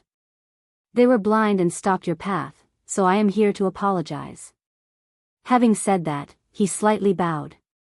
The Golden Leopard Country was a demonic great power with a number of demon monarchs that mainly consisted of animals. The Golden Leopard Prince was their first prince, thus his status was quite high. However, his status was far from being comparable to Yuan Saihe's. People who were in a similar position to the Golden Leopard Prince in the entire stone medicine world numbered in the thousands, but Yuan Saihe was one of the 4 alchemy prodigies, someone with great fame. Very few among the younger generation could be considered her peer.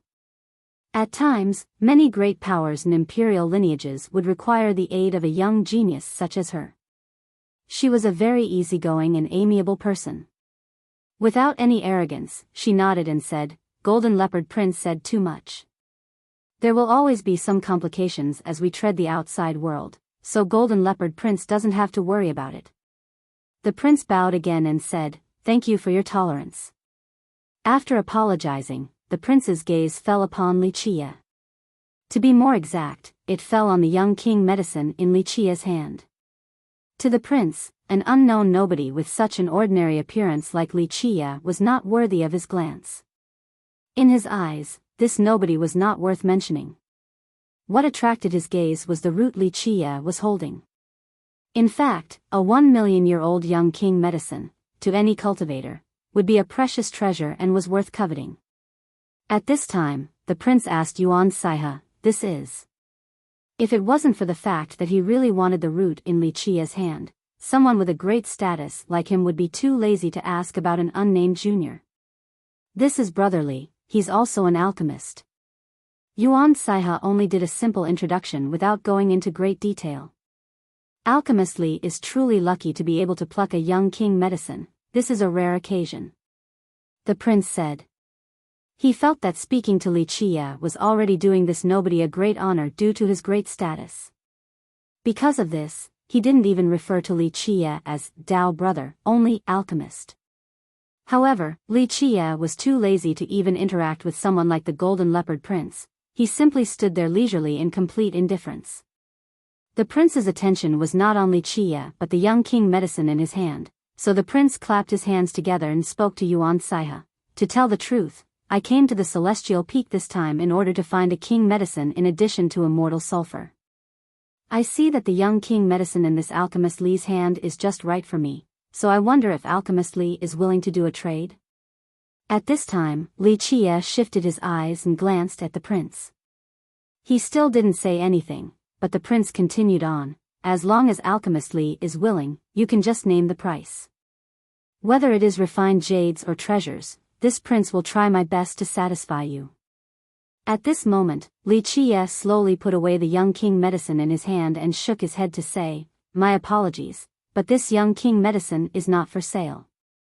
I'm keeping it for my personal usage." In his eyes, a young king medicine was no different to a weed. However, he wouldn't sell it to someone like this Golden Prince Leopard. Alchemist Li should reconsider. As long as you name the price, this prince will try to meet it. Wuxia didn't even bat an eye as he coldly refused, "Not for sale." The Golden Leopard Prince's expression immediately sank because Wuxia's attitude annoyed him. How could he remain cool when Wuxia, this nobody, was acting in such a haughty manner towards someone as great as him?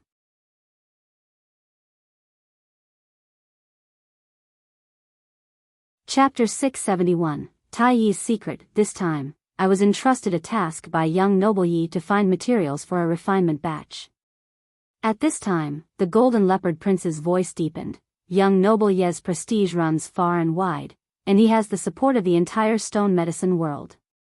The material gathering process has been quite successful so far as all the sects in the world were willing to lend young noble Yi a hand. Even if Alchemist Li is not willing to sell it to me, how about you sell it for young noble Yi?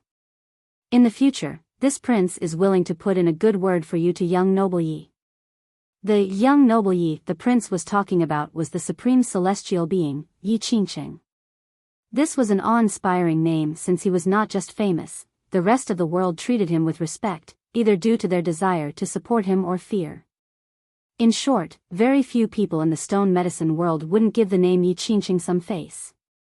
Even people from the previous generation would show him some consideration. Yes, in the stone medicine world, countless people were willing to support him, including young geniuses, older experts, and even sect masters and rulers. These great characters were willing to work under Yi Qingqing's banner as well. It was clear that the Golden Leopard Prince was using the name of Yi Qingqing with the intention of threatening Wuxia. Even if Wuxia didn't give him face, he had to give Yi Qingqing some. Not to mention, a prince like him asking a nobody such as Wuxia to sell him the young king medicine was already quite considerate. In fact, the prince was very confident that when he stated the great name of Yi Qingqing, very few people wouldn't give him face, especially a junior like Wuxia. Not for sale. However, in Wuxia's view, Yi Qingqing's name was no different from a random dog on the street. Not to mention the prince using his name, even if Yi Qingqing himself was here, Li Chia still wouldn't give him any face. His answer left the prince with an unsightly expression. He felt he was doing Li Chia a favor by not simply snatching it from him. But now, after bringing up Yi Qingqing's name, Li Chia still didn't give any face, so the prince's eyes turned cold while flashing a murderous glint. Golden Leopard Prince, brotherly also needs this young king medicine, so it is a bit inconvenient. I hope you can understand. Yuan Saihe spoke at this time in order to help out Li Chia. After hearing Yuan Saihe, the prince withdrew the murderous glint in his gaze. He didn't care for a little character like Li Chia, but Yuan Saihe was someone he didn't dare to offend. A person like Yuan Saihe would have countless great powers willing to work for her the moment she made the request. In that case, I won't ask any more. The prince clasped his hands together once more towards Yuan Saihe and said, Fairy Yuan, I'll be going then. With that, he left with the other experts. Li Chia gave a faint smile after the prince left and said, You didn't have to help me, earlier. I actually wanted to see if he would dare to rob me or not. He licked his lips after he finished speaking. Yuan Saihe gave off a wry smile and shook her head to say, There is no need to give him a hard time, brotherly, Yi Qingqing, his backer, is not easy to mess with. Many people in the world are quite apprehensive of him. I've never cared for the master when I beat the dog. Li Chia smiled and said, Even if that Yi Qingqing guy comes and dares to provoke me, I'll kill him all the same. If other people were to hear this, they would definitely laugh at Li Chia for not understanding the immensity of the heaven and earth and how he was simply courting death. Who would dare to say such a thing in the stone medicine world? Not even the previous generation would dare to utter these words. Yuan Saihe couldn't help but glance at Li Chia again. In the end, she didn't say anything and only smiled, the same calm and natural one as always. Still not crawling out yet? After the prince left, Li Chia stamped the ground, causing the terrain to shake. With a crashing sound, old demon Tai Yi crawled out from the ground and carefully looked around before nervously asking, Did they leave yet? Yuan Saihe didn't know whether to laugh or cry at this scaredy cat Tai Yi and said, Don't worry, the prince has left already. Plus, they only came to greet us, there were no other intentions. The old demon got out from the mud and cheerfully smiled, saying, The young nobles, especially those from the great powers, treat human lives like insects. If they don't like the way you look, then they'll kill you instantly as if it was no different from crushing an ant. Li Chia gave him a look and said, Where is your courage as a bandit? Someone who dares to act as a robber is still afraid of a single prince? After being exposed again by Li Chia, the old demon couldn't help but blush. He cleared his throat to say, Young noble, please don't tease me. Earlier, I was just kidding, I only wanted to scare a few people, I wasn't going to do it for real. I am a cultivator who adheres to moral codes, a man of culture, so how could I be a robber? I was only messing with you too. Really? Li Chia glanced at him and said, If you are what you say, then why did you crawl underground the moment you caught sight of someone? That is something a suspicious person would do. The blushing old demon coughed and quickly responded with a grin, It is all a misunderstanding, young noble. I am only a nice little demon with nothing to be suspicious about, right? I only crawled underground because it is part of my instinct, yes, my instinct. I am an ant who reached the Tao and loves to crawl underground daily, it has truly become a habit. Is that so? Li Chia smiled while looking at Tai Yi and said, Then what type of ant are you? There are fire ants, earth ants, ghost ants. Which one are you? Oh, just like my name, I am an iron ant who has reached the Tao. Old demon Tai Yi quickly answered, As an iron ant, I am a bit special and rare, so because of this, I was able to reach the Tao.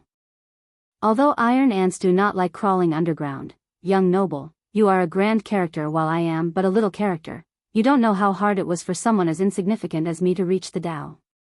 At this point, the old demon revealed a sentimental and tragic demeanor while saying, Young noble, as you can imagine, I am an ant, no, an iron ant without any backing, just a little nobody. In the eyes of all the big shots, I can be killed with a single stomp of their foot, so how could I have reached the Tao so easily? Because of this, for my own survival, I had no choice but to crawl underground each day and hide in order to stay alive. The more he talked, the more miserable he appeared. After saying the last sentence, he even shed 2 drops of tears, resulting in a very sympathetic image. Brotherly, don't make it hard for the old demon. After all, everyone has their own problems. Yuan Saiha smiled elegantly and gently shook her head, saying, let us move on. We might miss out on a good chance to watch the Draco bulls going to the river if we are late. The group resumed their journey.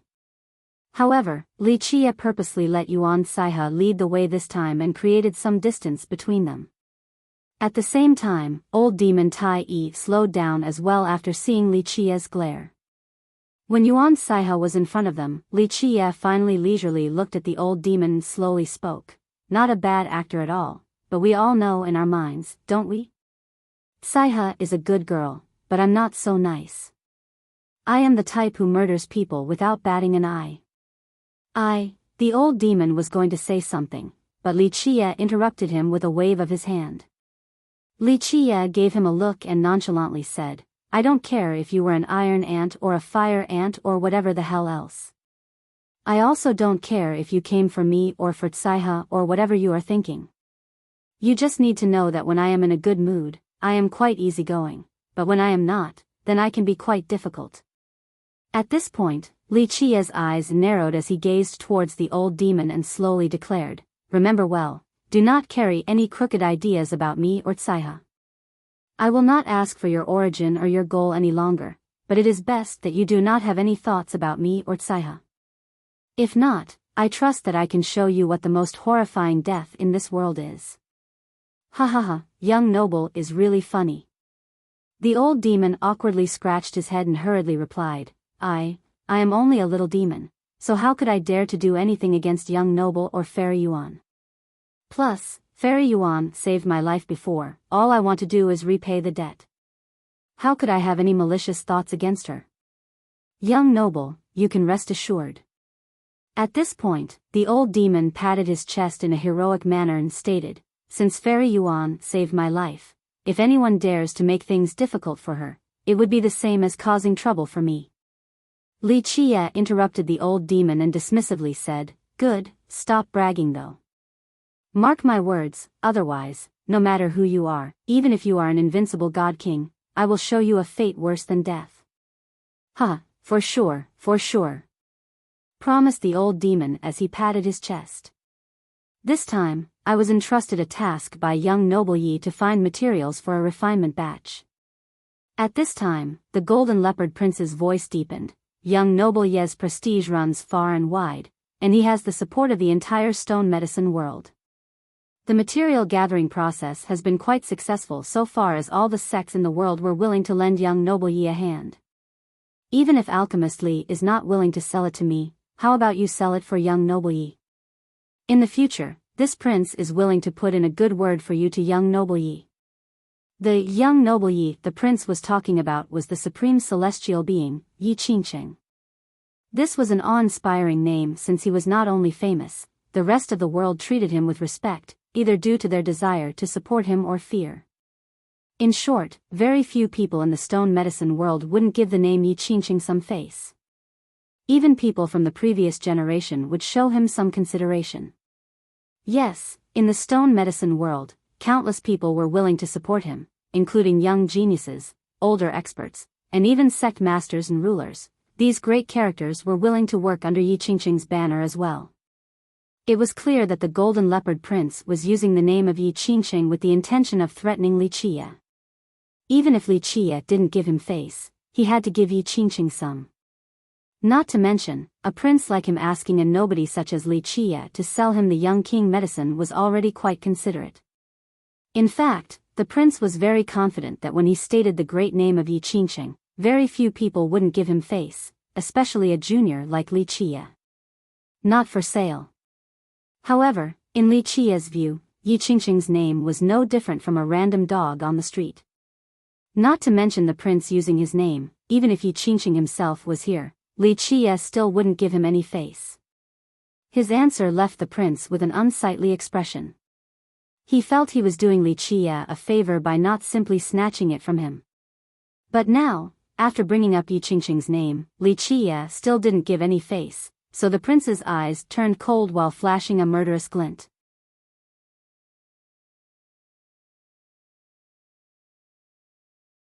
Chapter 672, Water Outlet. After a while, Li Qie caught up to Yuan Saihe and, of course, old demon Tai Yi volunteered to walk at the front to make way for them. What did you two talk about? Glancing at the old demon ahead, Yuan Saihe smiled towards Li Qie. This was a serene smile that was incredibly pretty. Yuan Saihe never competed with others, so she was always quiet and amiable with a kind heart. However, this didn't mean that she was a fool. On the contrary, she was extremely intelligent, so it was not an easy task to hide things from her. It was just that she normally didn't want to make it difficult for others. Li Qie looked at the old demon and cheerfully replied, "Just some small talk." He didn't say anything, but not much could elude his gaze. Yuan Saihe smiled quietly and didn't pry any further. She was not a meddlesome or talkative person. Li Qie couldn't help but look at her. He gently brushed the hair on her shoulder and said, "You are really a beautiful girl." This type of action would be quite frivolous and offensive if done by others, but Li Qie did it in such a natural and comfortable manner. In terms of beauty, we have to talk about the Alchemy Kingdom's Fairy Ming. Yuan Saihe replied with a smile. Li Qie only chuckled and didn't say anything else. The three of them eventually made it to the Celestial Peak River. The moment they arrived at the outlet of the river, they found that there were many cultivators ready and waiting. The Celestial Peak River, 1, was also known as the Celestial Peak Great River, 2, as it crossed the entire Celestial Peak mountain range. Its surging stream crossed this land and spanned for millions of miles. Naturally, if Yuan Saihe were to leave, then it was an entirely different matter. As long as Li Qie was alone, the prince would definitely rob him of it. There are quite a lot of people here now, not bad, not bad. At least no imperial lineages are here, otherwise there won't be anything to see. Old Demon Tai Yi took a look around and heaved a sigh of relief as he patted his chest with a cowardly look. At this time, several thousand experts were gathered next to the outlet. The majority consisted of golems and demons that were in all shapes and forms. Some golems kept their rocky bodies while there were also those who had complete flesh and blood bodies. Of course, the demons were even more varied. Some had the body of a serpent and the head of a human while others were in a humanoid form with antlers. Among the experts here, some took control and claimed their own peaks while others seized the shorelines. There were also those who hovered high in the sky. Most of the cultivators here had an alchemist with them as they waited. Although immortal sulfur was very precious and rare, the source was not limited to just the Celestial Peak Great River. Because of this, only a few of the great powers came here for it. Li Qie lightly said after seeing the cowardly appearance from the old demon, "Since you are so afraid of imperial lineages, did you do something unforgivable?" "Young noble, you are misunderstanding me again." The old demon immediately explained himself as if he was making a vow and said, "Think about it, young noble. I am but a little demon, so how could I afford to offend imperial lineages? Ha ha ha, this little ant demon has never seen the world before, so I only got a bit nervous after bringing up imperial lineages." Of course, whether Li Qie believed it or not was unknown since he only responded with a grin. However, the moment the old demon finished his words, a huge ship directly landed from the sky. It was extremely domineering as it forcefully took the most advantageous shore. This shore was initially occupied by a big sect, but the ship directly landed without any regard for the cultivators below. "Get back." The experts from the sect that were occupying this area were both frightened and furious. Among them, one great master carried all of his disciples away with haste. Boom! The ship landed on the sandy shore and, just like that, it easily occupied this area. This style was extremely overbearing and completely disregarded everyone, easily enraging others. In fact, the sect that used to occupy this shore was uncontrollably furious. Their seniors all wanted to come forward and demand an explanation from the other side, but the moment they saw the flag on the ship, they had no choice but to swallow this anger. The crystallized sea sect. The experts from this sect couldn't help but become astounded after seeing the flag that hung on the ship.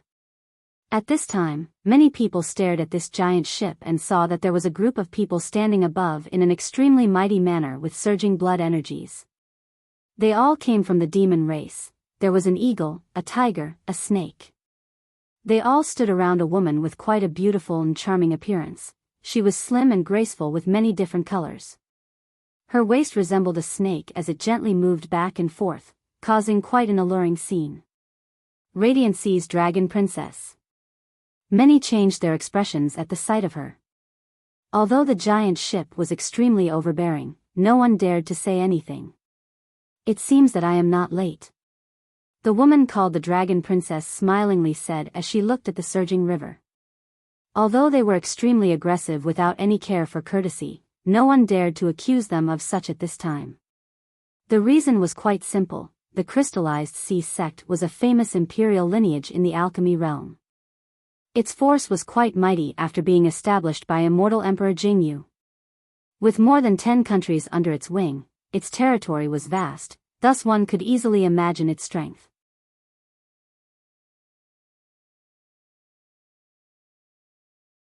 Chapter 673, Dragon Princess. The Dragon Princess was, of course, not from the dragon tribe but just a draconic dynasty.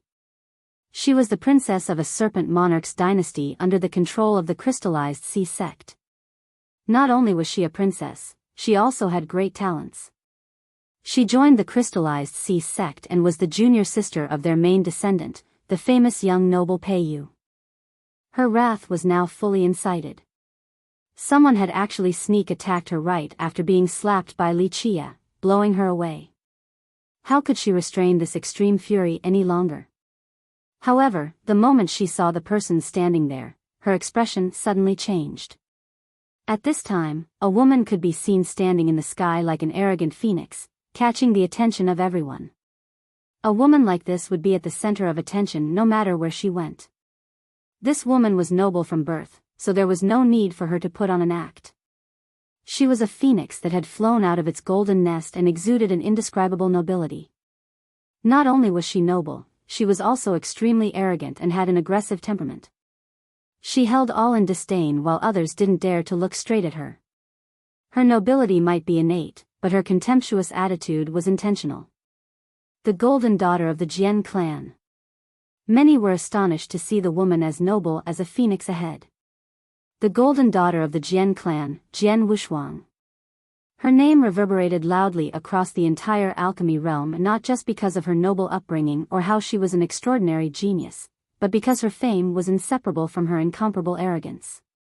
She was arrogant to the point of being quite harsh and tyrannical no matter how she acted, and she held no consideration for others. Everyone knew that Jian Wuxia's famed arrogance was not reserved for the weak. In fact, she acted that way towards everyone, no matter if they were supreme geniuses or the lord of an entire domain. It could even be said that when she was in a bad mood, she would not give anyone face. Princess Jian, you. What are you trying to do? They were both arrogant, but before Jian Wuxia, the dragon princess's bullying momentum was suddenly cut in half.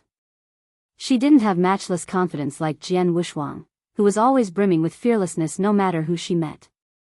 At this time, the dragon princess was both angry and nervous. However, she didn't dare to air her anger before Jian Wuxia. If one were to call Jian Wuxia a noble-born phoenix, then the dragon princess was only a poser bird. The two were completely incomparable. Jian Wuxia looked at the dragon princess with one eye and harshly declared, "His dog life is mine. Do not interfere with my business." At this time, Jian Wuxia had a haughty attitude that showed she held no consideration for anyone. Many people in the crowd, however, didn't dare to act up since none of them wanted to mess with Jian Wuxia. In fact, the entire alchemy realm knew that the Jian clan had always been very doting towards Jian Wuxia. They only had one little daughter like this, so of course, she was the apple of their eyes, the brightest star in their sky. Who would dare to provoke Jian Wuxia, who was the focus of all the Jian clan's adoration? The dragon princess was, of course, not from the dragon tribe but just a draconic dynasty. She was the princess of a serpent monarch's dynasty under the control of the crystallized sea sect. Not only was she a princess, she also had great talents. She joined the crystallized sea sect and was the junior sister of their main descendant, the famous young noble Biyao. As the princess of a serpent tribe's dynasty and the junior sister of an imperial descendant, her status was quite prestigious, so ordinary great powers didn't dare to provoke her. Because of this, it was no wonder why she had such an arrogant and unreasonable style. The crystallized sea sect is here as well. Many experts here shuddered after seeing the group of people around her. In fact, everyone here was unwilling to see an imperial lineage arrive because the moment one appeared, most of the sects here had no choice but to run. They essentially didn't dare to compete against one for immortal sulfur. Shit, the crystallized sea sect. Old Demon Taiyi's expression changed after seeing this. He wanted to crawl underground due to fear, but he was gripped by the collar by Wuxia who pulled him up. Young noble, this is the dragon princess from the crystallized sea sect, everyone is afraid of her here at the alchemy realm. The old demon told Wuxia with a dejected look. Yuan Saiha chuckled at this poor old demon's appearance and told Wuxia, brotherly, stop picking on him. It isn't his fault that he can't do anything against an imperial lineage. At this time, the dragon princess standing atop the big ship looked towards their direction. The moment she saw Yuan Saiha, her countenance turned cold, and she started to walk over.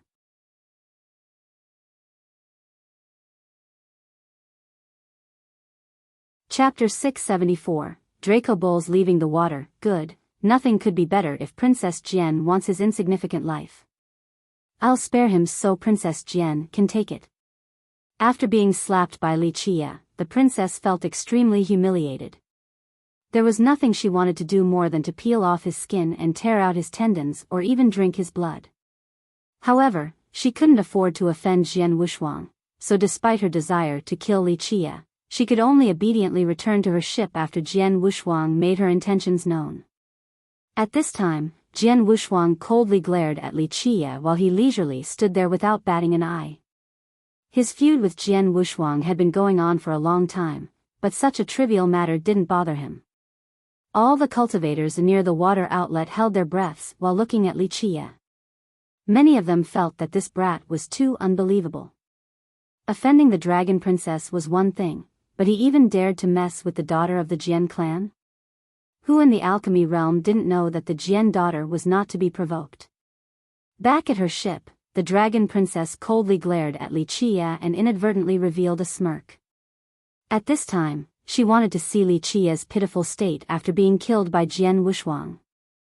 Although she couldn't personally deliver the punishment, being able to watch him die miserably would still be an enjoyable matter. Meanwhile, the Golden Leopard Prince found the whole thing to be quite regrettable because Wuxia had a young king medicine that he really wanted. However, with Jian Wuxuang standing over there, he wouldn't even dare to fart or try to use Yi Qingqing's name. How do you want to die? Jian Wuxuang coldly glared at Wuxia with her always arrogant demeanor.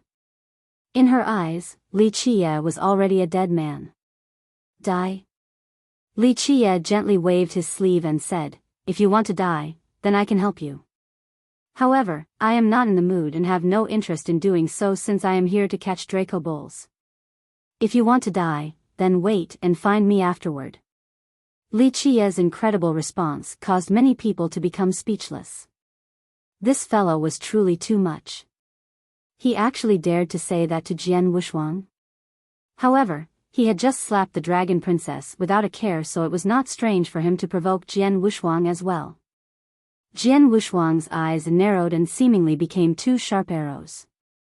At this time, she was surprisingly not angry and instead coldly said, very well, I will give you time to prepare a coffin.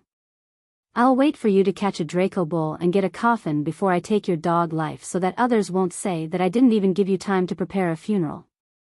Jian Wuxuang had quite a sharp tongue as well, but this time, she didn't throw a tantrum and didn't carry out a verbal bout against Wuxia. In fact, she didn't want to waste time talking to Wuxia because she had already tasted Wuxia's sharp words. She felt that she didn't have any advantage in this regard. Then wait. Without batting an eye, Li Qie lazily responded and proceeded to ignore her. The arrogant Jian Wushuang was also too lazy to look at Li Qie any further. She turned around and made her way to the top of a peak. She was in no hurry to kill Li Qie since, in her eyes, he would be dead sooner or later. After she left, Yuan Saihe looked at Li Qie and smiled wryly before softly whispering, "Why must you make this so difficult? Sometimes, you can take a step back in order to see the boundless open vistas." Finally, when the high tide came again, roaring sounds appeared as the river surface fluctuated. At this time, everyone could feel the earth shake. They all sensed that a gigantic gate that reached all the way down to the deepest parts of the earth was slowly opening. "The tide is coming." No one knew who shouted this out, but at this moment, all eyes were on the suddenly rising river. The alchemists were even more focused because they had to use the shortest time possible to determine which bulls had immortal sulfur the moment they come out of the water. Moo! At this time, bull roars appeared, shaking the entire earth as if a giant drum had been struck. Numerous dense shadows emerged from within the high tide. All these bulls came out of the water surface from the depths of the river. "The Draco bulls are here!" Someone shouted, and immediately, everyone here prepared themselves like winding arrows, poised to fire at any time. Splash! The sounds of water splashing resounded everywhere as the bulls left the water. At this second, flocks of bulls left the water, and even more were coming one after another. A Draco bull looked like an ox except much sturdier. The main difference was that dragon scales covered their bodies as if they were adorned with armor. Their horns were thick and considerably sharp and flashed lights as if they could pierce through everything in this world. Rumble. When these Draco bulls left the water, they immediately ran like crazy, creating an extremely spectacular scene. It was even more moving than the mobilization of a great army. They rushed outside of the river, intending to hunt for food to get full in the shortest amount of time so that they could return to the water. After a brief moment, an alchemist recognized one that had sulfur and immediately shouted, "That one!" In an instant, a group of shadows rushed towards the herd in order to capture the one that the alchemist pointed out. Ah! However, among the thunderous explosions was wailing screams. Some of those cultivators who tried to catch the bulls were immediately blown away. Some were even pierced by the sharp horns of the bulls in the blink of an eye. The Draco bulls were not gentle beasts and instead rather ferocious. Ordinary cultivators were no match for them and would be attacked once they were close. At this time, Yuan Saihe also picked her target. In an instant, she shifted her body and stepped towards one bull like a goddess intending to mount it. Go! Right when Yuan Saihe was approaching the bull, the dragon princess also shouted and commanded the experts next to her. Two of these experts immediately rushed after Yuan Saihe in order to steal that bull from her. The truth was that the dragon princess didn't want this particular bull, it was mainly to disrupt Yuan Saihe's plans. Ah! However, the moment these two experts swooped out, they immediately screamed as their blood spurted due to the two arrows that pierced through their skulls, causing their bodies to fall to the ground. At this moment, Li Qie was armed with the 9 words true Bao, and he killed the two experts with 2 arrows. This sudden change left the astonished dragon princess with an unsightly expression. However, she couldn't do anything about it since Jian Wushuang had already claimed Li Qie's life. The princess couldn't harm Li Qie. At this time, Jian Wushuang was also gazing intensely at Li Qie. Keep in mind that the Jian clan was considered to be the most skilled at archery, and their immortal emperor patriarch used the Tao of the Bao for his ascension. So now, when Li Qie took action, Jian Wushuang also immediately took note of Li Qie's archery.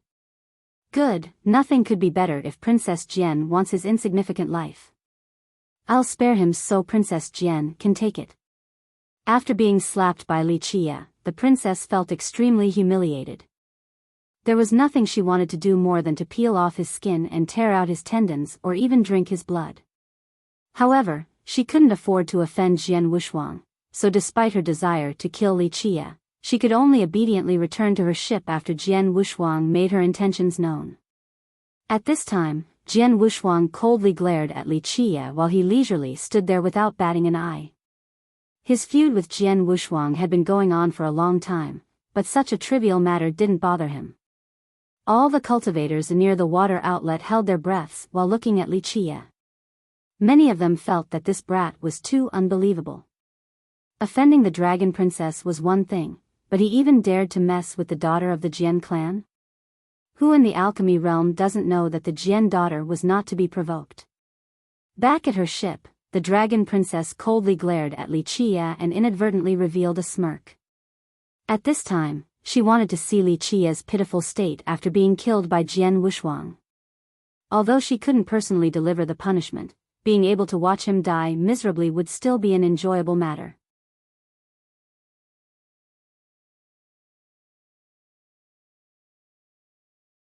Chapter 675, Secrets of the Draco Bull. Amidst the commotion, Yuan Saiha rode her Draco Bull and instantly disappeared towards the horizon. That one. At this time, the dragon princess didn't have time to trouble Li Qie as the alchemist standing next to her shouted and picked a bull. The princess shouted out a command and brought a group of experts to chase the target. Meanwhile, Jian Wushuang also marked her prey. She slightly shifted her figure and immediately went for one of the bulls. It was clear that she was also highly skilled in the Tao of alchemy. She was stronger than the majority of the people here. The moment she soared towards it, this bull immediately pounced forward. However, she immediately flipped it over.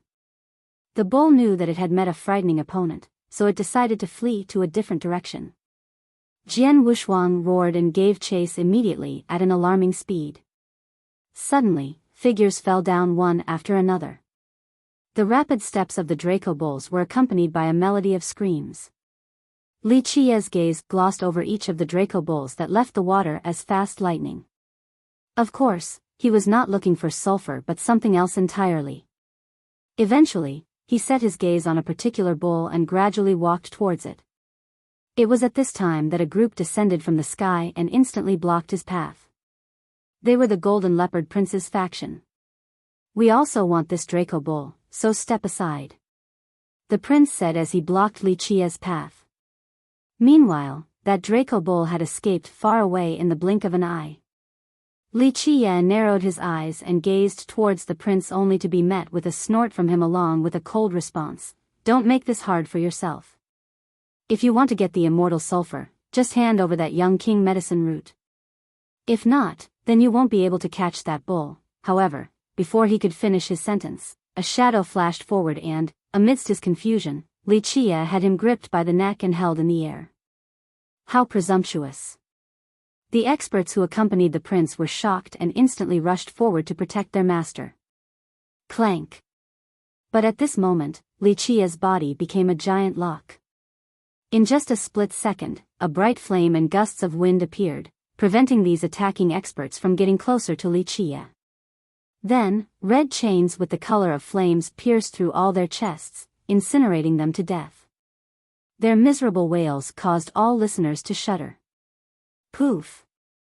Plumes of green smoke arose. All the experts that were pierced by the red chains were immediately burnt to a crisp without even leaving ashes behind. Under the 9-sun locking heaven law, these experts couldn't withstand the fire and were killed instantly. There were many cultivators who still hadn't left the water outlet. After seeing this murderous scene, many of them felt a chill. You dare to do this?" The prince didn't expect to run into a steel wall. At this time, he was pale from fear and soiled his pants. He raised his voice and shouted, I am a follower of young noble Yi Qingcheng. If you dare to touch a hair of mine, the young noble will absolutely not." Clack! Before he could finish, Li Qie had already crushed his skull. The prince's eyes remained wide open. Even at the time of his death, he didn't know why his monstrous backing didn't deter Li Qie. Yi Qingcheng? I don't know him, but so what? If he dares to stop me, then he'll be killed without mercy. Li Qie nonchalantly threw the prince's skull to the side and wiped his hands. The cultivators here couldn't help but shiver after seeing Li Qia's leisurely state after murdering the prince's group of people. They all knew that this seemingly inconspicuous human junior was a ferocious man. If it was anyone else, then they would definitely show some consideration for Yi Qingcheng. Li Qia didn't even bat an eye before turning around to instantly chase after the escaping Draco bull. At this time, who would dare to compete for this bull against Li Qia? Unless they were tired of living, they would turn a blind eye to it. Tai Yi, who was hiding underground, eventually showed his head after Li Qia had left. He patted his chest while still dazed and murmured, "So vicious. Luckily, I didn't offend this demon king or the result would have been unsightly as well." Having said that, his eyes rolled and cheerfully laughed while saying, "Time to go, gotta pick up the spoils." Then, he disappeared into a cave. The unyielding bull, once again, charged towards Li Qia, but it was blown away time and time again with no chance to compete. Eventually, the bull was covered in blood and lied on the ground, gasping for air. It was no longer able to stand up. Li Qia smiled and said, "This is more like it. Even if you have 10 lives, it still wouldn't be enough if I really wanted to kill you." At this time, he stood in front of the bull and used his hand to tap on its forehead again and again. Banging sounds reverberated from the bull's head like the echoing of a valley. Buzz. Eventually, a faint sound appeared. The bull's head finally had a reaction after Li Qia's continuous tapping. Pop. Strings of crimson light came out from this bull's forehead. The streaks of light continuously increased until they were as vast as an ocean. Among this vast ocean, a huge mountain appeared. Bah! This huge mountain flew out from the crimson light inside the bull's forehead. Moo! This bull was shocked by this sudden change. Even it didn't know that there was such a thing in its head. After the huge mountain flew out from its head, the bull ignored all else and ran away despite its injuries, instantly disappearing without a trace. Li Qia didn't chase after it since his goal was not the bull, but the thing ahead. His eyes were fixated on the mountain. This mountain before him was emitting a huge amount of crimson light as if it was a sea of blood. However, this monstrous landmass was not a mountain, it was formed from many Blood-era stones stacked on top of each other. These Blood-era stones were without flaw and were absolutely of top quality. Even characters of the God Monarch level might not be able to enjoy such amazing Blood-era stones. These stones were covering a ray of light. After a pealing sound emerged, the stones opened up, creating a dazzling brilliance. In the blink of an eye, the light rushed out from the stones. Inside was a dragon, a golden dragon. Roar! This golden dragon roared towards Li Qia. It was so powerful that it was as if a true dragon had descended to the mortal realm. The aura of an extremely tyrannical divine beast filled the sky. Even heavenly kings would tremble before this horrifying atmosphere. "Hold on, old golden bull, it's me!" Li Qia shouted with a thunderous voice while spewing out mantras. With sonorous sounds, these mantras seeped into the head of the golden dragon. The initially attacking dragon halted after hearing Li Qia's words and changed its mind.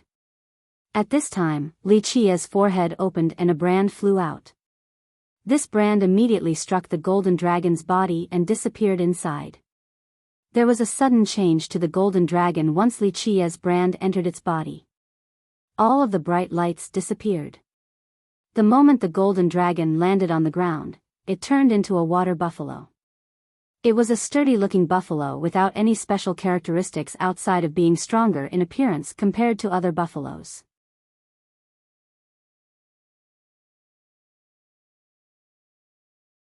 Chapter 676, Imperial Draco Bull, this is more like it. Li Qia came over while this buffalo was still gazing at Li Qia. However, it didn't attack him. "Take it easy, it's me." Li Qia placed his palm on the beast's forehead.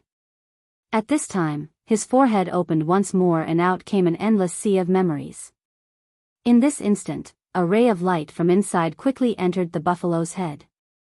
A buzzing sound came about the moment Li Qia's ray of light disappeared inside the buffalo's head. A halo with a very sacred feeling appeared above it, as if nothing in this world could stain it, as if this halo was empowered by the gods and capable of repelling all evil. Moo. The moment this halo appeared, the buffalo finally recognized Li Chia and became extremely excited. It mooed at Li Chia and used its head to rub against him, looking quite familiar. There we go. Although you have left me for a very long time now, I'm still here. Li Chia gently tapped the buffalo's head while smiling. The buffalo was ecstatic. Its nose spewed out hot air and it kept on rubbing against Li Chia as if it was seeing a loved one.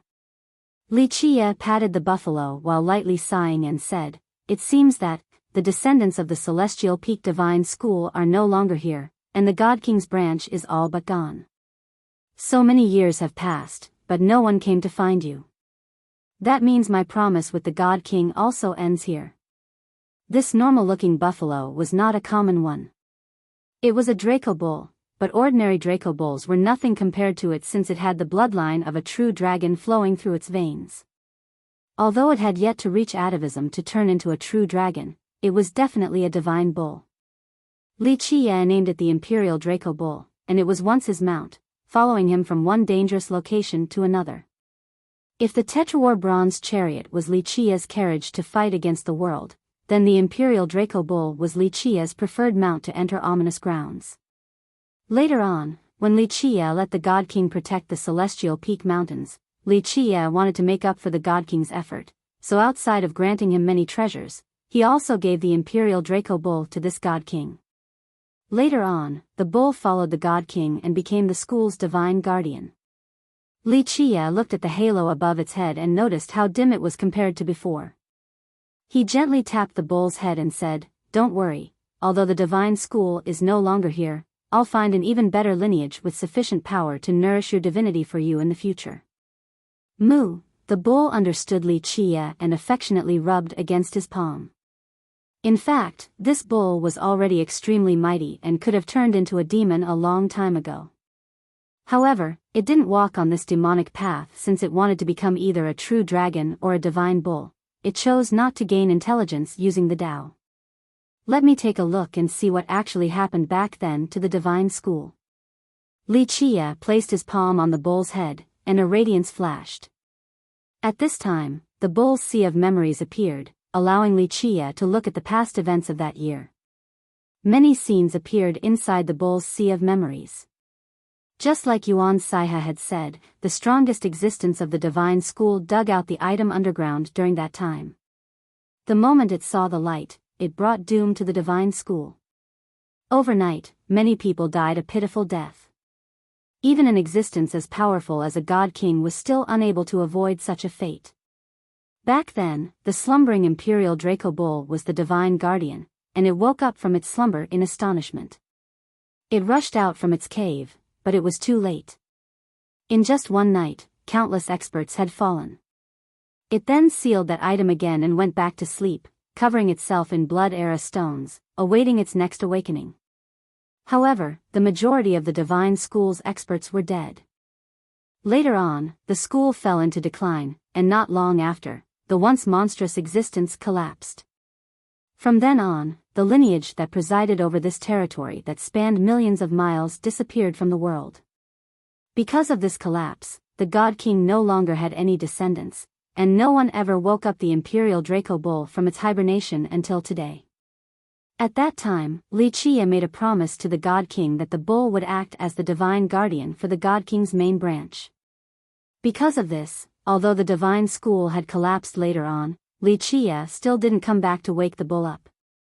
Millions of years had passed, but no one came to wake up this bull. This meant that the God King's line had ended, so Li Chia's promise with the God King would end here as well. Li Chia withdrew his palm from the bull's forehead and couldn't help but lament. One might be able to survive an act of God, but no one can survive a self-brought calamity. The God King left behind an edict, yet his descendants chose not to obey and eventually brought about this disaster. In the past, he let the God King suppress this land for two reasons. Outside of not letting the item underground see the light of day again, he also wanted to see this land be turned away from evil. The God King obeyed his order and suppressed this ground as well as preventing the world from knowing about the terrible item underground. At the same time, he continued to purify the land, allowing it to be a land of peace as well as building a powerful lineage on top of it. Unfortunately, his descendants didn't listen to his words and dug this thing out, creating a disaster for the school. Li Qie sat on the bowl and ordered, "Come, we'll go to the old location to take the carriage back." The bull opened its mouth and swallowed all the blood era stones. Then, with a loud moo and great excitement, it raised its hooves and immediately headed for the remnants of the divine school. The bull was as fast as lightning, and it hadn't been this happy since a very long time ago. It flew around everywhere, sometimes up to the 9 heavens, sometimes down to the great river, while at other times, it rode the wind in the sky. Li Qie couldn't help but smile while riding the beast, noticing its excitement. In this instant, it was as if he had returned to the past. The Imperial Draco Bull could be said to be the best mount in this world. Although Li Qie's Tetrawar bronze chariot was also heaven-defying, Li Qie found that its potential was more suited for a battlefield. It was not without reason that Li Qie thought that the bull was the best mount. It could endure hardships, but more importantly, it was able to dispel poisons and avoid dangers. It could predict ominous events and evade them. At the same time, it could tread through any terrain. Nothing could compare to it. If one wanted to enter burial grounds or ancestral earths, then the bull was the best candidate. Even if it couldn't bring one to the deepest parts or the most mysterious parts in these dangerous locations, it would still bring you a fair distance. Once inside these locations, the bull would avoid danger and try its best to take you out from those places. Illusions and other sinister crises wouldn't be able to impede it. It excitedly rushed forward and was trying to find the same feeling as before when it brought Li Qie everywhere in the past. Eventually, it took Li Qie back to the old site of the divine school. The once powerful lineage was now in ruins, the glory of that year was no longer present. The bull took Li Qie to a particular location inside the ruins. Heavy bursts of explosions came about when the bull stomped on the ground, splitting it apart and causing an old pavilion inside the crack to float upward. With a squeaking sound, the old pavilion opened its doors. One could only see a carriage inside, a carriage with a very obsolete and ancient appearance. One wouldn't be able to count how many moons it had experienced. This common-looking old carriage, unbeknownst to others, had been empowered by countless invincible existences. This old carriage could take someone and escape from even ominous grounds. The bull connected the carriage's reins to its body and dragged the carriage away. Li Qie faintly smiled and sat inside the carriage to sniff a smell that couldn't be any more familiar. Squeak, the bull slowly pulled the carriage at a familiar pace just like in the past.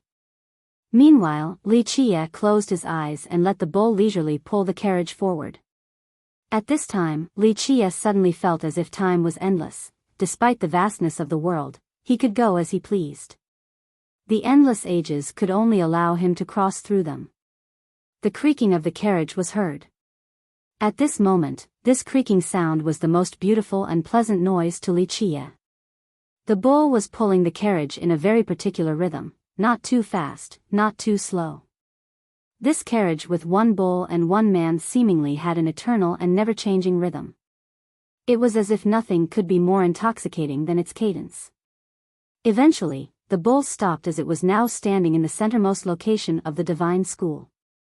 The moment the carriage stopped, Li Qie, who was resting with his eyes closed, immediately opened his eyes. He jumped down from the carriage and looked at the ruins in front of him before asking the bull, "It is at this place?" Moo, the bull let out a deep cry before slightly nodding its head. Meanwhile, Li Qie couldn't help but become serious while staring at this sight. Hopefully, the thing has been refined, or else it will be a bit problematic. Li Qie gazed at the ground as if he wanted to see right through this land. Eventually, he took a deep breath and assumed a dignified expression before commanding the bull, "Take it out.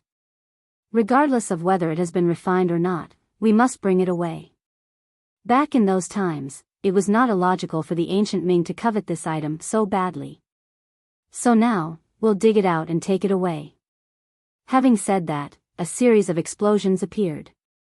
One treasure after another emerged above Li Qia's head: the yin-yang immortal mirror, the declivity bell, the green lamp, the heaven's sealing pentagate. These treasures poured down extremely powerful universal laws to protect Li Qia.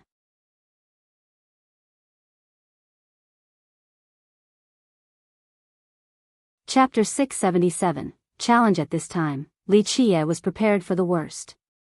He hoped that after a period of millions of years, that item would have been refined. However, he had to ready himself just in case.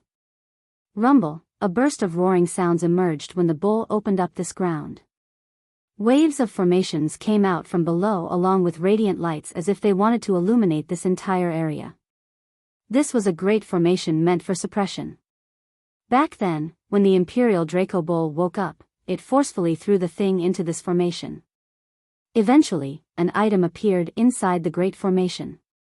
This was an old urn that was very coarse with rough lines. It seemed to be from an extremely ancient era. Li Qia couldn't help but breathe a sigh of relief after seeing the urn intact and murmured, "It seems that thing didn't break out of the urn just yet." Having said that, he went forward and picked it up with his hands for a meticulous examination. He felt the changes inside and found nothing. This made him nod approvingly as he mused, "Very good, it seems to be very effective."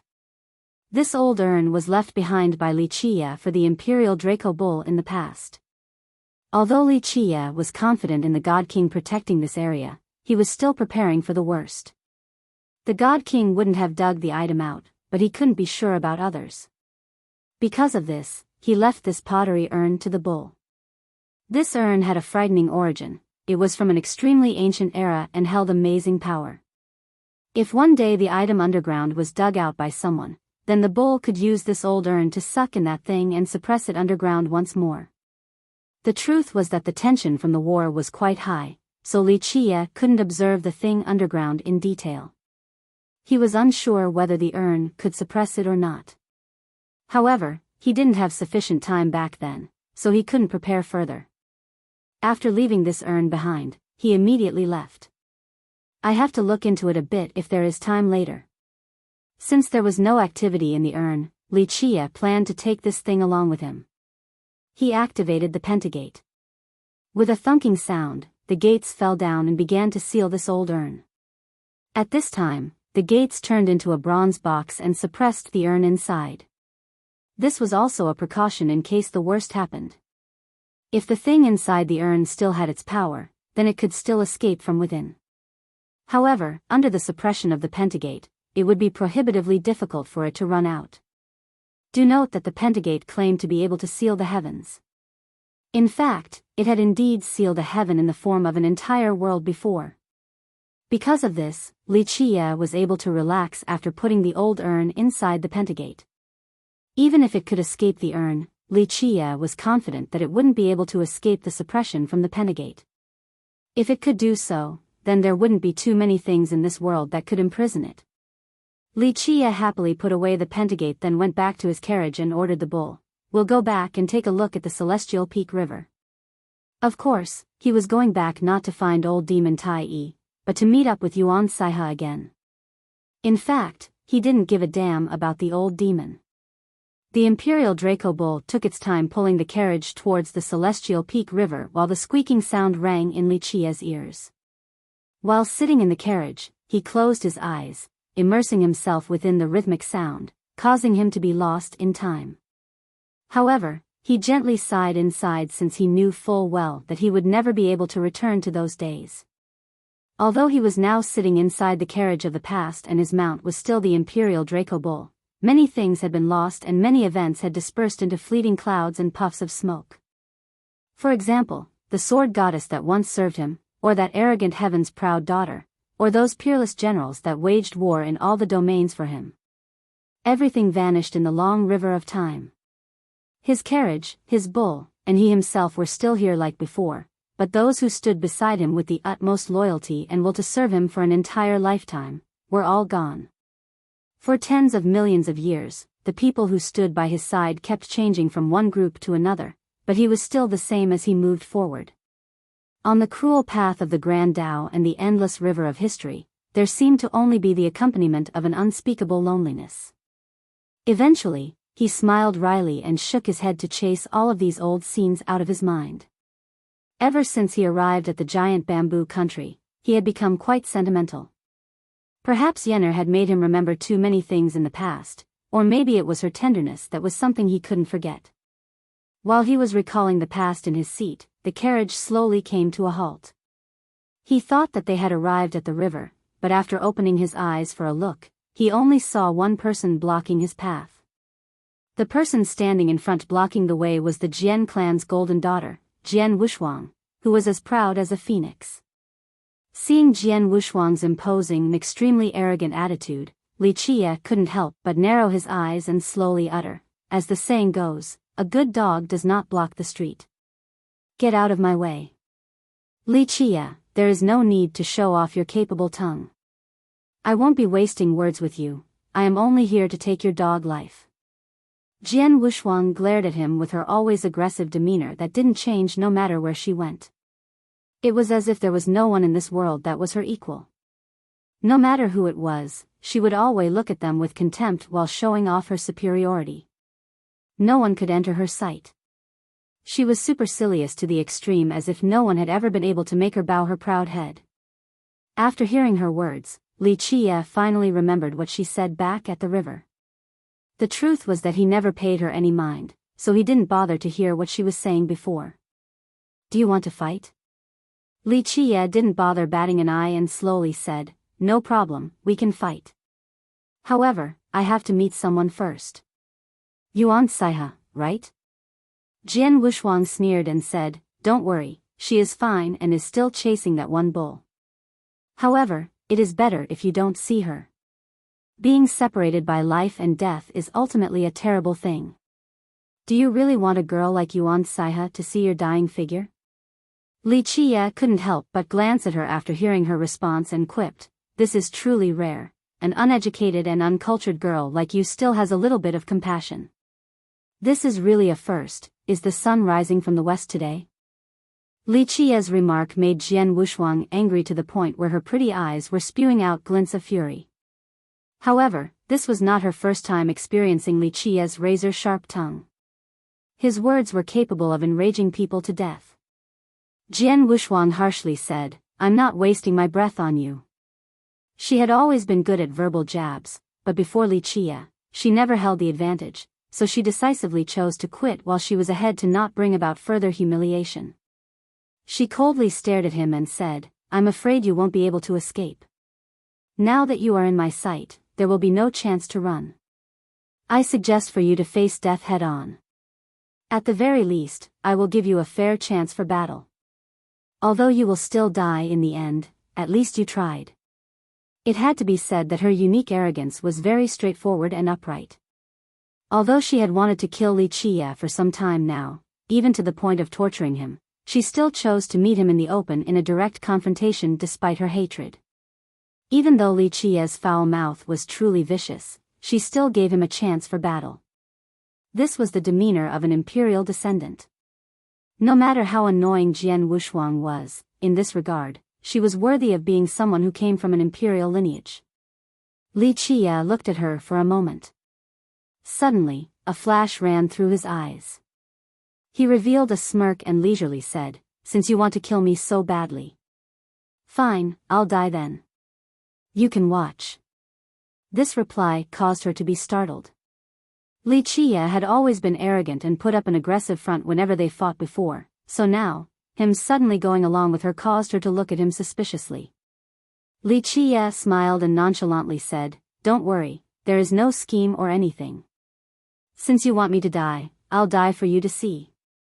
No matter what Li Qie was planning or what scheme he concocted, Jian Wuxia was confident in herself as always. She looked down at him and laughed before aggressively declaring, since you didn't bring along a coffin, I will show mercy and give you a chance.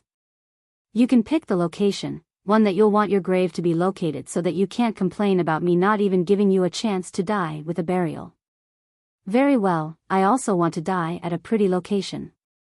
Li Qie smiled calmly and said as if he was at home, people only die once in their lifetime, so if I were to die, then of course it has to be at a beautiful landscape. This should, at least, be a memorable event for me. Li Qia's carefree and cheerful expression made it seem as if he was talking about someone else. Others would lose their mind at the thought of death, but Li Qia was talking about it as if it was completely trivial, as if he was simply tired of living. At this time, Li Qia was prepared for the worst. He hoped that after a period of millions of years, that item would have been refined. However, he had to ready himself just in case. Rumble, a burst of roaring sounds emerged when the bull opened up this ground. Waves of formations came out from below along with radiant lights as if they wanted to illuminate this entire area. This was a great formation meant for suppression. Back then, when the Imperial Draco Bull woke up, it forcefully threw the thing into this formation. Eventually, an item appeared inside the great formation. This was an old urn that was very coarse with rough lines. It seemed to be from an extremely ancient era.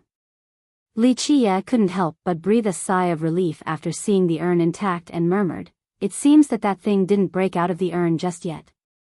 Having said that, he went forward and picked it up with his hands for a meticulous examination. He felt the changes inside and found nothing. This made him nod approvingly as he mused, "Very good, it seems to be very effective."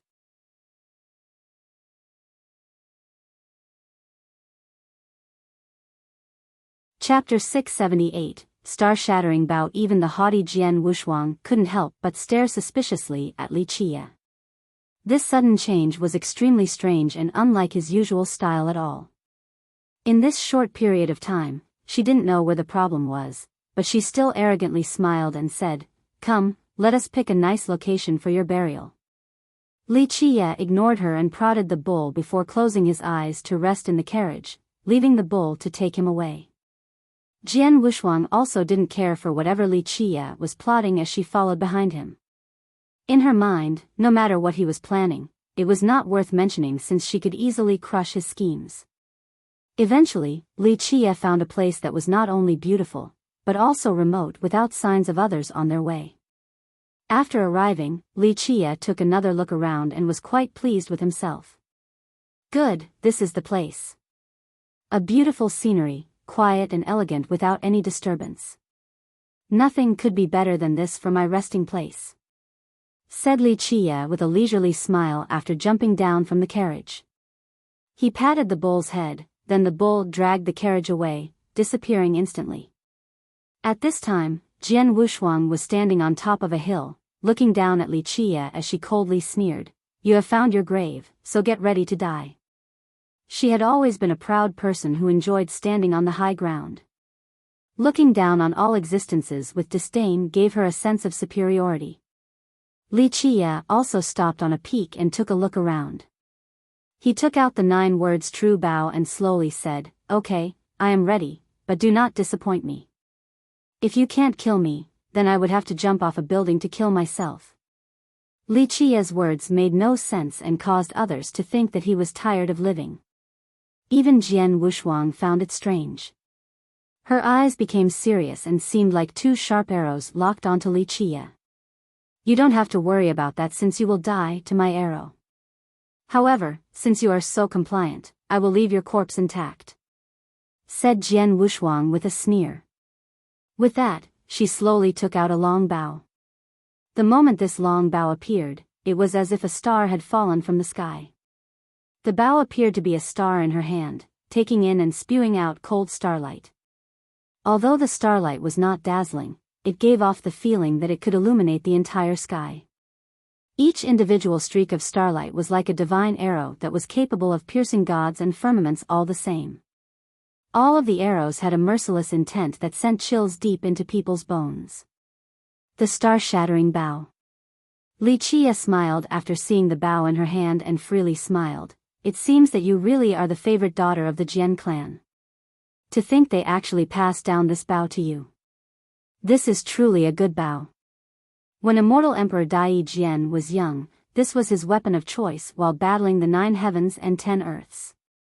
This bow was refined using the deepest star in the sky of the mortal emperor world. A star that spanned for tens of millions of miles was turned into this one bow. Although it didn't come from your patriarch, it still accepted the nourishment of his blood energy on top of being powerful already. Li Qie mused after seeing this bow. Jian Wushuang was surprised to hear Li Qie's knowledge regarding the origin of her bow. She sneered and said, "You do know a lot." Li Qie didn't mind at all and continued, "That's not all I know. Although people say that immortal Emperor Dai Jian used the bow to prove his Tao, this was actually not the case. Before shouldering the heaven's will, your patriarch had once thrown away the star-shattering bow and trained with a different type of weapon until he finally became an emperor. Thus, your emperor didn't use the bow to prove his Tao. So what?" Although Jian Wushuang was slightly stunned, she still harshly said, "Since the start of time, my ancestor alone was invincible with regards to archery. His archery skill was number one. I will not deny that." Li Qie said with a relaxed smile, "Immortal Emperor Dai Jian, after becoming an emperor, had done one thing that many emperors did not do. He cut off part of his body and burned it down to form a bow. Just like that, the number one bow across the eons was born. Its power was no weaker than your patriarch's true fate weapon. It could even be said to have surpassed the limits. Only with that bow in his hand was your patriarch's archery considered unbeatable, becoming capable of looking down on all the other emperors." Li Qie's tale left Jian Wushuang in a daze for a while because not too many people knew about this story.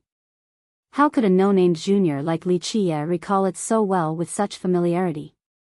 This was outside of her expectations. Li Qie happily said, "Unfortunately, the bow in your hand is only the star-shattering bow. If you were wielding your patriarch's bow, then I would actually not try to court death so carelessly. However, this is a good thing since killing me with the star-shattering bow is quite appropriate. Don't worry, I will be using a different bow very soon."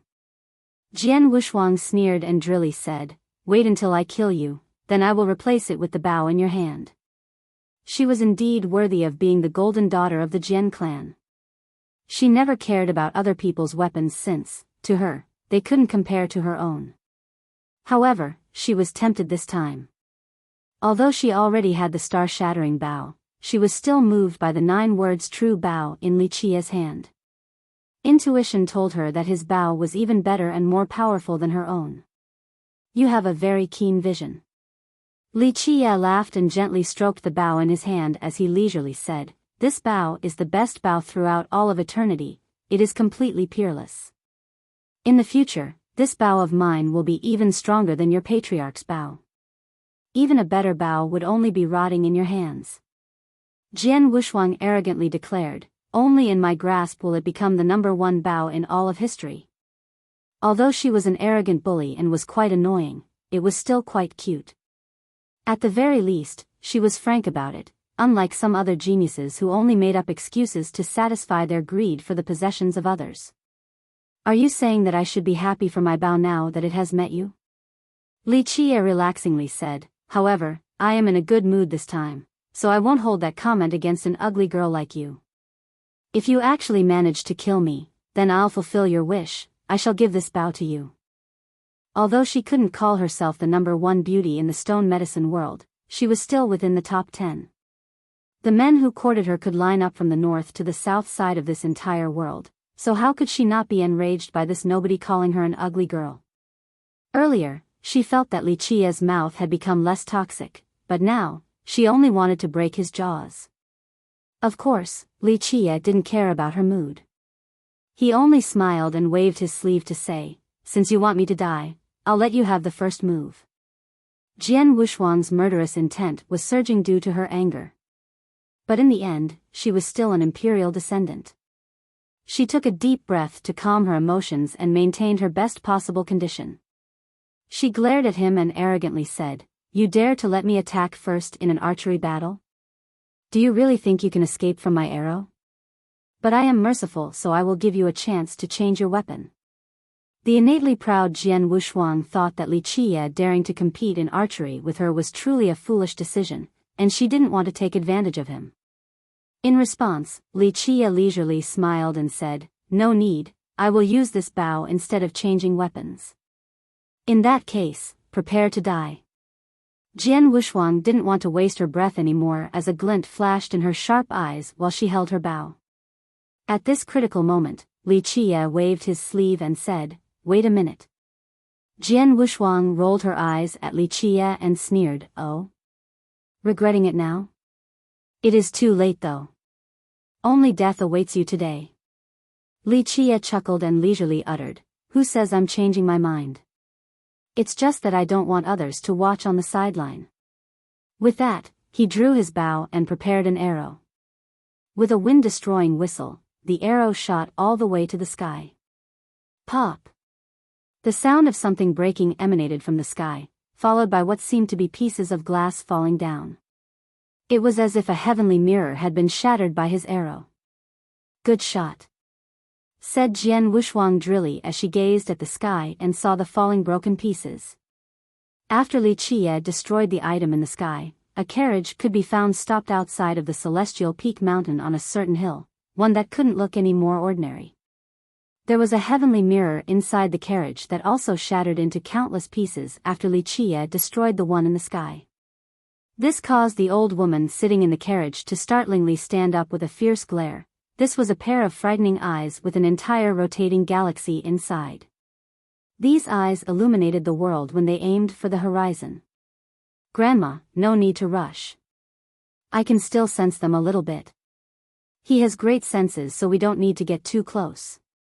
At this time, a very pleasant voice came from inside the carriage as if it was the hymn of an immortal. Many would most likely become bewildered by this voice. If Li Qie was here, he would be able to recognize this carriage because it was the one that trod the same path as him all the way from the giant bamboo country to the celestial peak mountain. At this moment, during the confrontation between Li Qie and Jian Wuxuang, Li Qie stood there in a comfortable manner. He was very casual as if this was not a duel at all.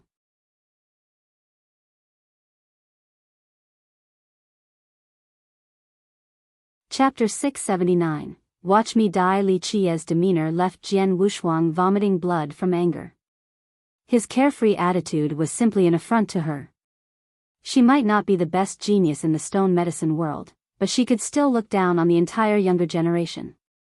But now, Li Qie was treating this life and death battle so indifferently that it caused her to want to tear him apart. Die. Her eyes narrowed and turned into a sharp glare like an arrow. In this moment, the star-shattering bow in her hands lit up instantly and unleashed a shot. This arrow was incredibly fast and completely beyond one's imagination. Space suddenly shattered as it traveled through the void. Not only was it fast, it was absolutely domineering. Under this arrow, heaven and earth cried out as if even the stars in the distant horizon would shatter if struck by this arrow. Li Qie was still carefree in the face of this arrow. He only casually shot out one arrow in response as if he was courting death. The result was not surprising at all. Poof! Li Qie's arrow was instantly destroyed by Jian Wuxuang's arrow, and her arrow maintained its previous velocity while heading straight for Li Qie. Whoosh! This arrow penetrated his chest, causing his entire body to be blown away, ultimately resulting in him being nailed to the side of a mountain. It shot through his chest, causing his blood to spurt everywhere. It was as if Li Qie had died as his eyes suddenly closed. However, in a split second, a gray matter appeared in the middle of the penetrated and bloodied chest cavity of Li Qie.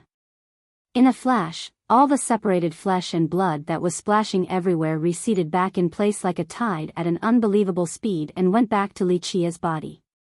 Next, Li Qie's penetrated chest suddenly healed. A gray mark appeared in front of his chest, then it disappeared into his body.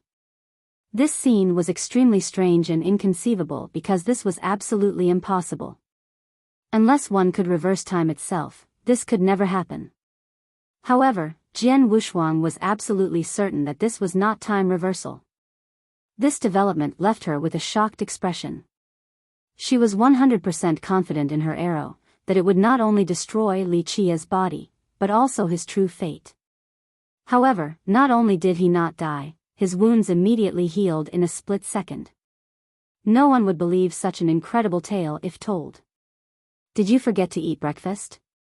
Li Qie stood up with a slightly pale countenance, but he was still quite spirited as he smilingly said, "Your arrow had no force at all. It couldn't even destroy my body, let alone my inner physique or true fate." This comment left Jian Wuxuang shaking with anger. Her pretty eyes turned fierce as she cried out, "Die!" In just a moment, 3 arrows tore through space. These 3 were even more powerful and dominating than the previous one. What was even more frightening was that these arrows aimed straight for Li Qie's weak points. No matter how he tried to dodge, they would penetrate the weak points predetermined by Jian Wuxuang. They were simply unavoidable. Pluff! Pluff! Pluff! However, Jian Wuxuang overplanned things. Li Qie didn't even try to dodge as the 3 arrows penetrated his body in the blink of an eye. Deep bloody holes appeared on his body as flesh and blood spattered about. However, the same frightening event happened. In just a moment, the wounds and spattered flesh and blood were infused by a gray shade and receded like a tide back to its original location. Li Qie's wounds immediately closed, and the same gray seals appeared once more. Die! With an astonished look, Jian Wuxuang caused her blood energy to erupt. The star-shattering bow became a sun, and countless gigantic arrows flew out like stars. In this moment, the heaven and earth was bombarded by countless gigantic arrows. The sun and the moon lost their brilliance. With this arrow formation, she could massacre saints and gods with an extremely overbearing style. This endless rain of arrows struck Li Qie's body. In just a second, his flesh blew everywhere. However, the tiny remnants of Li Qie's body all turned gray and came back again as he instantly healed. The arrow formation continued its barrage on Li Qie, annihilating his body over and over again. However, his recovery ensued right afterward each time. What was even more terrifying was that after each time he was killed, more gray matter would appear around Li Qie's spattered remains and become even thicker. Moreover, the gray seals became increasingly larger as his wounds closed time and time again. However, the thing that frightened Jian Wuxuang the most was her discovery that after each time she shot Li Qie, the effectiveness of her divine arrows on Li Qie continuously lessened. In the beginning, she could penetrate and destroy his chest with just 1 arrow, leaving behind a huge hole. However, as time went on, she could still penetrate his chest, but it only left behind a little bloody dimple. It was as if the more injuries he received, the stronger his body grew. He could now withstand even more shots from the divine arrows. She didn't know that he wasn't getting stronger from having more wounds, it was that he was accumulating even more death energy after suffering grave injuries. Because of this, his death seal became even stronger. The death seal was one of the 4 great techniques of the death scripture. It was able to transform injuries into death energy. The greater the wound, the greater the amount of converted energy. Of course, as the death seal garnered even more energy, it became increasingly powerful, making it harder for others to hurt Li Qie. Because of this, Jian Wuxuang's onslaught became less and less effective due to the increasing efficacy of the death seal. Of course, Li Qie chose Jian Wuxuang for a reason. The death seal was able to convert injuries into energy. However, when applying this art, one would be greatly affected if they couldn't find a suitable opponent.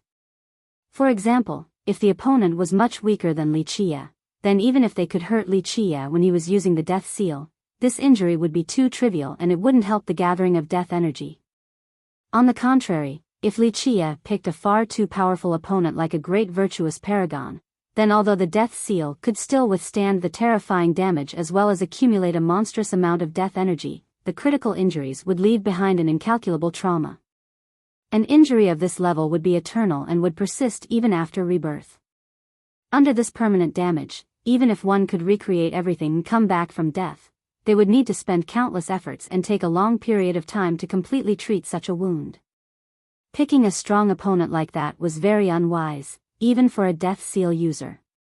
Li Qie picked Jian Wuxuang because her strength was very appropriate. She was able to cause enough damage and even kill him. However, she was unable to inflict an eternal wound. Because of this, she was the most suitable person for Li Qie to accumulate his death energy. Whoosh! Whoosh! Whoosh! The giant arrows kept on pouring down like rain. Jian Wushuang was furious, and her blood energy was blaring loudly as she concentrated all of it into her star-shattering bow. She crazily pulled her bowstring with her most violent stance, mustering her most ferocious attack to kill Li Qie. Under the assault of endless giant arrows, the earth was being torn to many pieces. It could be said that under such a crazy offense, Li Qie himself was being blown into little pieces with his body parts flying everywhere. His head was penetrated time and time again. However, the death seal that belonged to the death scripture, one of the 9 grand heavenly scriptures, was peerless even across the long thread of time. There was no merit law or secret law in this world that was stronger than these scriptures. Under Jian Wushuang's bombardment, Li Qie's broken body healed at an unbelievable speed. The more injuries he received, the more energy he gathered, causing the damage that she inflicted to greatly lessen over time. Die already! In the end, Jian Wushuang crazily roared. Her pretty eyes were glowing like a scorching sun. With a buzzing sound, the entire arrow formation disappeared in a split second. All of its energy gathered into one arrow that seemed to be heralding the arrival of an immortal emperor. It was as if an emperor himself was pulling on the bowstring. Although the star-shattering bow was not refined by immortal Emperor Dai Jian since it was created during a much more ancient age, it had followed him for his entire life, so it was bathed in a very powerful imperial aura. This one arrow instantly obtained invincibility the moment it was shot out. Time itself moldered and myriad worlds shattered. This arrow would annihilate even immortals and gods since it had already achieved supremacy. Against such an arrow, layers of barriers appeared before Li Qie's true fate, such as the Kuan Peng jumping in the sky with floating stars. There was also an endless sea that contained countless tidal waves blotting out the sky along with a great continent that empowered his momentum. In this split moment, the Kuan Peng's 6 variants transformed into a mighty defense for Li Qie's true fate. This could be said to be Li Qie's true first move, as layers of powerful defenses protected his true fate. Bang! Jian Wushuang's impeccable arrow was absolutely capable of massacring a heavenly king with ease. Thus, Li Qie's multiple barriers could not withstand this arrow. All of them shattered one after another. Ultimately, this arrow shot through Li Qie's last barrier that protected his true fate. However, after piercing through this barrier, the power of this arrow had been significantly reduced. Pop! Even though Li Qie's true fate derived countless laws and had a moon and sun orbiting around the last barrier, this arrow still shot through these laws and bypassed the moon and sun. Due to the momentum of the arrow, Li Qie's true fate was penetrated. Pluff! Li Qie's body, that had already come back together, fell to the ground after his true fate was shot by the arrow. His body immediately fell flat on the ground with his legs kicked upward. His eyes immediately closed as he tasted death on the spot.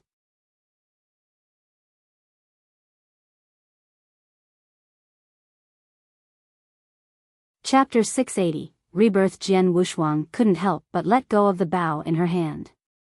She heaved a long sigh of relief after seeing the arrow pierce his true fate. She had always been arrogant and confident. However, she was thoroughly horror-struck this time. Li Qie never did anything as she unleashed her bombardment upon him, yet she still struggled to kill him. If Li Qie actually took action, then the consequences would have been unthinkable. She became relieved as her ultimate arrow attack was finally able to kill Li Qie. However, just when her sigh came out, a faint peeling sound appeared. A white flower with 18 petals emerged from Li Qie's forehead. In this very instant, the white flower slowly bloomed, and one of the petals lit up with a shining light. In just a moment, a white petal appeared inside Li Qie's true fate. As the light radiating from the petal descended on the true fate, a loud blast occurred. The dead Li Qie with a shattered true fate emitted myriad laws into the sky like an endless flood as his true fate once again derived a boundless grand Tao. With that, the true fate flew back into his palace, then Li Qie stood upright. Amidst the commotion, Li Qia's entire body was shrouded by a lingering gray death energy. Inside this death energy, Li Qia immediately recovered his original form, including his shattered fate palaces and pierced head. All of them returned back to their initial state as if nothing had happened. Inside the death energy, all reverted back to their origin. The taste of death. Li Qia emotionally commented as the white flower flew back inside his forehead before instantly disappearing. Only one of the 18 petals on the flower had a flashing glimmer at this moment. Thud. Jian Wushuang was shaken and staggered a couple of steps backward after witnessing Li Qia's rebirth. The proud girl had never been afraid of anything, not even someone stronger than her and capable of defeating her. She came from an imperial lineage and knew that defeat was not something to be shameful about. Even immortal emperors had lost at times, let alone other people. Therefore, she had never been afraid to fail. As long as she had this invincible heart, she would never falter. As long as she had her confidence, she would not be afraid of defeat. However, defeat had nothing to do with the current situation. The fearless girl had finally been frightened to the point of having a pale complexion. Death was a common sight to her, but this was her first time seeing someone be reborn after being killed by her. She was absolutely sure that her last arrow had killed Li Qia and that those who were killed by her, no matter if they were virtuous paragons or a top genius like Yi Qingsheng, wouldn't be able to revive themselves. Under her ultimate arrow, death was assured. Even a golden immortal of the great firmament wouldn't be able to save them. Li Qia smiled and gently shook his head. If you continue to use your star-shattering bow, then it won't be easy to kill me a second time. Since you have killed me once with it, it is essentially impossible to kill me a second time, unless you step into the virtuous paragon realm right now. If not, then you have to change your weapon. Of course, it needs to be much stronger than the star-shattering bow at the very least. Having said that, Li Qia laughed and said, even if you bring your patriarch's immortal emperor life treasure here, its attack would not be much more powerful than that last arrow, unless you could unleash an imperial massacre. Another option would be if you had that bow from him. Otherwise, it truly wouldn't be easy for you to kill me again. Li Qia's words left Jian Wushuang gritting her teeth. She wished that she could take a good bite of his flesh right now. Fine, you are very amazing. If you dare, then name your merit law and I will definitely have a way to kill you so that you will never get up again. Of course, if you are a coward who is afraid of death, then forget it, said Jian Wushuang with a sneer. Li Qia burst out in laughter and clapped his hands after hearing this and responded, ugly girl, although you are very annoying with no likable qualities, at least you aren't an idiot like those girls with big breasts and no brain. You're just a little bit better since you know how to goad others. But I'm sorry to say that this type of goading is completely useless against me. Li Qia paused for a bit at this point before continuing. It is not that I don't want to tell you, it's just that even if I did, I'm afraid you wouldn't know what it is. If I told you and you hadn't even heard of it, then it would be too much of a blow to your confidence. I mean, you come from an imperial lineage, so if you are so ignorant, wouldn't you lose all face? Jian Wushuang wanted to vomit blood after hearing this. These were the words that drove her crazy the most. Moreover, there were also praises mixed in as well, causing her face to be flushed red from anger. However, this was not her first time experiencing Li Qia's vicious speech. She took a deep breath and coldly glared at him to say, what else can you do outside of having a sharp tongue? I'm very capable with regards to many things. Li Qia comfortably smiled and slowly said, however, I'm a little reluctant to kill you right now. Of course, don't get me wrong, I'm not saying that I like you, it's just that I don't really want to throw away such a good sharpening stone. At least right now, it is not that easy to find such a suitable one like you. Jian Wushuang was gritting her teeth to the point where you could hear them rattle. At the moment, she was itching to bite his flesh off. Otherwise, it would be difficult to erase this anger in her heart. How could she not be full of grievances? She was proud and arrogant not only due to her power and great talents, but because she was also very beautiful as well. It could be said that she was known as one of the great beauties of the stone medicine world. You're tuning into the Biyao's Wuxia Chronicles YouTube channel. Don't forget to subscribe and join us on this journey to catch the most captivating stories.